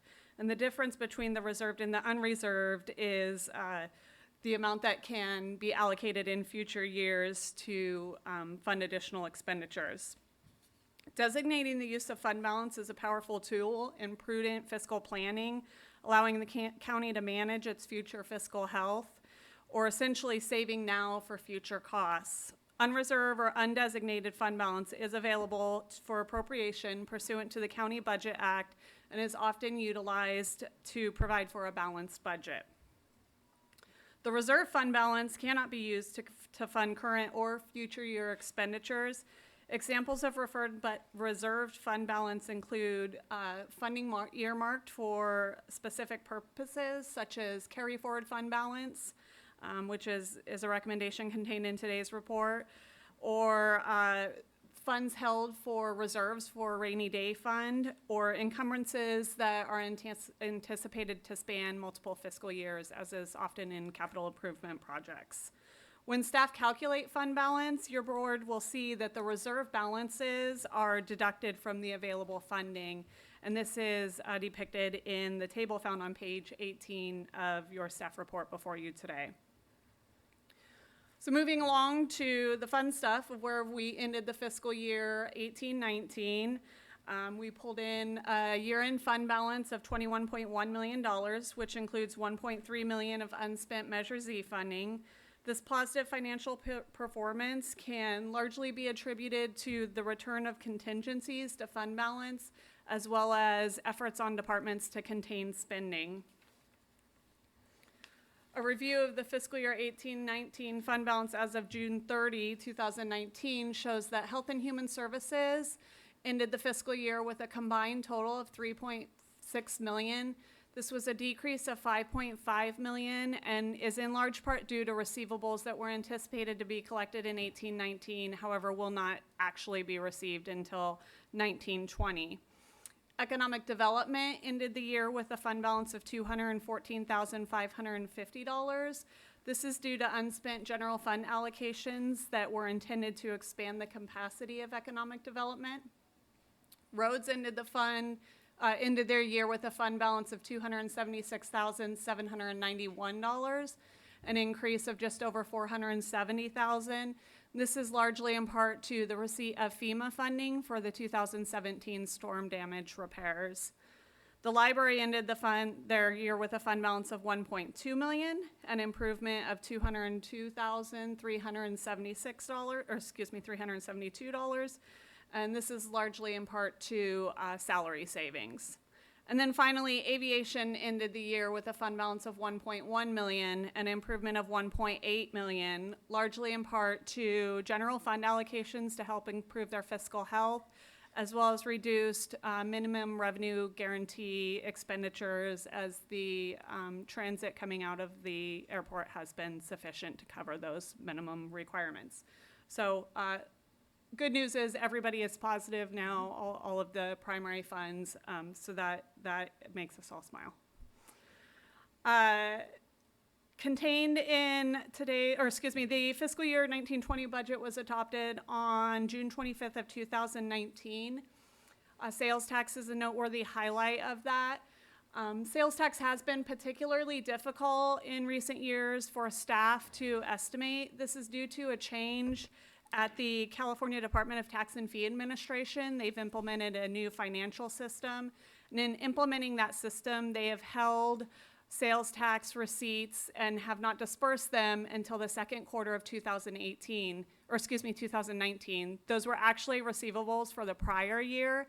And so what that did is it caused the second quarter of 2019 to be heavily inflated and looks as if sales tax is growing. However, we have a contract with Hinderleader, Delamis and Associates that is proven to be incredibly beneficial to us. And what they do is they whittle down all of those payments and they put them in their appropriate bucket to help us decipher what sales tax is actually doing if you were to remove those anomalies. And with that, we see that there has been a slight decrease of 0.07%. And staff we have reduced the sales tax revenue estimates for this year, and so we anticipate that those projections remain on track. In addition, contained in today's report is a recommendation to allocate $1.1 million to establish a program to fund public and private sediment reduction programs. So that is a recommendation before your board today. Moving along to Measure Z, again, the hot topic of the day. As of September 30th, 2019, the county has received $4.1 million in Measure Z funding for fiscal year 19-20. It's estimated that a total of $10.9 million in revenues will be received this fiscal year. Contained in today's report is a recommendation to carry forward $1,036,451 for the Humboldt County Fire Chiefs Association. The large majority of this funding is associated to their building projects and their mobile training facilities. For the building projects in particular, these are projects that are extensive in nature. They require initial engineering, permitting, and then multiple phases of building. And so they have spanned numerous fiscal years in order to get to project completion. The mobile training facilities are specialized equipment that they have ordered. However, that equipment's not going to be received and shipped to us until fiscal year 19-20. So that obligation has been extended. We just haven't received it and we won't pay for it until we receive it. So that carry forward, it would necessitate the completion of that purchase. We also have a recommendation to carry forward $48,300 for the County Administrative Office to complete the Measure Z audit. That audit is well underway. However, due to our auditors' other obligations, they weren't able to start that last fiscal year when those funds were allocated. And thus we request that those funds be carried forward. If the carry forward requests are approved today, there's an estimated $439,012 in unallocated Measure Z funds available to allocate today if your board so chooses. Roads. Yes. The Citizens Advisory Committee has submitted a letter of recommendations, and that recommendation is to allocate the funds to roads as the primary source. And these these recommendations can be seen in your revised attachment provided to you this morning. Funding is available through fund balance for one-time expenditures and investments at the first quarter. These recommendations are detailed in your staff report. There are many of them. However, some of the significant investments are highlighted on this slide. Staff is recommending that $2.2 million be allocated to pay off the 2016 finance plan, and we will then move into a 2019 finance plan to continue with our capital improvement projects. $1 million is recommended as a contribution to capital projects. This is to pursue a one-stop permitting location and a move of planning and building and other departments into that location. $324,000 is recommended for a contribution to aviation to conduct an aeronautical lease study. $200,000 is recommended as a contribution to Americans with Disability Act to pursue those many modifications that we're doing across the county. $1.2 million is recommended as a contribution to PARS. This is our public agent retirement post-employment benefits trust program. And I'll give a little bit more detail on that, but to finalize this slide, $1.1 million is, as earlier discussed, recommended as a contribution to contingencies for the roads grant program, and then $1 million is recommended as a contribution to general reserves or the rainy day fund for allocation in 2021.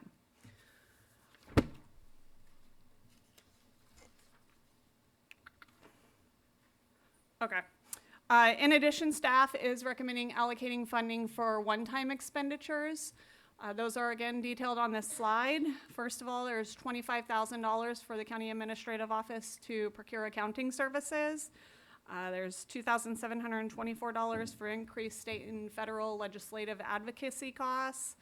$32,000 for one full-time equivalent accountant auditor for the Auditor Controller's Office. $14,500 for required Governmental Accounting Standards Board reporting, and also CalPERS annual fees for agencies who contract for Social Security offset reductions for pension calculations. $16,000 for an AdastraGov labor costing software. This was previously allocated, but we're moving that from liability to human resources. And $35,000 for extra help dispatch to allow the probation department to utilize the county dispatch system. Not highlighted on these slides, but something that is also noteworthy and contained in your report is that Economic Development was fortunate to receive a $1.3 million grant from the Bureau of Cannabis Control, and these funds will be utilized to support Project Trellis's local equity program.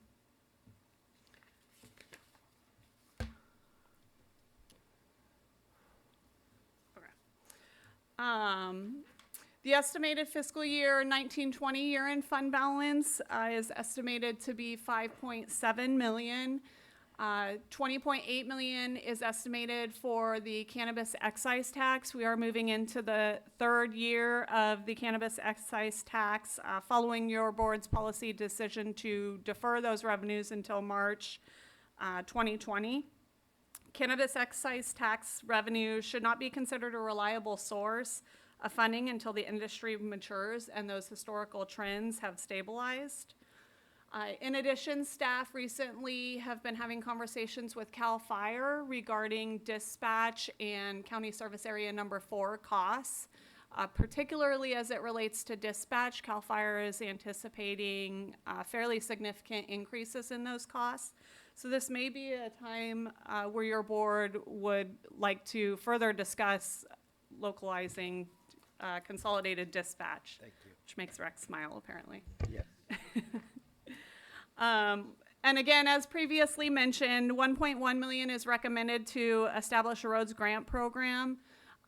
Also is funding equal to 20% of cannabis code enforcement fines and penalties to prioritize in future fiscal years to continue funding that roads grant program down the line. Also mentioned in the staff report is that the state controller conducted a field audit of the county's allocation plan, cost allocation plan. The SCO has requested that the county provide a supporting actuarial report to substantiate the collection of the PARS charges from all county departments. And staff has recently received communications from the state controllers requesting a letter from the actuarial that the county worked with in 2015-16, stating that actuarial evaluation and recommendations contained in that report are in accordance with actuarial standards of practice. The county's actuarial has indicated that they are willing to provide that documentation. In addition, the SCO has asked that the county demonstrate how that actuarial report was utilized to determine the funding policy that was developed a number of years ago. And so our staff is working to develop that documentation to submit to the state controller. If the state controller is approving of this documentation, then they will approve the continued collection of PARS from all county departments. This is really great news as the investment in PARS provides the county with a high level of financial stability, and it means that we can address future cost increases in our CalPERS down the line so that we can ensure that other programs aren't required to be cut in order to keep up with those mandates. All funding associated to PARS is held in a trust fund by PARS and can only be drawn upon to offset CalPERS expense. In order to do that, we're required to submit documentation either of our CalPERS invoicing or proof that we have made a payment to them, and then they would reimburse those funds back to the county. As detailed on this slide, which is a little difficult for you guys to see, I suspect, but I'm sorry. It's a lot of information on there that we wanted to include. But what's detailed on this slide is an indicator that the miscellaneous costs of employees' unfunded liabilities has increased from 2017 to 2019 by $4.2 million. On top of that, the safety employees' unfunded liability costs has increased over that 2-year span by $1.2 million. So that's an overall increase of $5.4 million over a 2-year span. And that's just for our unfunded liability costs. That doesn't include our normal costs, which are also increasing at an equally alarming rate. And so this is utilized to depict the importance of PARS and how those funds held in an essential savings account as assets that we can tap into down the line when these costs become too big to bear, but yet still remain a mandate on the county. And also in order to support the PARS account, contained in today's recommendation, as previously discussed, is a recommendation to allocate $1.2 million to continue to improve the county's ability to address retirement mandates. And so with that, I will cease chatting your ear off and pass it over to Karen Clower, who will provide your board with an update on ADA. Thank you.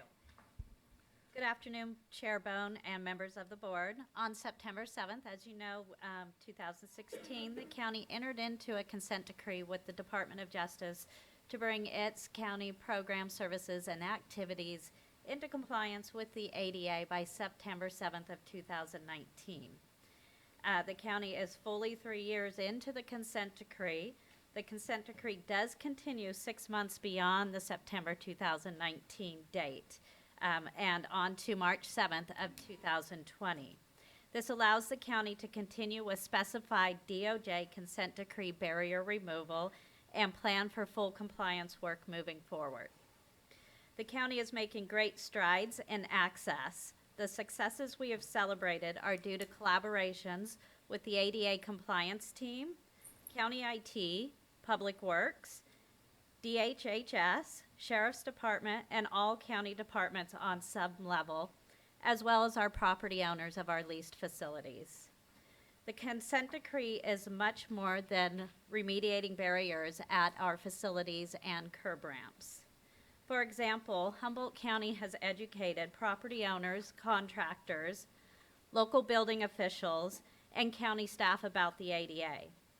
In addition, county staff, the ADA compliance team has coordinated specialized trainings for departments such as the library, elections, sheriff's corrections, and field officers. And as needed, we have reached out to the Pacific ADA Center to assist with training needs. Since the inception of the consent decree, the county has retained on staff 5 certified ADA coordinators and 2 certified access specialists, with 4 staffs in varying stages of their own certifications. Thank you. We've provided sign language translation at a press conference for the first time, as displayed in this photo from the PSPS press conference. We've launched a website enhancement tool to ensure equal access to local information, news, and resources on county web pages. We've adopted policies that ensure accessibility, such as website accessibility, effective communication, and service animal policies. And now we provide closed captioning for televised public meetings. We've purchased the county's first beach wheelchair, as shown in this photo. We received a grant award to purchase an additional beach wheelchair. We've created an online beach wheelchair reservation system, and we're waiting for the completion of the Clam Beach project to launch the reservation system and use of the beach wheelchair. We've signed agreements with 3 schools and 1 church for use as emergency sheltering sites if needed. And we continue to evaluate county-owned properties that are ADA compliant to use as emergency shelters and polling stations going forward. The county has made progress in its effort to successfully remove barriers identified to its curb ramps. To date, the county has succeeded in remediating barriers at 90 existing curb ramps and construction of 7 new curb ramps. There are more than 1,300 curb ramps left to address, with total project costs still estimated at $7 million. As part of this project, we also notified the local cities, Caltrans, PG&E, and the Humboldt Transit Authority of barriers to access in their areas of responsibility. The county continues to actively address barriers to access in its facilities listed in the consent decree. To date, 29 facilities have successfully had consent decree barriers remediated at a cost of approximately $1.2 million. The following slides will show some of the completed work at a few of these facilities. And this picture here is the freshwater park ribbon cutting with Supervisor Wilson and Freshwater School's 2nd grade class.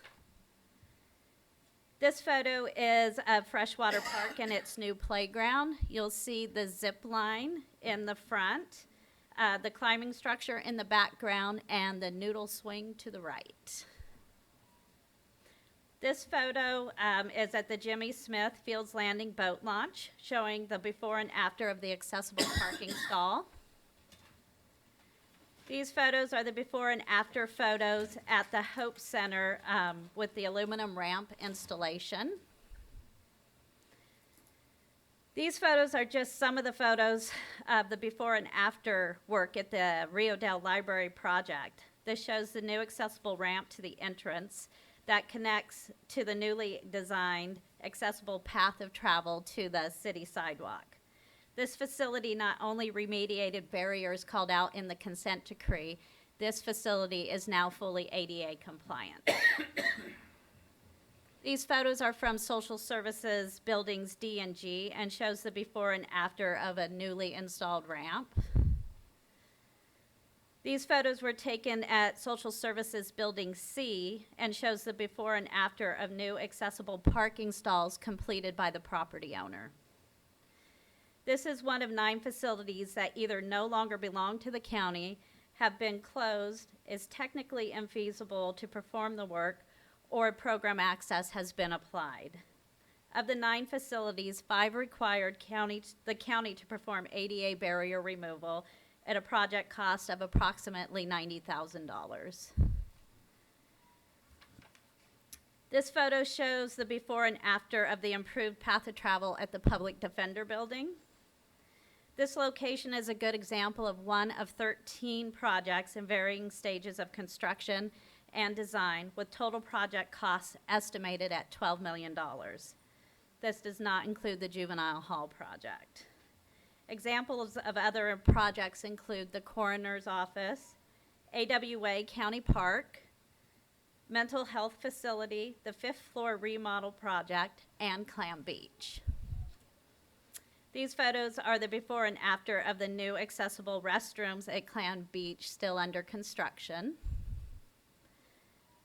This photo is a concept drawing of the Garberville mini campus, which will house the Garberville Library and Garberville Substation.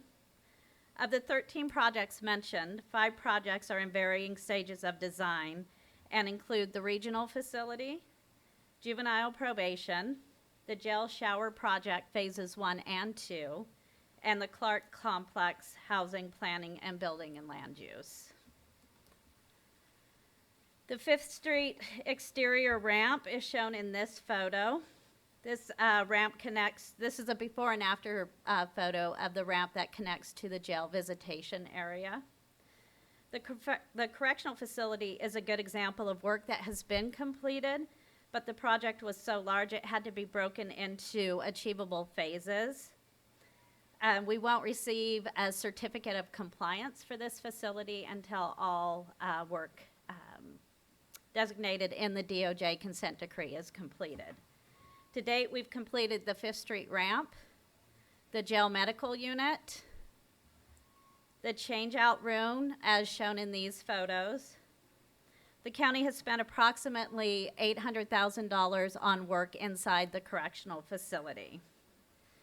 The jail shower project will be a multi-phase project with both phases currently in design. Phase 1 will bid and should include a selection of housing units. Phase 2 will bid once the SB 863 Corrections Reentry Facility is completed. Once that project is completed, housing units that will be relocated to the 863 facility will be used as swing space once vacated to complete Phase 2 of the project. And because the question comes up all the time and the jail's not that old, the jail met state ADA requirements, but this is to meet federal ADA requirements. Is that somewhat correct? Yes, that's somewhat correct. It met certain standards at the time. There was discrepancies between the California Building Code and ADA when the jail was built, and it's been determined that it's not to the ADA standards as required in the consent decree. All right, thanks. And the jail shower project is a $1.8 million project. In addition, we have to look at relocating programs to fully accessible facilities. Relocations occur when barrier removal at the existing facility is either too costly and doesn't make sense to perform the amount of work required, or the property owners refuse to perform needed barrier removal. This photo was taken of the 5th floor remodel project and is an example of one relocation. CAST, currently located at the Public Defender Building, requires a bathroom remodel, parking, and path of travel to the entrance. The amount of work required for the barrier removal at this location doesn't make sense considering future plans for that building. CAST and victim witness will be co-located to the 5th floor of the courthouse in close proximity to the district attorney's office. And this is anticipated to be our first completed co-location of services project. We will also need to relocate conflict counsel, and planning and building should be relocated as well, but we've been unsuccessful in finding a location large enough to house the programs. And next steps for ADA, we will continue to strive to meet the terms of the DOJ consent decree. We will continue to seek out and apply for available grant opportunities. We will finalize the ADA transition plan, outlining barriers not listed in the consent decree. We will complete the facilities master plan, provide training to educate staff about ADA compliance in public areas of their buildings, and work with Public Works on a leased properties policy. In closing, the county has remediated 1,082 of the 1,441 barriers, or 75% of the barriers listed in the DOJ consent decree. It should be noted that a barrier could be something as simple as replacing a sign or completing a shower project inside the correctional facility. And of the 62 facilities specifically listed in the consent decree, 38 or 60% of those facilities have fully met the terms of the consent decree. Those that remain are all in varying stages of design or construction and possibly relocation. And with that, Alicia and I are glad to answer any questions you have.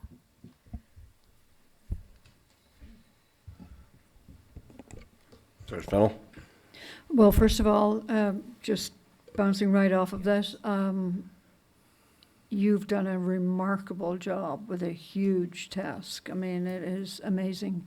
And it's also very, very expensive, I know, but the job's being done. And as you said, we're also in this kind of educational phase here at the county, making it clear that as public facilities, we absolutely have to serve all the public, and have done a really good job of that. I'm 75%, that's pretty good. I hope the feds know how much work we're putting into this.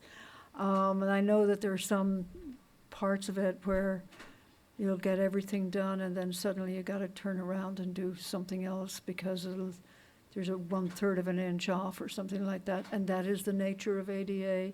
And that's why I'm even prouder of the work that is being done, because that hasn't happened too often. It's frustrating for people working with it, but it's got to be done. And I think in the long run, it's going to look really good. So thank you. And with regard to the rest of the report, again, thank you, Alicia. I really appreciate it. It's very, very helpful. I don't know if my colleagues have any other suggestions, but I would like to move staff recommendation. I'd like to second that with an amendment that we allocate the Measure Z, unspent Measure Z monies to roads, quote unquote. Well, that was in the recommendation. They didn't make It wasn't recommended? Yeah, Okay, no, then they- I concur. Okay, Excellent. thanks. It's been moved and seconded. Supervisor Vest? Thank you, Mr. Chair. Yeah, actually, I also want to say thank you for all the work done with ADA. Some of it has had unintended consequences, like drains being plugged, so streets are, I mean, they're creating some of their own issues, but we'll deal with that. That's why we need money for roads. Oh, so that could work. But I wanted to, one of the things you said, Alicia, just I've been thinking about it, and it didn't sound quite right with the aviation one, because I know there was an increase, but you added in there something about it had something to do with the MRG. And the MRG, from my understanding, was never in the county coffers. It was actually held in at REDEC, I believe, or in another thing. So, I mean, I do believe the numbers went up, and I didn't know if Cody was here. Okay, he's hiding behind. He conveniently is here. Okay. And can talk. And I didn't really, until you said that, I was like, wait a minute. And so I was just curious if you could help clear that up, Mr. Rogatz. Thank you, Supervisor Bass and Chairman. The MRG is a combination of locally raised funds as well as a grant that we received from the US DOT. So what's shown in the financials that Alicia presented to you here today is the reflection of not utilizing those grant funds. Okay, so it's the grant. Okay, thank you. That helps a lot. Yeah.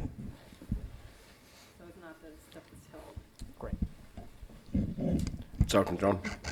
Thank you, Mr. Chair. I too want to thank you, Alicia, and Karen, and Amy, and all the coworkers in the CAO's office for incredible work. And you make our job so much easier when you're so conservative with budgeting. I know you know this, but it's so much better to be under budgeted, being conservative, and then have the opportunity to be able to reallocate versus over budgeting and having to cut. So thank you for your due diligence on that. It's really a huge effort, and I really can't say enough about how much I appreciate your efforts on that. In regards to the money rolling over from the Chiefs Association, I totally get it. I mean, these projects don't happen quickly. They require permitting and construction timelines, weather, all kinds of things come into play, getting the contracts in place, all those things. But often in the grant world, that's considered, and if you're not able to spend the grant monies you have, usually you're not able to come forward and ask for new monies until you have spent those. And with these being rolled over into 2019, 2020, or 2020, 2021, I would just suggest that Measure Z, and I know it's not your role, but I would just suggest that maybe in Measure Z, the Chiefs Association should consider that and not be coming asking for more money for these sub-organizations until they've spent the money that they have. That would be, to me, that's a way to encourage our applicants to be timely and focused on getting their implementation done rather than thinking, well, we can roll it over and then keep going for more money as well. So that would just be a piece of advice I would offer to create efficiency in our processes. I'm curious, what's the roads grants program? That's the first I've heard of it, and I'd just like to know a little bit. I'm assuming that's like a matching pot that we can use for funding, but I don't know what it is. This is in response to a global settlement that was approved by your board in the Friends of the Eel River Oh, that's what that is. settlement suit. Perfect, And that's right. so it was mandated that we establish this grant program. Thanks, Raf. Yeah, okay, great. That clarifies that for me. And, you know, I wish there was a way for us to provide some more money to the Waterfront Recovery Center. I do think they submitted a proposal to Measure Z and didn't get any money in this allocation this year. That's my memory, but I do know that they're struggling, and they're an incredibly important facility for this community.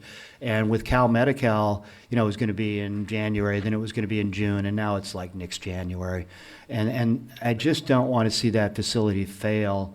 So, and I don't want to take money away from roads either, right? Always a tough thing, splitting the hairs here.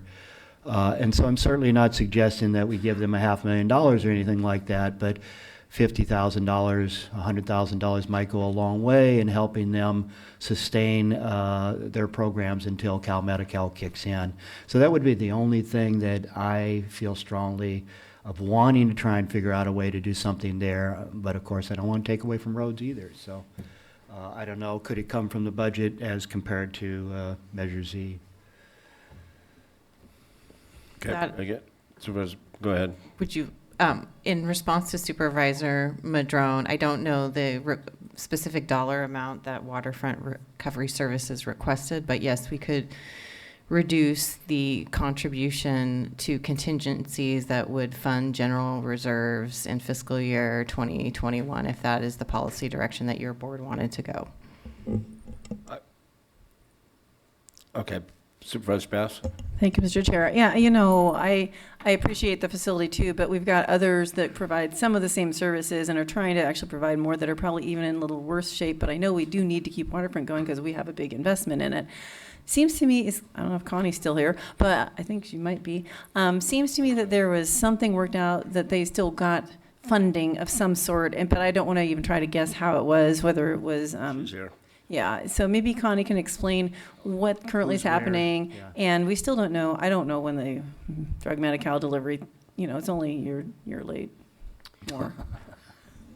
Both Sean Brenneman, probation, and myself provided some additional funding for Waterfront, and then I know that there's also been some funding through St. Joe's that has come through.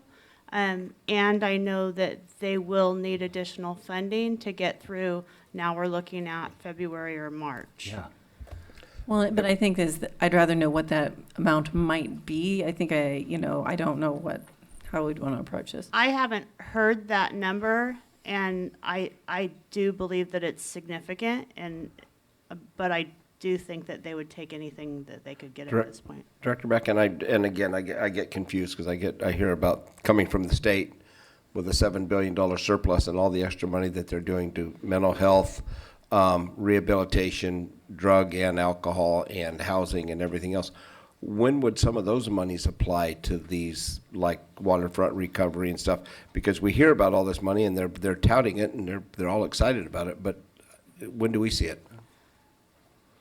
We haven't talked about utilizing those funds for waterfront per se, just because it's for permanent supportive housing, or most of it is.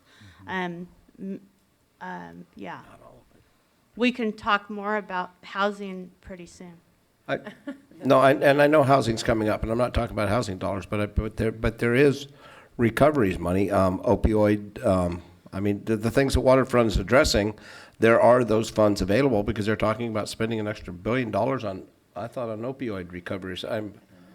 I was seeing it. There's big money being spent on that, and we just want a little money of that big money because we're a little guy in that big money picture. But am I wrong in saying that? Because we hear about all that money, we just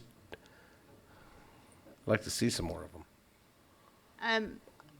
For health Or and human our efforts services, to go forward with your legislative people and stuff to see where that money's at and see if that would cover a waterfront recovery shortfall. Yeah, what I would say is if we could get the funding from the opioid lawsuit, then we could utilize some of that money for treatment.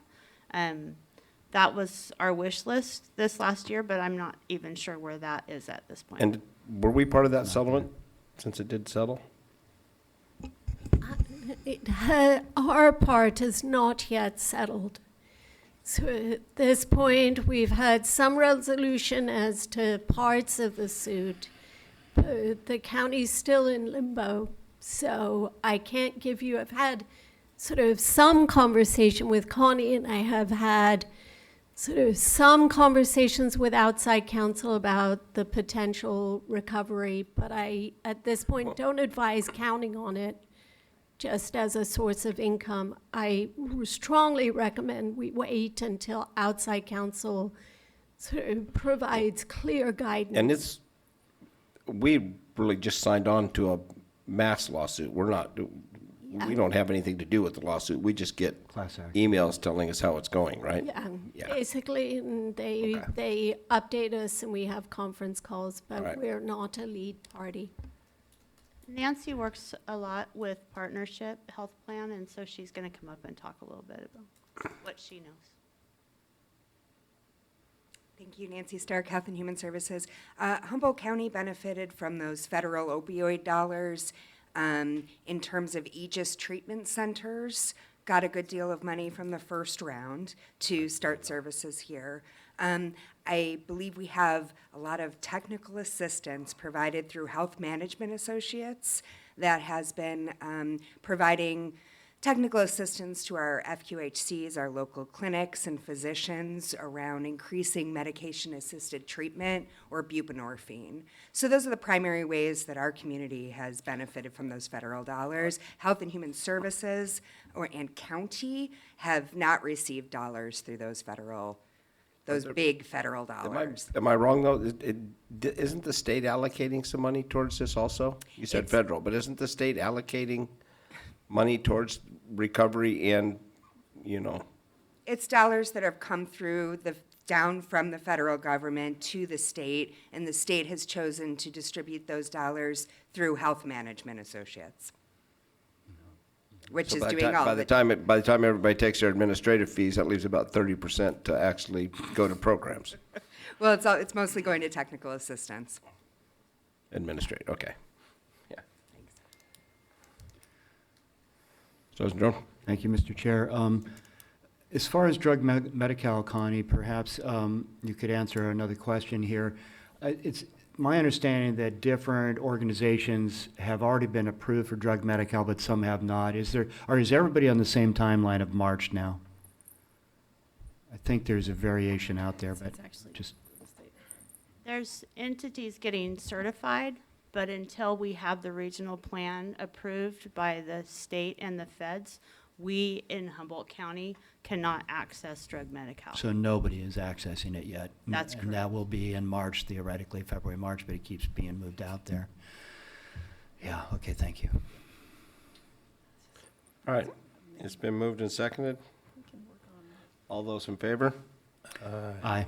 Opposed? None. Thank you. Now I'm wondering if I can catch my 6 o'clock flight.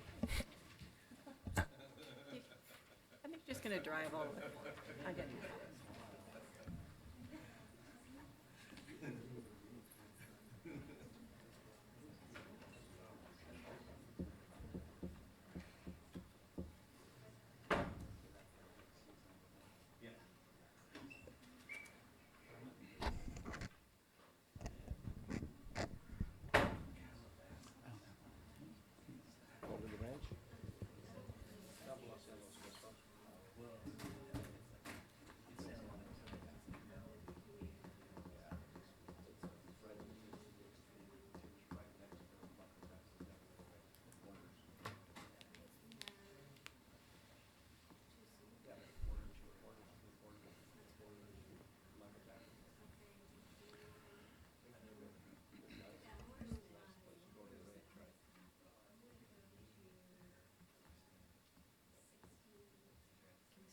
Yeah, I was waiting for him.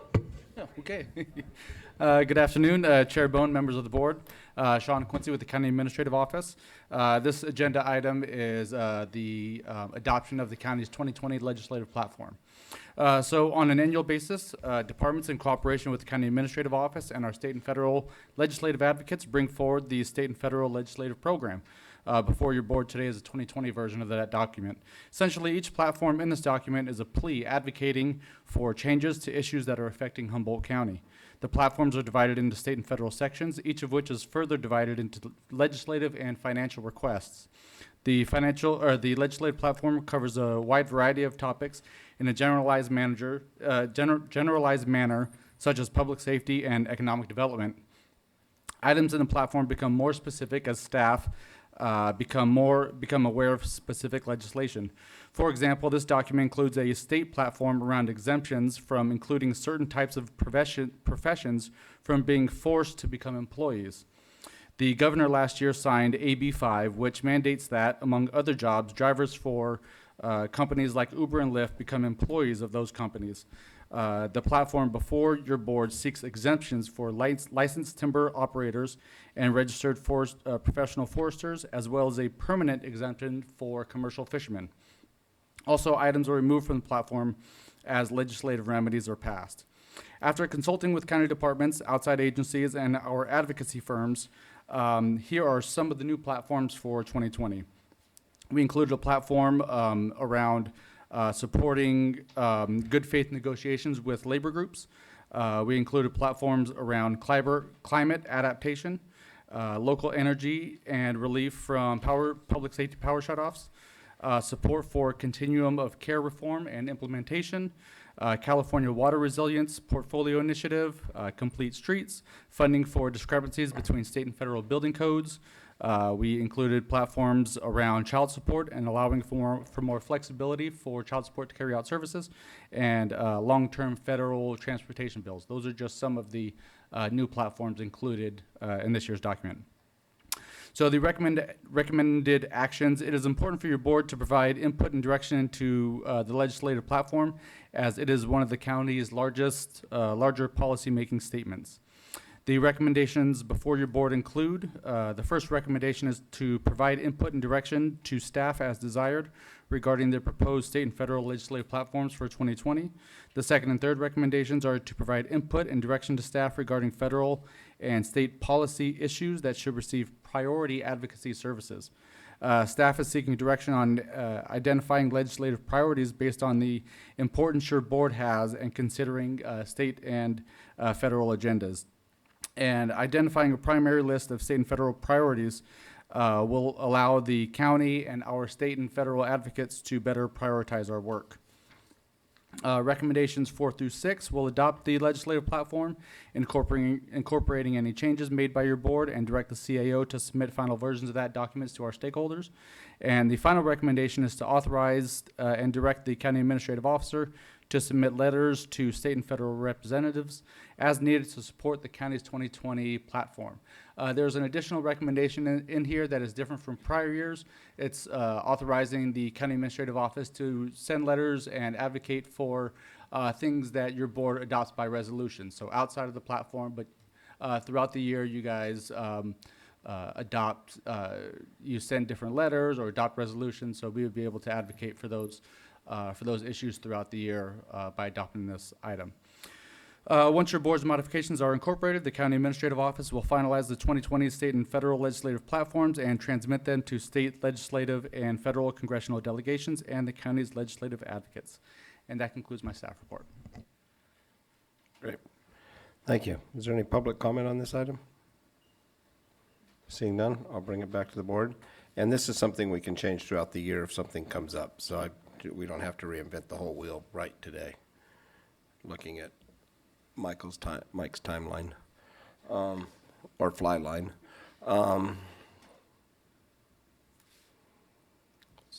Supervisor Fennell? Thank you very much to staff for gathering all of that and putting it together in a nice packet, and for the ongoing work. I know just how important this is, just having come back from CSAC and the discussions that happen at the board level. It really is important that we let them have this to work off of. So thank you, and with that, I would move staff recommendation. I'll second, or you can. I'll second. You take it. Been moved and I'll seconded. second, but I didn't know if there's a comment. Are we gonna go to all that? All those in favor, or do you guys have something to say? I have some things. Supervisor Wilson? Sure. I do believe that the sea level rise stuff in here is lacking. I think, and I'm not into making big changes to it today, but I think we probably should have a conversation about it, have it be agendized, and really have like a cogent policy with regards to sea level rise in here, because it almost says nothing. And actually, it's a little bit less than nothing. It's kind of confusing. And no offense to, I should, I could have been more on top of that in terms of like responding. I did respond actually with some things, but this is not what I would have hoped. The other part about this is I think there is some real valid criticism about the policies, or the policy that we have in here related to Richardson's Grove.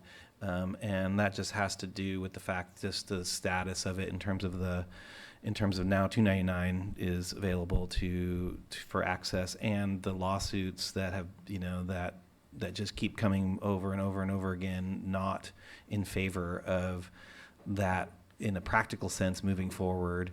And so I'm just wondering, like, how much longer we have to hang on to this as an advocacy if Caltrans isn't going to be making that happen. So, and I'm willing to let this one move forward, but I'm just, for future reference, I think we should be thinking about that. Well, I think that there probably is some thinking being done at this point, given the state that it's at in the legal world. So maybe somewhere down the line, we would have a look at that again. Worth revisiting, I guess. Supervisor Madrone? I would actually love to support this motion. I'm 99% there, but I would like to remove the paragraph on Richardson's Grove as well, especially because 299 has been upgraded to star trucks. And you can actually get through Richardson's Grove with a star truck as long as you have a wide load escort. So I would love to see this be a unanimous vote because that sends a strong message on our legislative platform. But I can't support this with that one item in there. So I would like to ask for an amendment of this to remove the Richardson's Grove part to it. See if I could get support for that from the second and the first. Supervisor Bass? Thank you, Mr. Chair. With all due respect, I almost feel like we're being held hostage, so. No, I'm just You know, stating so the I fact. do appreciate it, and I do think we should look at it just as Supervisor Fennell said and suggested. And I do understand what you're saying, but I'm just going, not ready for it right now. Thank you, though. Being held understanding. hostage is a legal term, and I'm not holding anybody hostage. Well, no, but I was trying to think All right. of, you know. No, Yeah, just I stating think my we had, preference. and that's fine, and if I could get somebody that ran trucks that says it isn't needed and it wouldn't be an economic boost for what they're asking them, I would agree with you, but if we're gonna talk economics, it's probably one of the biggest hindrances according to the business world, and that's just some of the breweries and any of the manufacturings, Sun Valley, all of those people will tell you it is a huge, huge hindrance. And I really don't know if you want some of these trucks going over 299 just because they've taken care of Oregon Mountain and stuff. So it adds more to it. And I want to recognize the challenge that it is. I'm not discounting that at all. What I'm saying is that I'm not so sure, it's, if it's not going to happen, it's not going to happen. That's my point. And so I'm willing, I'm not withholding my vote for this on this particular issue. I just want to bring it up so that we can be thinking about it between now and next year. And that's kind of all right, thank you. All right, it's been moved and seconded. All those in favor say aye. Aye. Opposed? No. Perfect, 4-1. Thank you.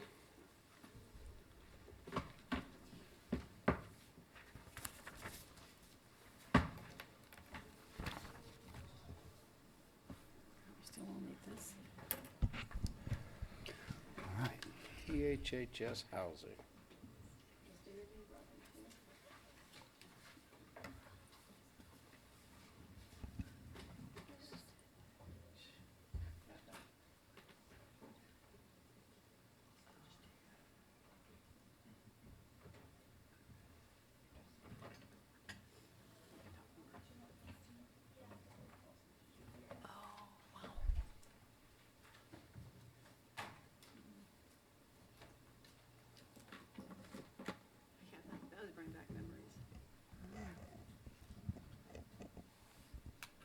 Good afternoon, Chair Bohn and members of the board. I'm Connie Beck, Health and Human Services Director. I'm here with Robert Ward. He's the housing coordinator for DHHS and the county. And we're going to provide an update on our efforts to reduce homelessness and provide housing. I thought I would share this slide to remind us that this is an issue that we've been dealing with for many years. This is from the North Coast Journal in the 90s. It notes there were 200 to 300 people living on the South Jetty prior to the relocation efforts. At that time, a number of families and individuals eligible to services were voluntarily housed, and the rest moved on to other areas in the county. This is the Eureka Marsh in May of 2016, prior to the relocation efforts there. About the same number of people were there prior to those efforts, and when the camp was closed, there were about 100 people that moved on to other areas of the county or the streets. In recent years, there's been significant work being done trying to decrease the number of people living on the street or in encampments. Notable is that in January 2016, your board received a report from the Focus Strategies consultants and adopted the Housing First approach. The Housing First model prioritizes providing people experiencing homelessness with permanent housing as quickly as possible, and then providing supportive services as needed. In January 2018, county staff and community partners reported on the current housing status, where there was quite a bit of rental assistance going unspent due to a lack of affordable housing. At that time, your board directed staff to establish the Housing Trust Fund and Homelessness Solutions Committee. I believe that committee will be doing a presentation to your board in January. I believe it's the 7th.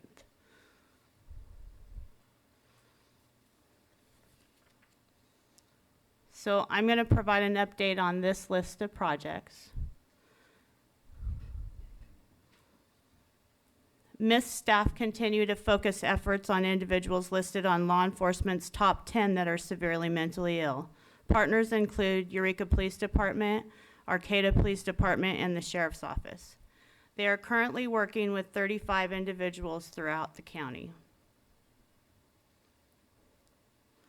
In our CalWorks Housing Action Program, we have housed 19 families in this first quarter. We also currently have 16 participants in the Housing and Disability Program. This is a housing program that is accessed through the General Relief Program.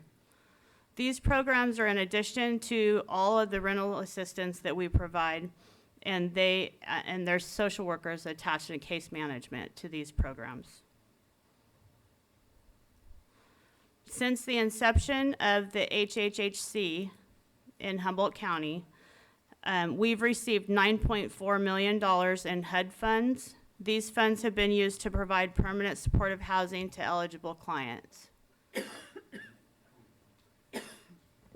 Connie, how many people since 2004? I mean, you've had the numbers for the last 4 years at 209. Is that the average every 5 years, 200?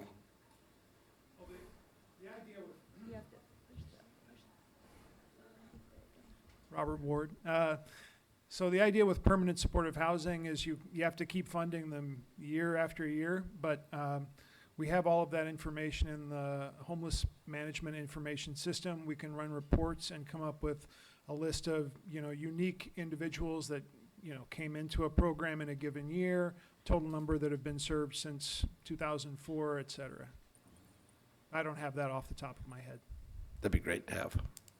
It gives us how much money for people to see how much money we're spending per individual, because we hear we're not doing anything, and I think the number's going to be kind of scary. I mean, I know the number's going to be scary, so. As a general rule of thumb, you could say $10,000 a year to do permanent supportive housing, where we go and find an apartment on the open market, provide services, subsidize the rent, so it's affordable.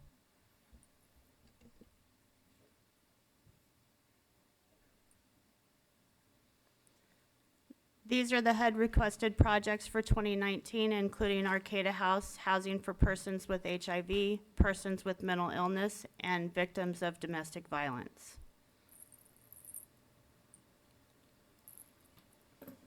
These are the list of payments and supportive services that we provide rental assistance through a number of our different programs. As you can see, we spend a lot of funding on assistance and support for individuals who are eligible. Currently, it's about $6 million with the new HEAP and HAP and CASH funding. This slide shows all of the areas in the county that we're currently providing permanent supportive housing in scattered sites. These are rentals that are owned by individual landlords that we at DHHS or community providers is providing some level of case management to.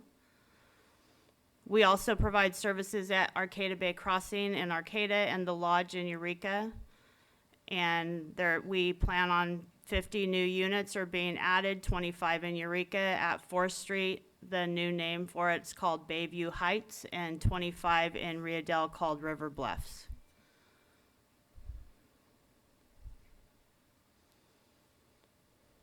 These are the recent and upcoming grants. We had 7 projects from HEAP, 5 projects from CASH.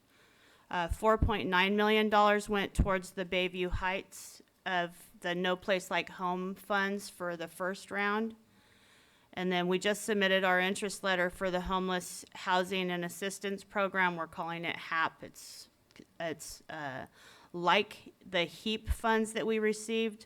For this round of funding, the county has a separate portion of those funds than the continuum of care. That's different than the funds that we had with HEAP. Those all went through the continuum of care, and so we can choose to combine those funds together, or the county could do something separate from the continuum of care. And we've also received 1 application for round 2 of No Place Like Home. We submitted an RFP a month or so ago. We put out an RFP and got one applicant, and we can say who it is. Go ahead, Robert.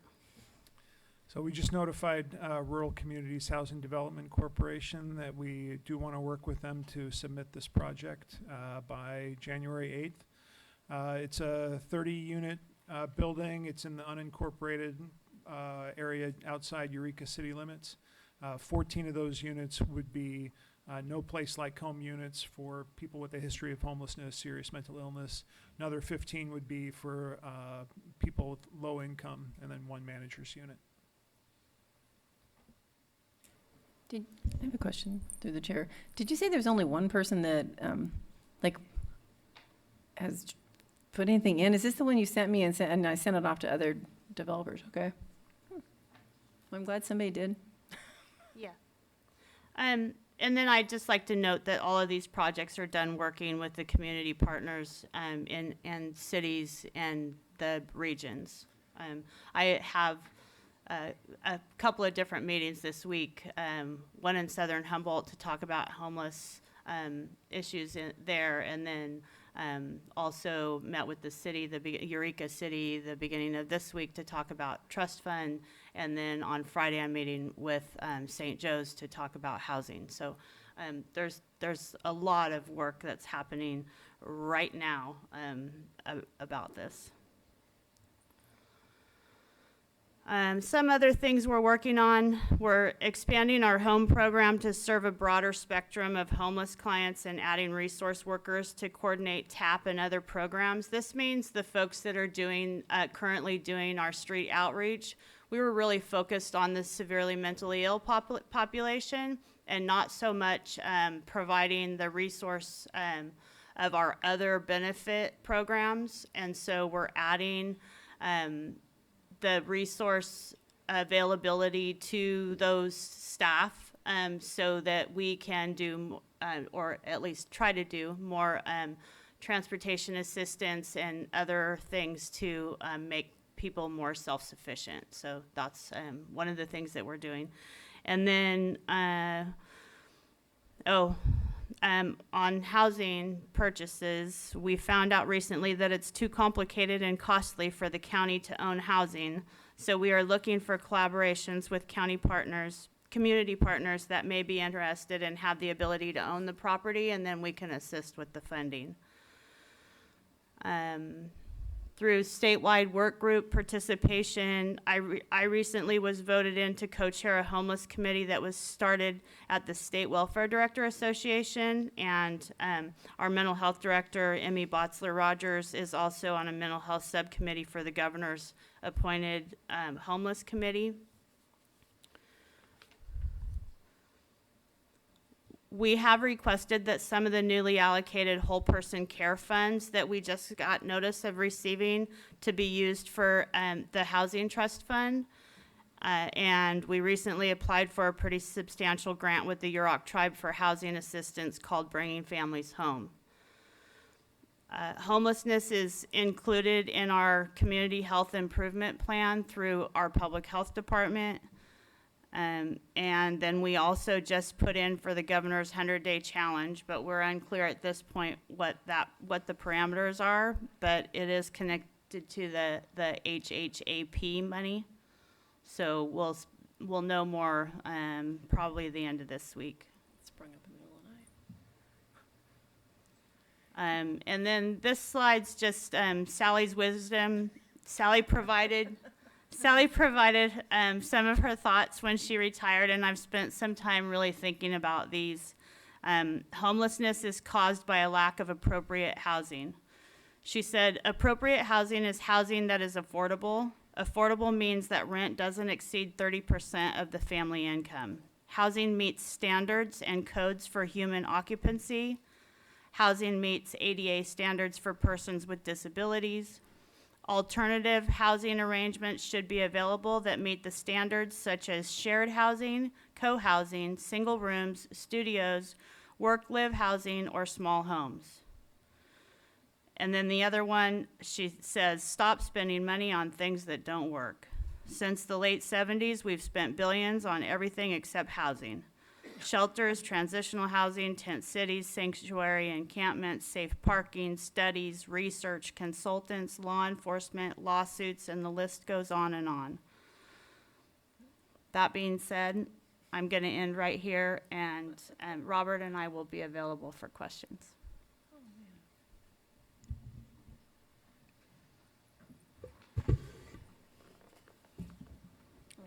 Mr. Wilson? Well, I for one appreciate all the work that you guys have been doing on this all these years and continue to, and as I participate in the various committees and efforts and all those things, I definitely think that you guys are working in the right direction. And I also would say that it's very difficult. It's still a resource dependent problem to solve. I mean, I say it all the time. We're in a country that exports 50% of the new wealth to 1%, spends the next 10 nations under the table for military spending. I mean, there is a reason why we don't see the allocations that we should in these arenas, and it leaves us kind of fighting for scraps, and oftentimes the arguments or the disagreements that we seem to have with each other are all on strategies to try and get to the exact same place. And so for that, I'm empathetic to that struggle that you guys have to deal with. And I know that it seems like we spend lots of money, and I definitely have leanings with regards to Sally's words there about housing. And it's not just about building new housing, it's also we have to start really thinking about the preservation of housing, and that preservation of housing comes in, where we lose not as much here, but I can tell you my experience on the Coastal Commission, there's permit after permit tearing down another fourplex for a 5,000 square foot second home happens all the time. And even when we start really talking about our short-term rental laws and things like that, and we start thinking about that, because if you're in a town where you convert in 100 short-term units into short-term rentals, imagine trying to rebuild those 100 units and what that would cost, within your housing stock. And so there are impacts to that end of the spectrum too. And so all I can say is thank you very much for the efforts you're doing in this regard, and I'm sure we'll do our best to help in that both at the building of new units, not just in these programmatic ways, but in a land use perspective as well, and then and just really advocating. So thank you so much. Sir, Mr. John. Thank you, Mr. Chair. Yeah, I too want to thank you for your work, and I look forward to the committee coming back to us January 7th, I believe it is, and I'm hopeful that the resolution that created the committee is also coming back before us.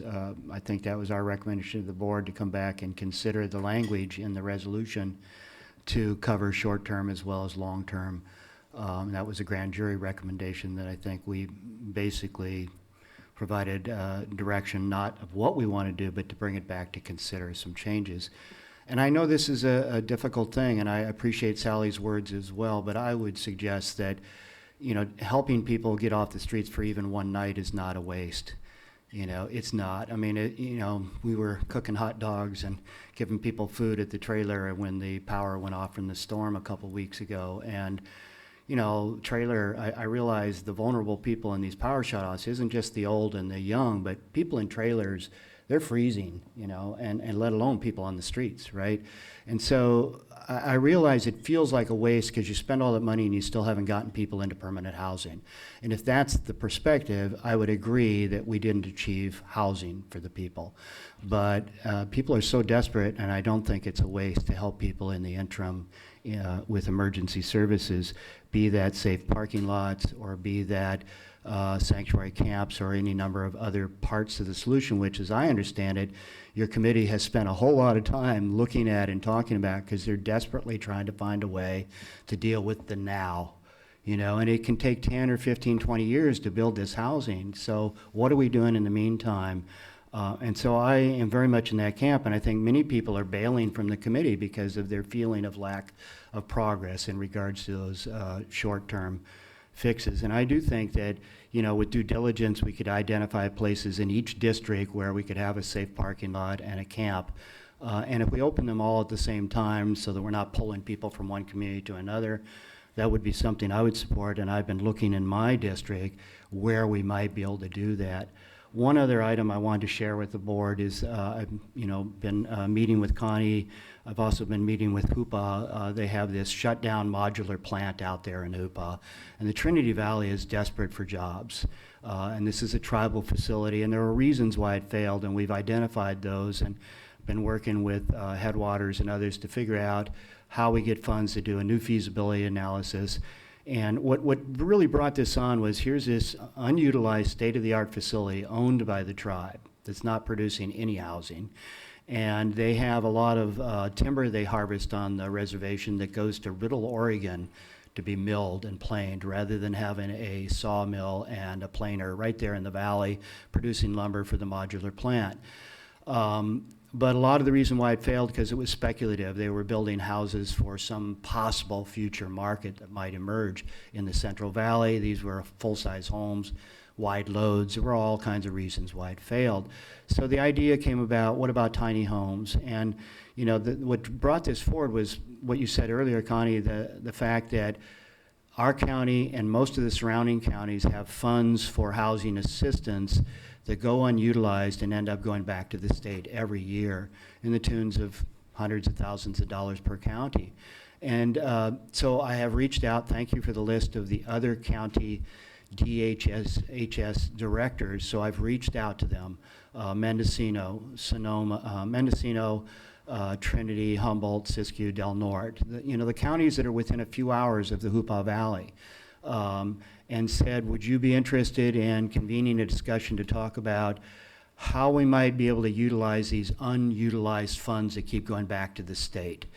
Could we find a way to contract with this facility that would be run by experts? The tribe realizes they need to bring in some expertise to run the plant. Could we have a way where we could contract for the building of so many tiny homes per year, put them on county, state, city surplus property, and use them for housing?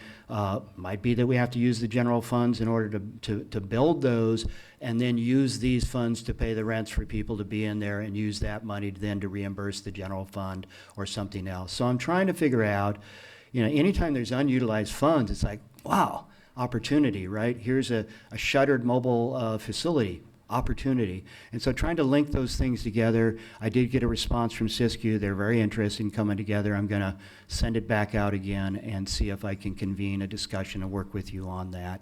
But that's one of the areas where I think we might be able to see some change in this puzzle as we move forward. So. Okay. Would you like any response on that? Yes, please. Any feedback? Yeah. I'm not familiar with any housing dollars that we're sending back to the state. Some of the HUD funds, however, do go unutilized on an annual basis. To the feds then. Yeah, and if somebody built some housing that could meet housing quality standards and wanted to set aside those units for people that are eligible for the HUD rental assistance, that Right. could be a beautiful thing. That sounds great. And sure. Well, that sounds great. I mean, any way we can tie these pieces together to move this forward, I'm very supportive of. So, thank you. So is Bess. Thank you, Mr. Chair. And I like how Connie started this with a picture of 1997, talking about how this has been going on. And I can't help but look in the audience and see Tina, who is not here for this item necessarily, but as a community member has been very involved in this process and churned through many, many iterations.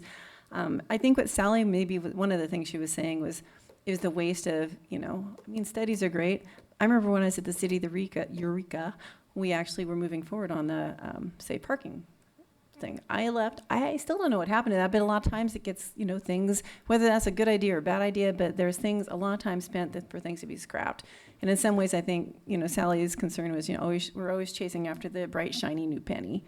But that is what we're forced to do because we get money sent to us and they have to meet certain parameters. So it's really frustrating. And I did want to say also, I know Robert and someone from the city of Eureka attended the homelessness event in Sacramento that the CSAC and the league sponsored. And, I know we're going to meet later, I think this month. I think it's this month. Could be next month, the way it's flying.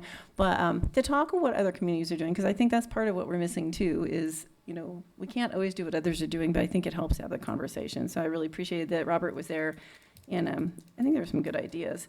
One thing I've always wondered, and maybe I'm wrong on this, because people have asked me, is why can't people live in RV parks?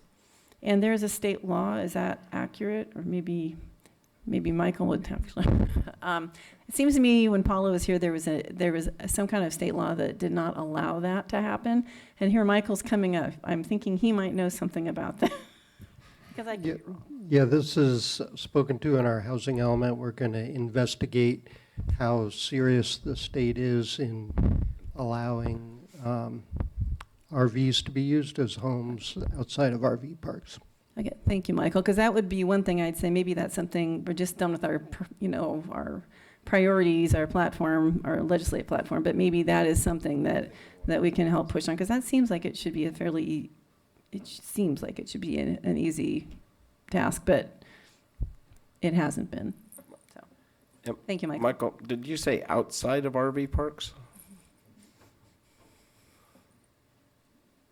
Yeah, the housing element contemplates investigating whether the State Department of Housing will allow us to develop a movable tiny homes program in our through our zoning ordinance and our building codes that would enable a park model or synonymous sort of units to be used as permanent housing.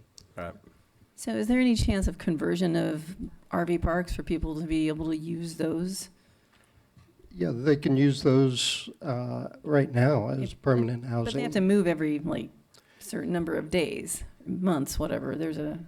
Anyway, it's an artificial constraint that I think is kind of silly. That's all. Supervisor Fennell? So I want to thank you very much, Connie and Robert, and look forward to having you down in Soham and talking with the group that's formed. I think what Sally was talking about is what she's learned from long experience, which is very similar to what was learned by people who did a study, except her study was just hands-on experience. And so at a certain point, she's tried this, that, and the other, and comes to this conclusion that really housing is the answer, no matter what. But I really appreciate the work that you are doing. I know that Robert did a great job in the point in time thing as well. It gives us a much better feeling for where we are here in Humboldt County. And there are funds out there. We just have to be creative in how we can figure out how to make this work, and appreciate everything you guys are doing. Really do. Supervisor Madrone? Thank you, Mr. Chair. And I really appreciate the housing element that the planning staff put together because that's going to help us as we come forward with the ordinances for that, to implement that. We're taking a far more proactive role as a county in trying to find these solutions and move forward. And having been involved in cleaning up the South Spit and everything else and doing the restoration out there, I actually remember back to a camp before that. I think there have always been camps. I mean, I remember growing up in the orange groves of Orange County, and there were hobo camps in the orchards, right? So it's always kind of been a thing. But long before South Spit was Sam Stanson's homeless camp along Clam Beach. Some may remember that back in the 70s and early 80s. And there were a couple hundred people in that camp. And once that was dissolved, then they moved to the South Spit.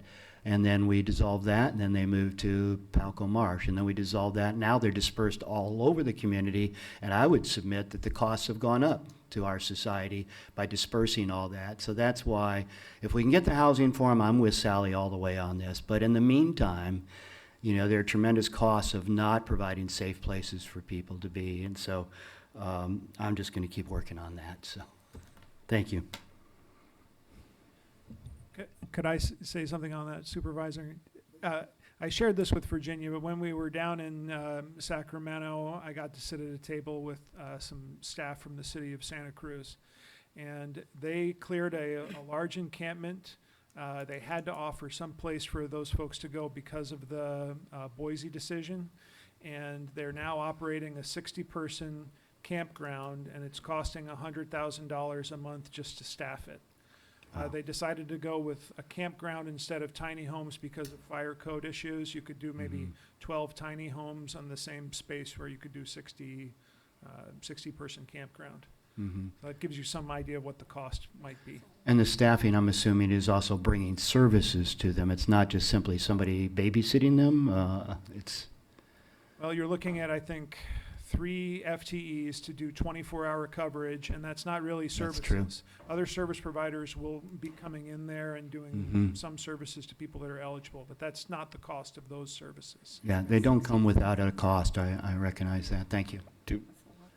I think, and the things that scare me about camps, and maybe one would work out here, but I remember the mayor of Sacramento, Kevin Johnson, put a camp down by the river bar, and it lasted just a hair over a year.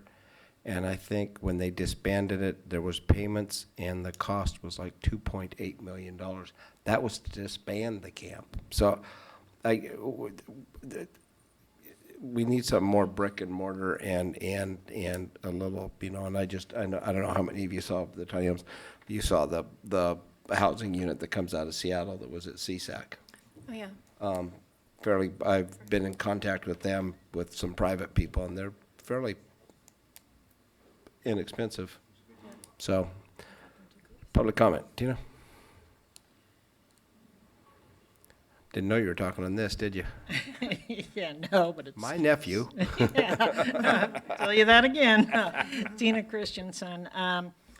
I've served on probably 7 committees for the homeless, and the only one I saw that ever bore real fruition was the one that Nick Frank had all of the people together on, the sheriff, the judges, everybody was together on, and that failed through county staff, not Connie, but through county staff. But his idea was ingenious, and he pulled everybody together.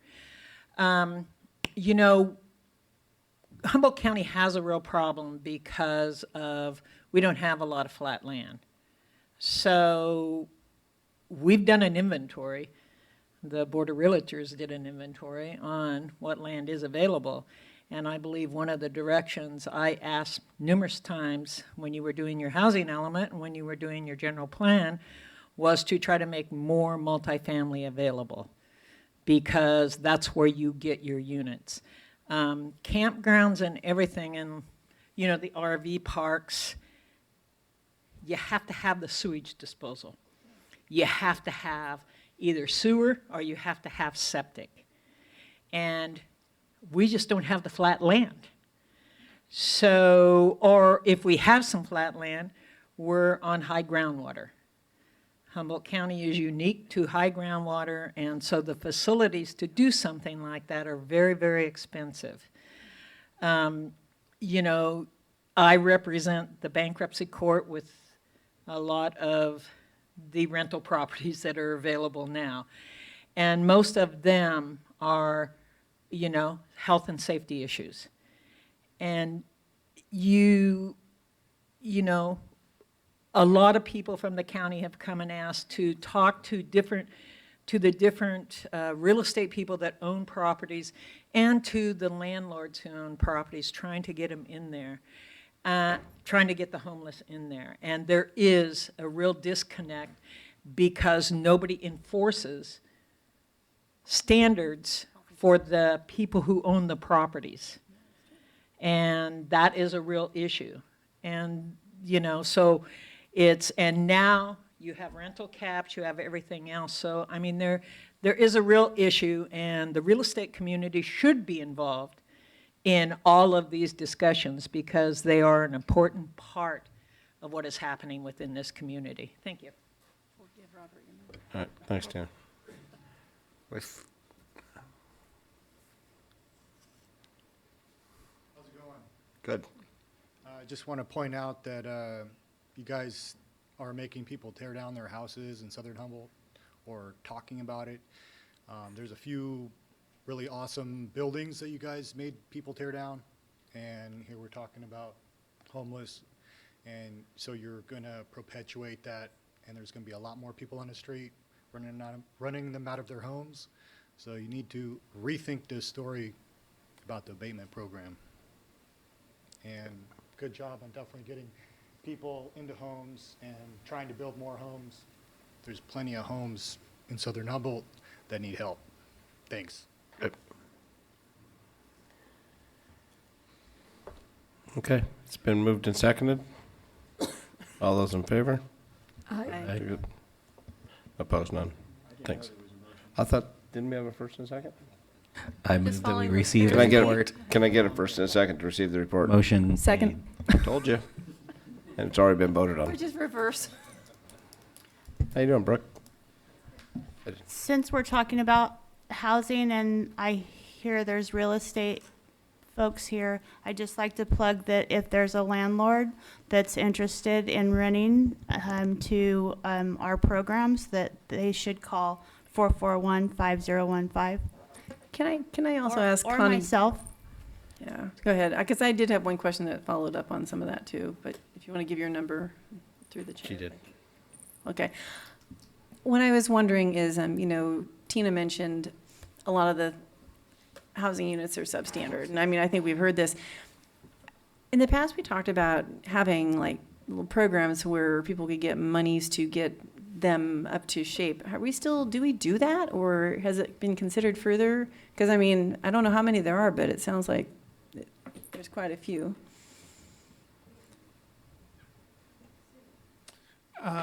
Well, that is one of the potential uses of the home heap allocation. That if a landlord has a unit and it's just not quite up to the standard where we can use our HUD rental assistance dollars, then we can consider doing some minor repairs to get it up to snuff if the landlord can't or won't do it for some reason. And can you tell how they can reach someone on that? 441-5015 is Maeve Gannon, the program coordinator. Are we involved, or is the city involved? I know 9th and H there's talk about redoing that, and the old Squires facility on Harris Street, I read, are being redone, both for supportive housing. I hope you guys know about it. No? I'm not in the loop on that. Wow. Okay, thanks. All right. Thank you. And now we do introduction.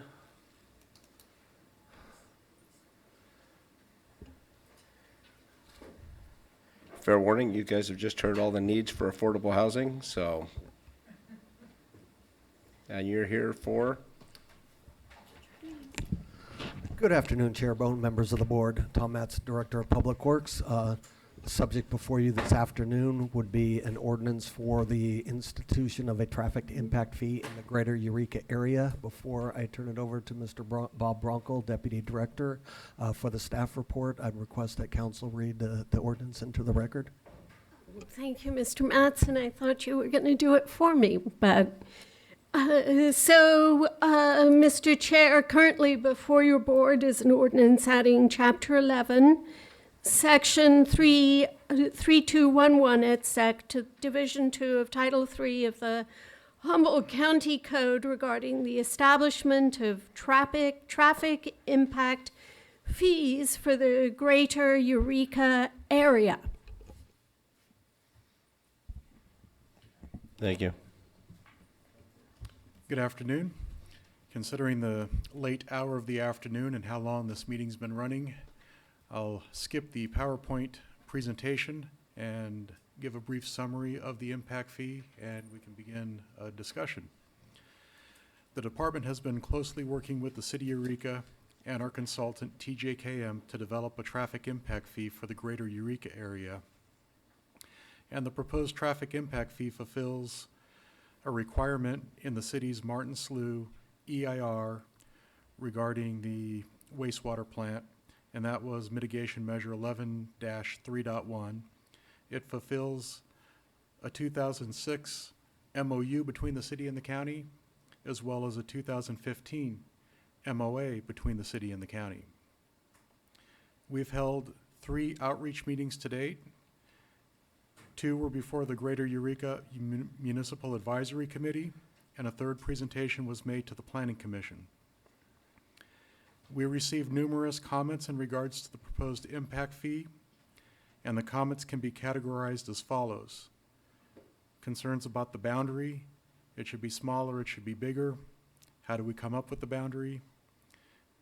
The uses for the fee: can it be used for fixing potholes? And the answer is no on that part. There are concerns about the growth projections that TJKM used, and that growth occurs so slow that we'll never collect enough money to go ahead and construct any mitigation whatsoever. There is a concern that vehicles mile traveled was not considered. However, that does not address congestion. There is also general opposition to fees and taxes. And there is also plain misunderstandings of what the fee would be. Some thought there would be toll booths constructed along roads that people would have to go ahead and pay as they go down the road. One of the challenges that we had was to define what the Greater Eureka area is. We ended up to look at the existing boundaries for the Martin Slough Interceptor project, the City of Eureka city limits, the county's Eureka Community Plan, the City of Eureka's planning area, HCSD service area, and the HCSD sphere of influence. And combining all of those together, that defines what the Greater Eureka area is. The consultant then went on to analyze that area and identified 13 intersections that need to be improved to address the cumulative growth of the area. Projects are located in both the city and the county. The fee is $2,065 for a single-family home, and in comparison, the City of Fortuna's 2016 fee is $2,200 for a single-family home. This fee is compliant with SB 13, which relates to affordable housing with respect to accessory dwelling units. And that Senate bill requires that housing that's created with less than 750 square feet not be charged any fee whatsoever, and accessory dwelling units in excess of 750 square feet are charged a proportional amount of the fee. This fee exempts all accessory dwelling units, therefore encouraging accessory dwelling units with no fee being charged to it whatsoever.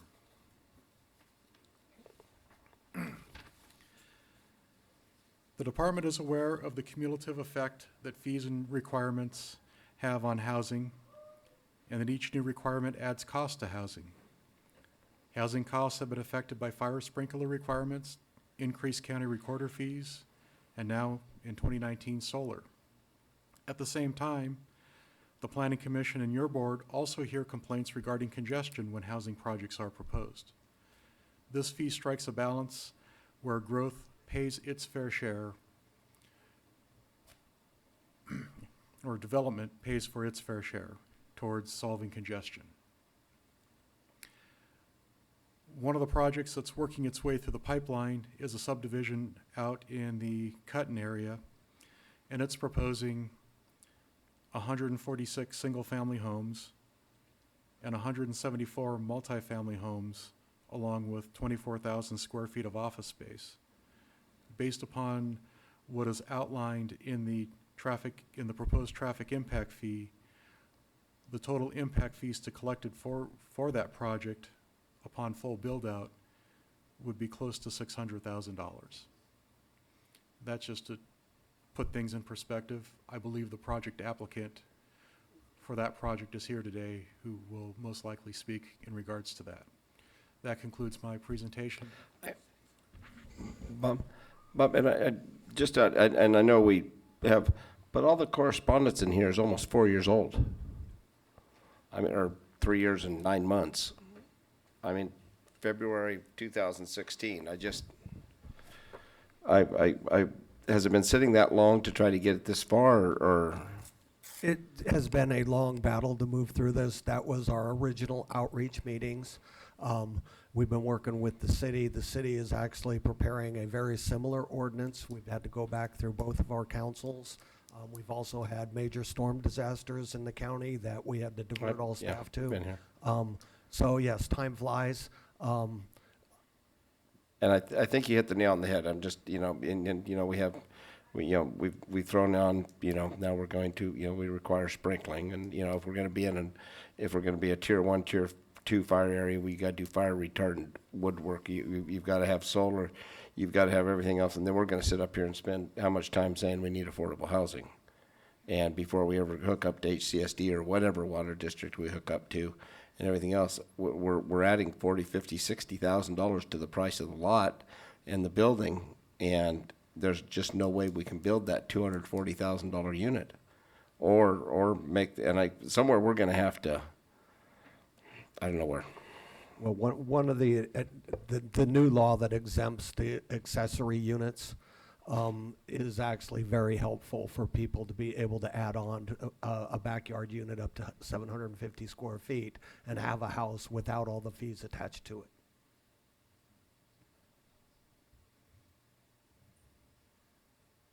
I might accept public comment on this item before we, is that right? Actually, I wanted to ask a couple questions first, if that's okay. Because I do want to hear You're going to public have more comment. after public comment. I know, but this is one of my ones in specific. What happens if we don't do it? Because I was with the city of Eureka at the time. I mean, lived both sides of this, and it is part of the mitigation measure for Martin's Slough Interceptor project. What happens if we don't do it, or if the city doesn't do it, or if we lessen this? I mean, I truly don't know. I mean, does money go away? Do they rip the pipes out of the ground? This affects the housing element that was certified by your board, and it would require going back and developing a new housing element and recertifying that. So that may be a bigger can I of think I'd rather worms. rip out the pipes. Okay. One of the alternatives that is set forth in the agenda item is that the board does have the option to go ahead and establish a fee up to the maximum that has been justified by the TJKM report. So there is a certain amount of flexibility that the board does have in establishing what the rate of that fee would be. But we have to do the same rate that the city of Eureka does. And that's kind of how I was reading this in here. Is that wrong? That's kind of how it sounded. Ideally, it should be the same. Ideally, but not necessarily. Okay. And the city's a little bit behind in getting their ordinance together. I know they're diligently working on it at this time. We need to go ahead and get ours adopted prior to the end of the year to keep everything on track and protecting the housing element. Okay, thanks.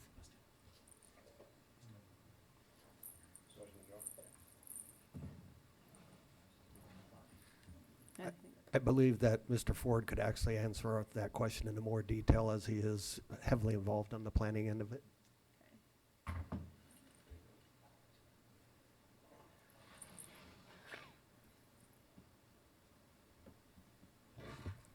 Thank you, John Ford, Planning and Building. Just to clarify, it would not require recertification of the housing element. The housing element calls for a couple of options if this is not done.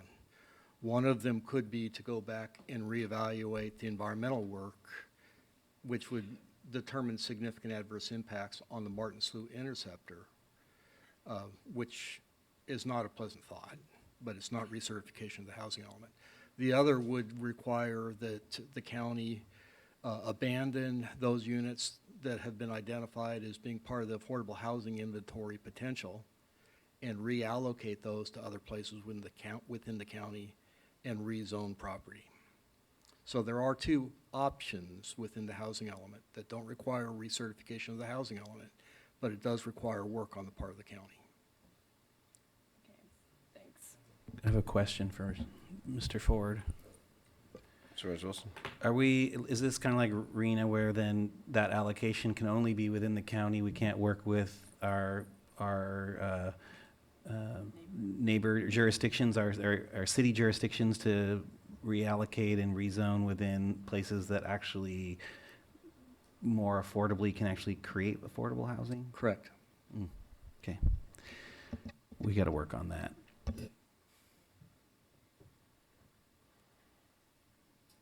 Public comment?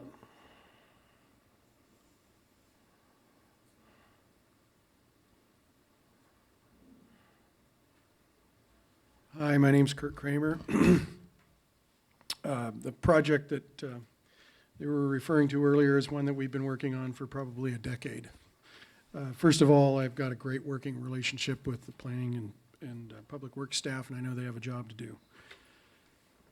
You're looking at one of maybe 5 developers that are left in Humboldt County right now, and there isn't anybody under 50.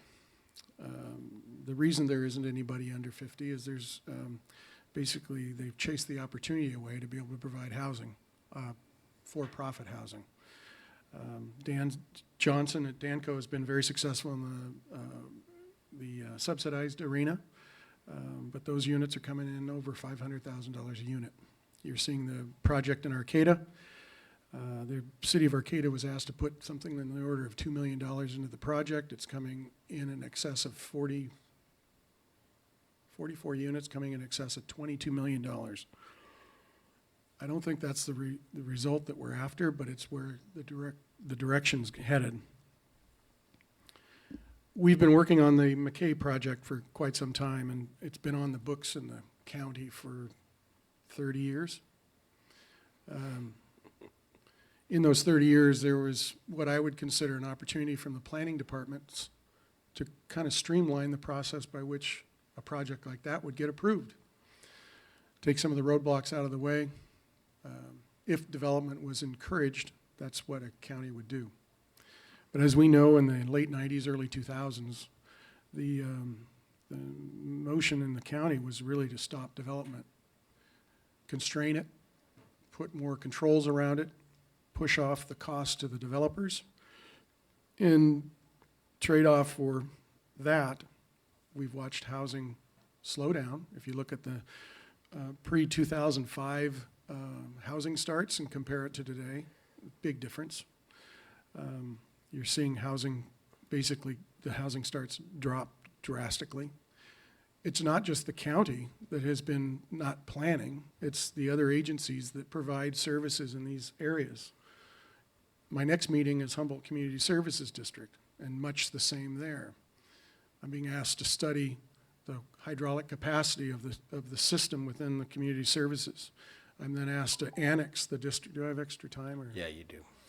Then I'm being asked to actually provide the annexation process by which to take my project that's currently in the sphere of the development area and then bring the services district into my area.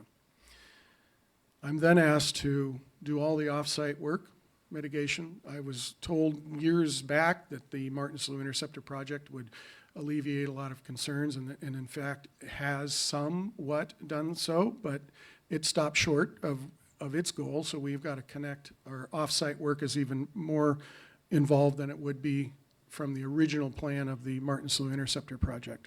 We have to go further to catch it. In other words, it was supposed to come closer to our project. I guess what I'm telling you is that we're at this perfect spot where housing isn't getting built. The developers are seeing the risk, and the economic reward by taking on the risk is so great that they're not doing it. There's a few of us that have some land left that we were trying to get developed, but we're getting to that place where I think we're going to find that the cost to develop and the ability to sell, there's a disconnect, and it's going to cost us more to build it than we can actually sell it for. This is coming from somebody that started in Humboldt County 35 years ago, building my first house on a 25-foot wide lot for $39,900. I have sold 95% of my housing starts into first-time home buyers, and no first-time home buyers are buying anything that we can build today. It's too expensive. As Bob mentioned earlier, we are now going to January, where we're going to be doing what is effectively rooftop solar and zero energy on these houses. And that's going to add somewhere between $10,000 and $20,000 to the price of this house. We've got $2,000 being proposed per unit, $600,000 over our project. And part of my frustration is that fee doesn't even cover all the impacts that this project is exposed to. So it's kind of like, do we charge a fee that covers everything, or are we just going to charge a fee that covers part of it, and then I still got to go back out and fix it? I think John Ford and I have had numerous conversations, and he's been very helpful in the ability for me to start a project on Hubbard Lane, which is a 66-unit senior complex. And I think it's much needed. I know it's much needed because we have another 93 units across the street. It has a waiting list. So we're building a product that's needed, but it's taking us an incredible amount of time. I mean, it's not unusual for us to buy a piece of property and then take 4 to 5 years to get it developed. In a project of the McKay Tract scale, it's more like 5, 10, 15 years. I'm in an EIR process, and I've probably spent close to $500,000 to date. And I can't tell you the amount of times I wake up in the morning and find out there's some other hurdle to go over. And we're getting to the edge where we're just not going to do it. And if you take me out of the equation, there's 25% of your development community in Humboldt County. I can tell you they're retiring at a pace that I wonder, you know, back in the old days of the Kirk Gerard era in the planning department, we were considered a special interest group when we were asked to attend meetings, and that we would be considered no more valuable than if we were just a special interest group. And we look back on those days and go, if they don't talk to the development community about what it takes to develop housing, how in the world are you going to build it? Who does this stuff? We do. If you go by my job site, you'll see 50 people working. Jobs, people are going to work, lumber's getting ordered, sales taxes are getting paid, property taxes are going from, on that particular project, 500,000 to probably over 6 million. And that'll go on forever. But we constrained this so much that it's just about ready to break. So while I can appreciate Public Works' position, and I know that they have a obligation to meet some criteria along the Martin Slough Interceptor project, I'm very concerned that you put this fee on and you're going to stop housing from happening. And then all we'll have is a fee that very few people will pay. And it sounds like the exemption is you're going to get a lot of ADU units out there, but there will be no new construction. That is a big concern, and it should be a concern of all of yours. Kurt, I'll answer any questions. Kurt, and the reason I gave him more than 3 minutes is you opened it up by bringing up his subdivision as the example. So I figured he needed a full explanation, so I wasn't playing favoritism. With that being said, the 170 some odd units, you're talking multi-units, that was originally scheduled as workforce housing to meet the needs. Is that still what that's going to be, as workforce housing? So originally that project got started in the 90s, and it was a 249 unit single-family residential subdivision, not unlike Lombard Hills.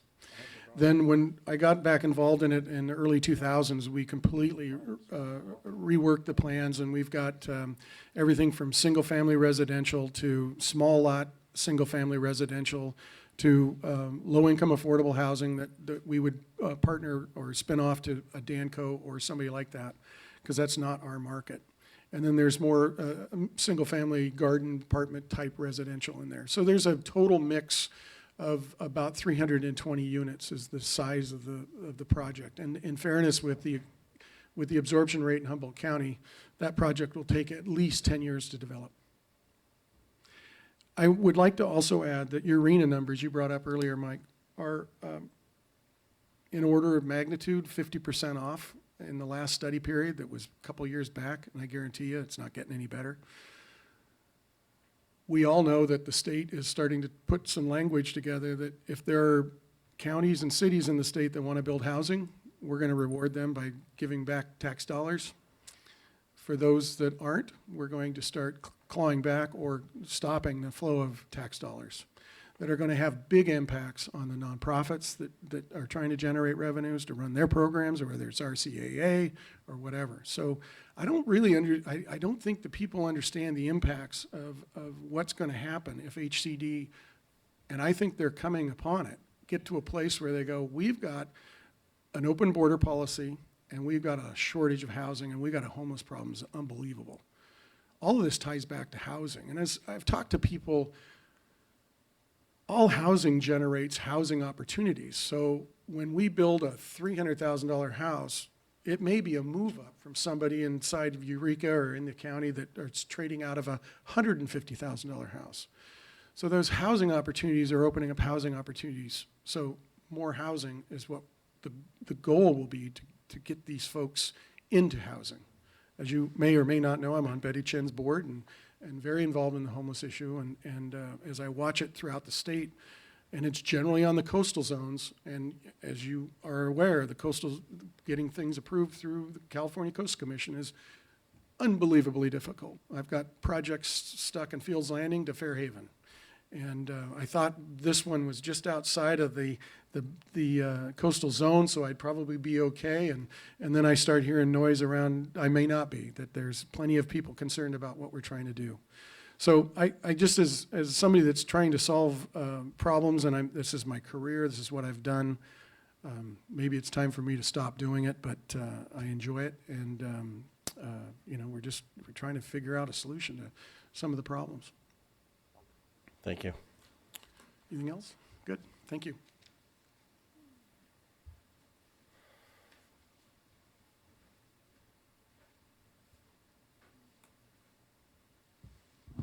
Tina Christensen, that letter is from HAR, and it's a recap of the letter that we did in 2016. There have been no meetings since then on the increase in the price of these sewer hookups. I mean, of the Martin Slough Interceptor transportation fees. They started out in the EIR as $1,200, and there was boundaries set at that time. And now it sounds like the people who did the study are coming in and changing the boundaries to give you what you need as far as money goes. I am in total support of what Kurt Kramer just told you. I represent 3 builders, and I can tell you that the cost to build a house now is between $200 and $250 per foot. So we can't do these traffic fees with the solar, with the sprinklers, with the sewer and water hookups. They're about $10,000 per unit, per sewer, per water.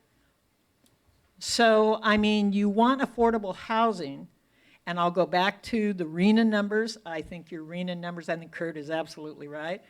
I went to HCD, spent a lot of time down with HCD when Kurt Gerard was here and we had the housing element. That was a farce. We went out, we did an inventory on the land. And, you know, you can pull a bunch of things together, and that's exactly what the planning department did at that time, was put numbers in on land that couldn't even begin to arrive at those numbers.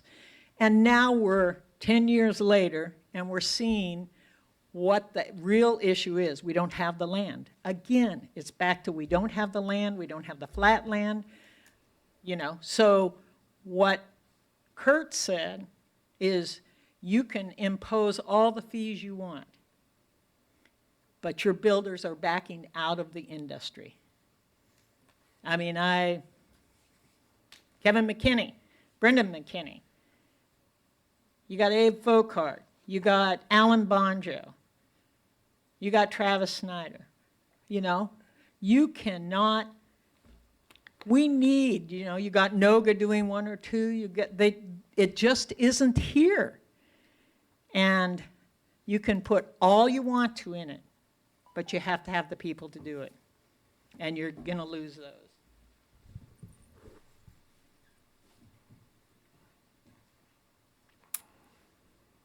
Supervisor Bass. Thank you, Mr. Chair. It's interesting, and we've been talking about the housing, because I mean, obviously that is a huge conversation all the time now. But there's also other fees that were potentially established for different types of businesses. I don't know if anyone heard any feedback much on those. I think I got one email, but I'm just kind of curious. Is there a divide here between the housing piece and other things that might be developed? I don't know if there's latitude in there. I don't know if it matters. And the other, beyond that, where it says gasoline service stations, it says 11,460.75 per fueling station. Is that per island, or is that per addressed unit? That's for per position, that's per pump. No. So a normal I'm sorry, but for a normal gas station on Broadway would be $100,000 for 10 pumps? Or 8 pumps? Is that per island? Or are you talking per pump or per? Am I reading that wrong? It's a gas station guy question.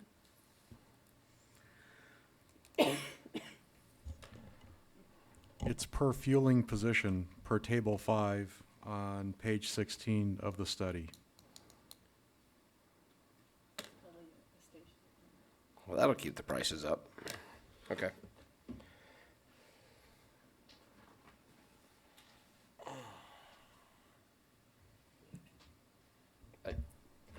Through the chair, if I may. Please. I have a different perspective on this. I mean, from my view, it seems like in my reading of this, the fees would be used to increase capacity. Is that how you would, in vehicular capacity, is that what you would summarize from this? It's reducing congestion at intersections by making the intersections more efficient, which I guess in turn is improving capacity as you're getting more cars through an intersection in a shorter period of time. So, I mean, from my perspective, I mean, it relieves congestion, I guess, at a point in location, I guess. But in the end, if it's just encouraging more driving from the outside, you're just going to push that congestion into the inside. I mean, if everyone's goal is to get to, say, Eureka, that's generally speaking where they're going to be doing their business, that's where most people do it. All we're doing is pushing that traffic, just making traffic worse in Eureka. I mean, from my perspective, real reduction comes from increasing public transport. It comes from increasing alternatives to driving, and that's where you get decreases in congestion. For the most part, what we've always seen is every time you create more capacity for vehicles, you just create more congestion down the line somewhere else. And I am not that excited about using fees to create more congestion and to promote more sprawl, to be quite honest. And I would be interested if we had these fees that maybe we were able to reduce those fees in ways that if the development seeks to actually not create congestion by addressing some of those things, addressing providing for the facilities for pedestrian and bike commuters, and also dealing with how being developed in a way that allows for public transport to be a part of what it's doing. Otherwise, we're just making it worse, and these fees are pushing us in the wrong direction. Or even for requiring or having electric vehicle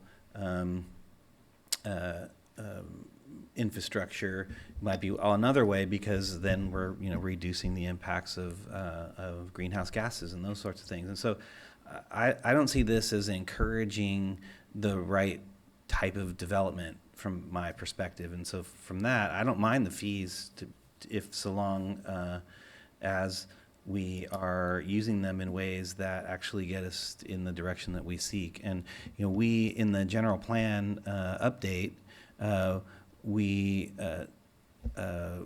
had overriding considerations with regards to greenhouse gas emissions related to traffic in the greater Eureka area, as if there's anything greater than greater Eureka area, because we didn't address that. I mean, and I think that this goes further to not addressing that. It actually will compound that problem, and for that reason, that's why I'm not supportive of it. It's a totally different reason than other people are not supportive of it, but it's my perspective.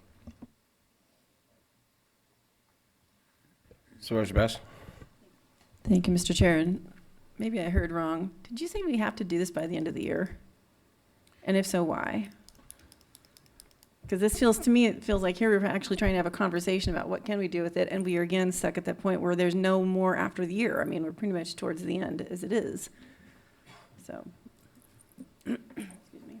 It's my understanding that there may be potential litigation with respect to not having this done prior to the end of the year. If John Ford is still in the House, he may have more particular We have a lot of details. litigation. So, no, sorry, I shouldn't laugh about it. But what is it? But yeah, I'd like to know more.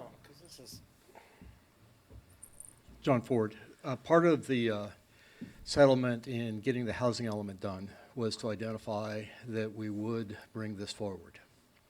And if we didn't bring it forward, then we would look for alternative properties to rezone. So if it's not done, we will be in a position where we're going to be looking to rezone properties to bring additional residential housing online. But you are bringing it forward. Doesn't it allow to bring it forward and then bring it, I mean, maybe not. Well, the language unfortunately is pretty clear. It says, if the county and city have not adopted the measure by December 31st, 2019, the Planning and Building Department shall bring forward a program to either amend the project EIR or take other actions to address the requirements of the traffic mitigation measures for consideration by the Board of Supervisors and City Council. So we will be putting together a program for you very shortly if this is not adopted.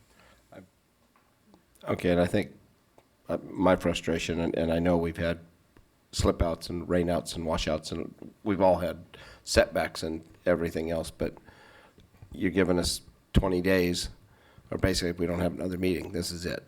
You're not going to get on any other meeting. And I think we got an offer from the Board of Realtors of looking at a property to rezone to multi-unit. And I don't know, because I can't accept this the way it is, because the only people that are really, I heard from quite a few developers. There's not very many of them, but I seem to have a connection with them. But this is almost unsustainable for them with everything else that's coming out. In 2016, before solar, before fire, before all this other stuff, you might have got a lot. And compared to fire and solar, this isn't very much. This is just a couple $1,000s here, a couple $1,000s there. But the problem is they're getting a couple $1,000s to death and putting everything out. And you know what I'm saying. I'm being very redundant here and things like that. So I, as uncomfortable as it may be facing a lawsuit, or we look at properties and work with our partners to look at property to. So I don't feel comfortable voting on the way it sits. So, and I'm thinking, and if I could clarify, Yeah. I don't know that there's an immediate lawsuit as a result of this. I think that there are two things potential. going on here. There is the housing element that we need to address, and then there's the relationship between the city of Eureka and the county of Humboldt in addressing this. And so those are two different things that we can work on in the coming year. I know that we're going to go over the policy deadline, but there is the ability to work things out, even though we pass a deadline. And I just, and I'll come back because we're using the Kramer subdivision talk out there, and long before that, that was the LP subdivision, and I brought that property with the Redwood Fields out of TPZ and was probably more intimate with all the drawings and what they had planned to do with the homes, and I still have the drawings, Kurt. But with that being said, there's going to be so many other restrictions and road improvements that they're going to have to do, Arbutus, Cedar. I mean, there's going to be so many other road improvements they're going to do. And we just spent $400,000 there on a traffic light, and I'm just wondering what $600,000 would actually buy us, since it's not going to go to roads, it's just going to help with congestion. So It will go for future signals. And the one that at Redwood, that had to come basically out of the road department because development did not pay for it. The traffic impact, it's hard to digest.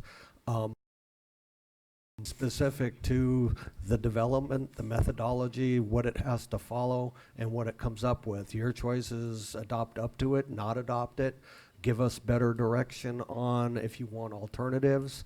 The city has still not adopted this. We don't have and so you know, as staff, we're going to try to do what you want us to do. But if we don't have the developers pay for this, the general public are going to have to pay for the future signals without a developer share, because the demand will come. And we did a similar project on Myrtle. Full traffic and come up with a cost share that we had to match. This Still can't pull out from Hellsport onto Myrtle. There's you No, got to develop years later.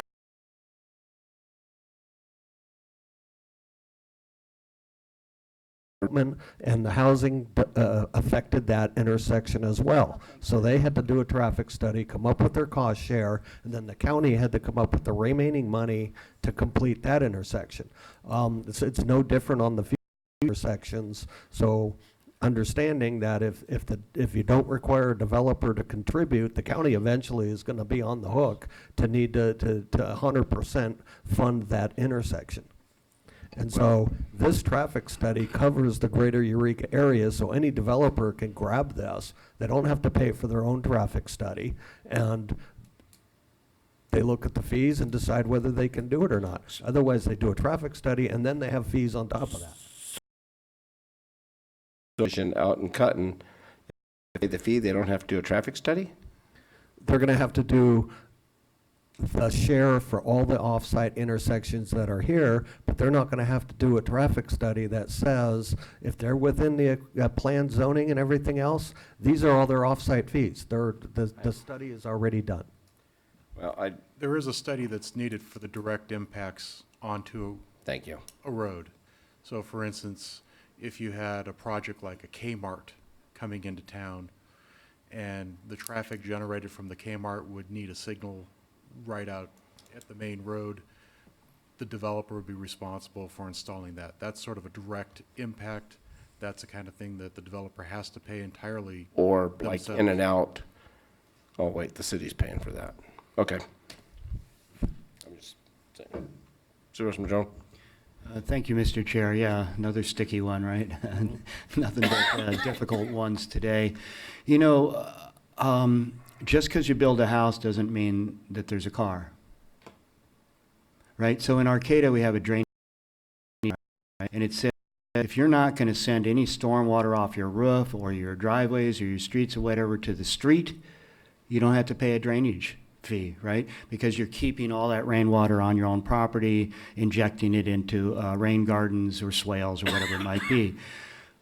I would suggest that it might be good to start being more innovative about these traffic impact fees and approach it in a way that incentivizes less cars, which creates less congestion. And one way to do that would be to say, let's not attach this fee to housing at all.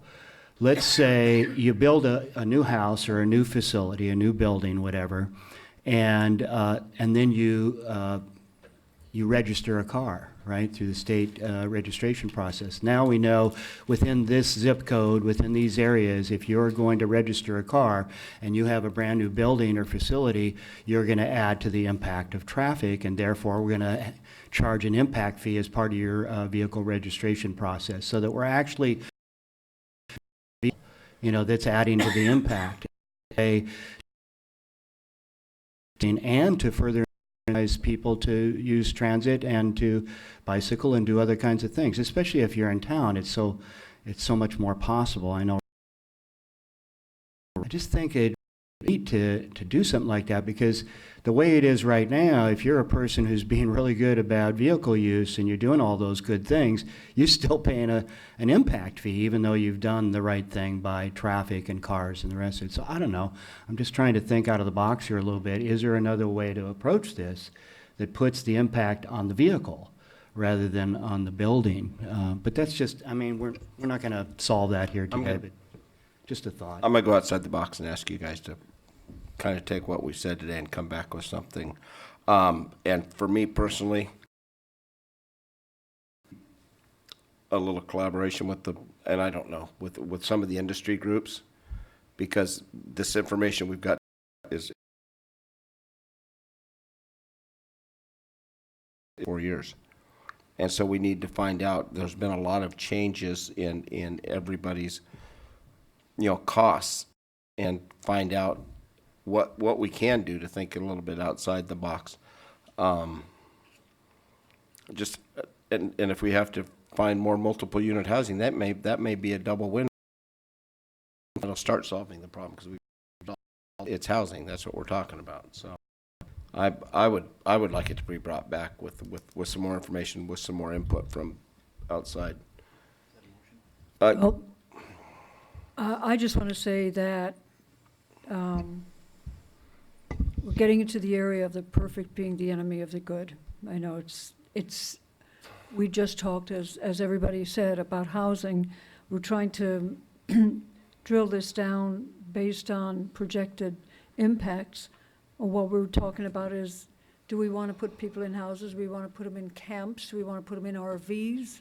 And we've got developers who said, we'll build you houses, but it's going to be so expensive to build the house that we're just going to walk away. And I think that, having again been down in San Francisco, talking with colleagues from across the state, talking with legislators, this is an issue that is huge in California, and we do need for them to understand it's a rural issue too. And so there may be ways where we can look at the state government and say, well, this is public transit, this is public roadways, everything's public.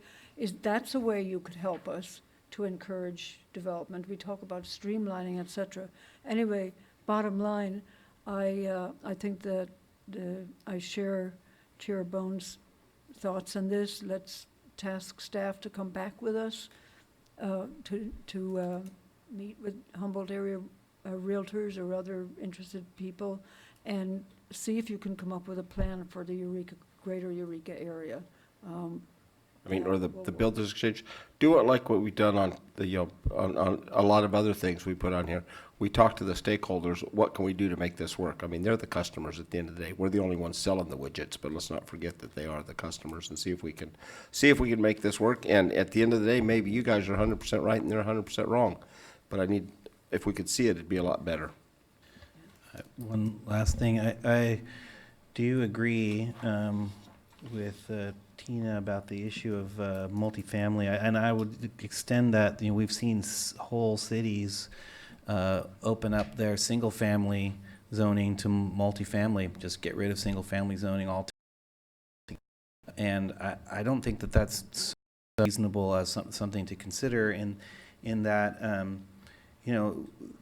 that single-family zoning is just showing to be more and more expensive to sustain. Again, we did this Measure Z stuff because we're trying to sustain a development pattern outside of our incorporated areas that can't sustain itself. And part of the reason we're asking for these fees is because there are long-term impacts to this spread that's occurring, whether it's traffic or whether it's public safety or whatever it is, and it's getting harder and harder to sustain it. And we're seeing part of, again, younger people trying to buy into homes are having a hard time because people living in single family lots oftentimes can't even maintain them because they're both working people now. The model by which those neighborhoods were created, the way people lived at that time, is not really the way people do things now, and they're having a harder and harder time to even maintain that much property. And it's just it's the distribution is just so that it's going to be really hard for us to keep assuming that we can have that same growth model. And I do want to recognize that Mr. Kramer's development has a lot of multifamily elements to it, and so I want to make sure that he's not feeling like criticizing that in that particular way. But we do have to account for that, and I think this model just looks a little old from my perspective in terms of how we do the fees and what they promote and what they reward. So that's all. I'm ready to move on. Does that give you enough information? Certainly does. Okay. Do we need a motion on that, or do you Need nodding heads. All right. I make a motion that we receive the report and ask staff to come back with something different based on our conversation. With It's not a using- report, it's something. Well, if I could make a suggestion. Sure. What we're looking for is a way to meet the requirements of the EIR.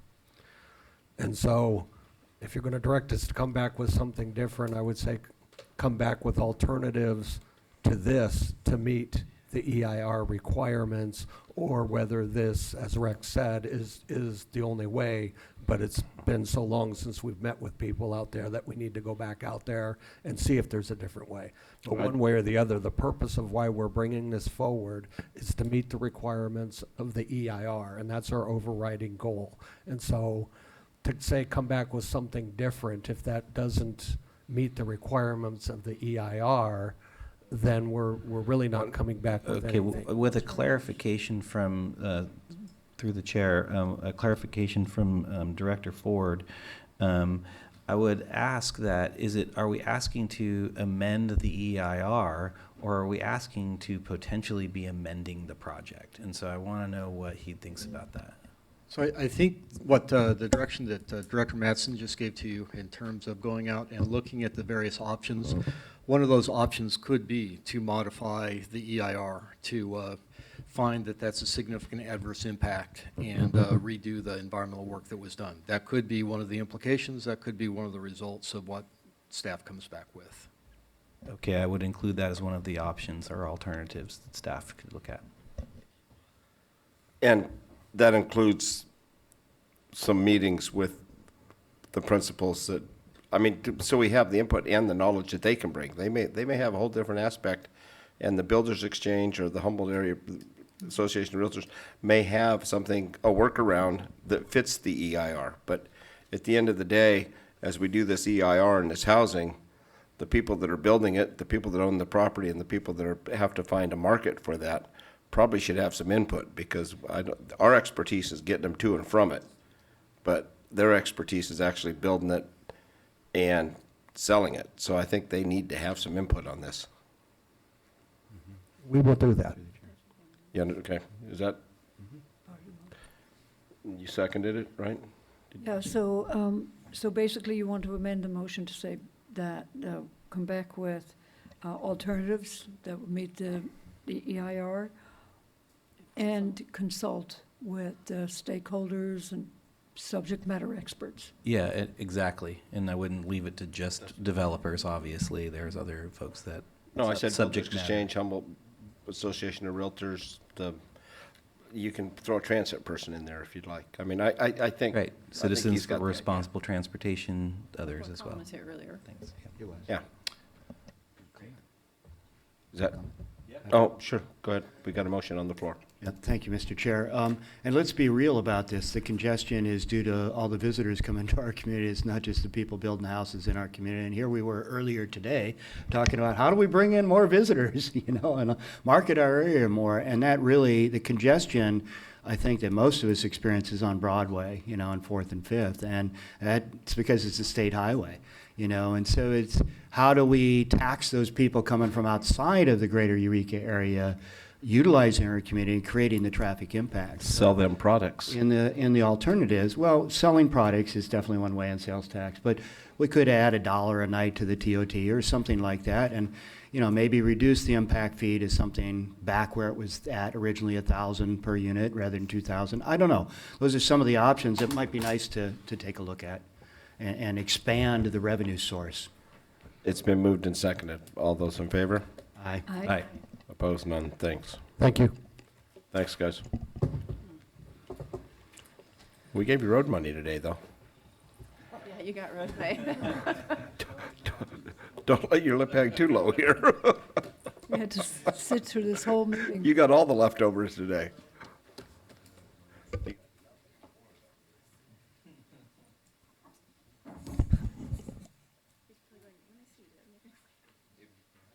If you can make an abridged version, I want to get Mr. Wilson to the airport on time. Yeah, absolutely. And I have to go go to Sacramento and go play Santa Claus too, so.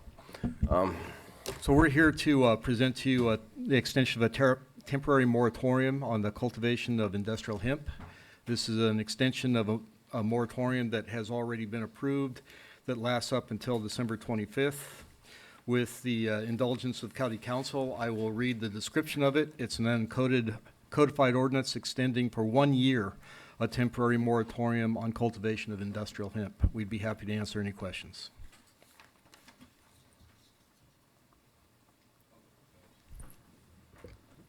This doesn't affect the cities. I move Please. staff recommendation. Second. It's been moved and seconded. Public comment? Wow. Oh, okay. I have a petition from the Humboldt Hemp Alliance. I'd like to over 100 signatures.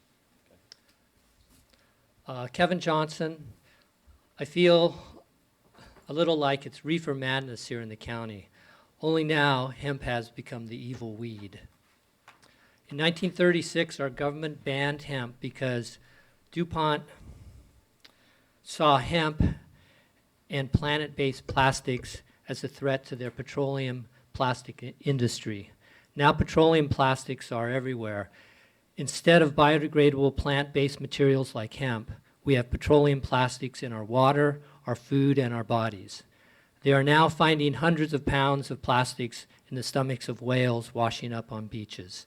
Scientists estimate that in 20 to 30 years, there will be more plastic in the ocean than fish, all because we chose DuPont over hemp. You spent over $70,000 on the industrial hemp program that you never reviewed before the public as our elected officials. At the very least, you should allow a pilot program for this upcoming season. People are starting to choose hemp. The U.S. hemp industry is estimated to reach $23 billion in 3 years, according to the Brightfield Research Group. Humboldt should be part of this plant-based revolution. What would 16-year-old Greta Thunberg say about your choice to ban hemp? She would say, "You are stealing my future." Don't make the same old mistakes that put us in this environmental catastrophe we face today on this earth. I hope that you are better than that. At this point in our world of climate crisis, we need it all. Hemp oil and fiber to replace petroleum plastics, fuel and paper, hemp seed for food and health, hemp CBD to wean ourselves from dangerous pharmaceuticals. Hemp may just save the planet if you let it. Again, I encourage you to consider some kind of pilot program for this upcoming season. Thank you.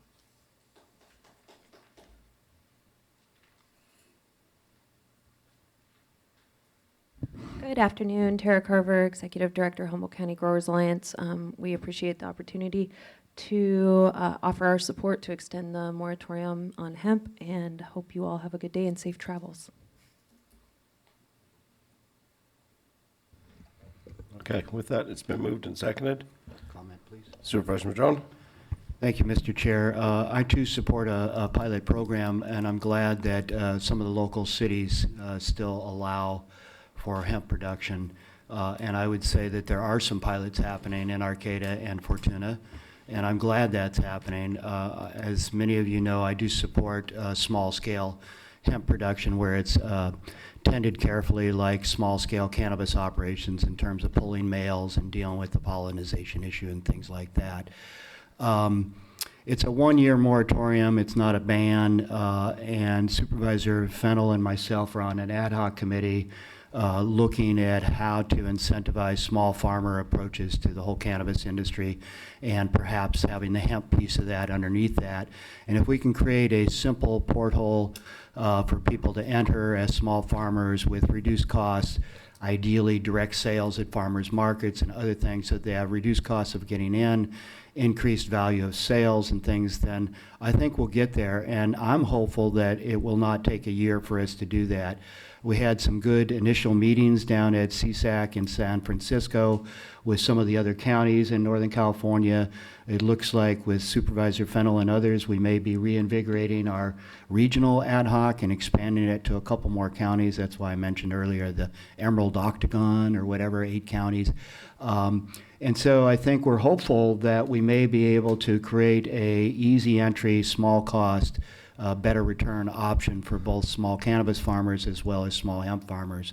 And so I'm hopeful we'll get that done in several months. Maybe it'll take 6 months, but I'm absolutely hopeful that it won't take a whole year to get there. And the current pilots that are happening in Arcata and Fortuna certainly can inform us. And I hope that those that are involved in those will bring that information forward to us as we work to craft these simplified approaches for small farmers. But that's kind of what I'm thinking in terms of where we're heading with this. So. And I hope you can report, aren't the Yurks have a pilot? Yurks are doing Thank you. their thing as well, and then other counties are definitely growing hemp at a large scale for fiber and seed and other things, whether that's Oregon or Kern or wherever, although Kern got the wrong seed, so at least one farmer did anyway. But $2 billion worth of stuff with the wrong seed. I'm sorry. Supervisor Wilson? Yeah, and I do think we have a big difference here in this discussion between whether it's CBD and whether it's the fiber. And when we're talking about plastics production, I think that is on a whole scale that is beyond, I think, what is practicable in Humboldt County. And I could be wrong about that in terms of producing plastics.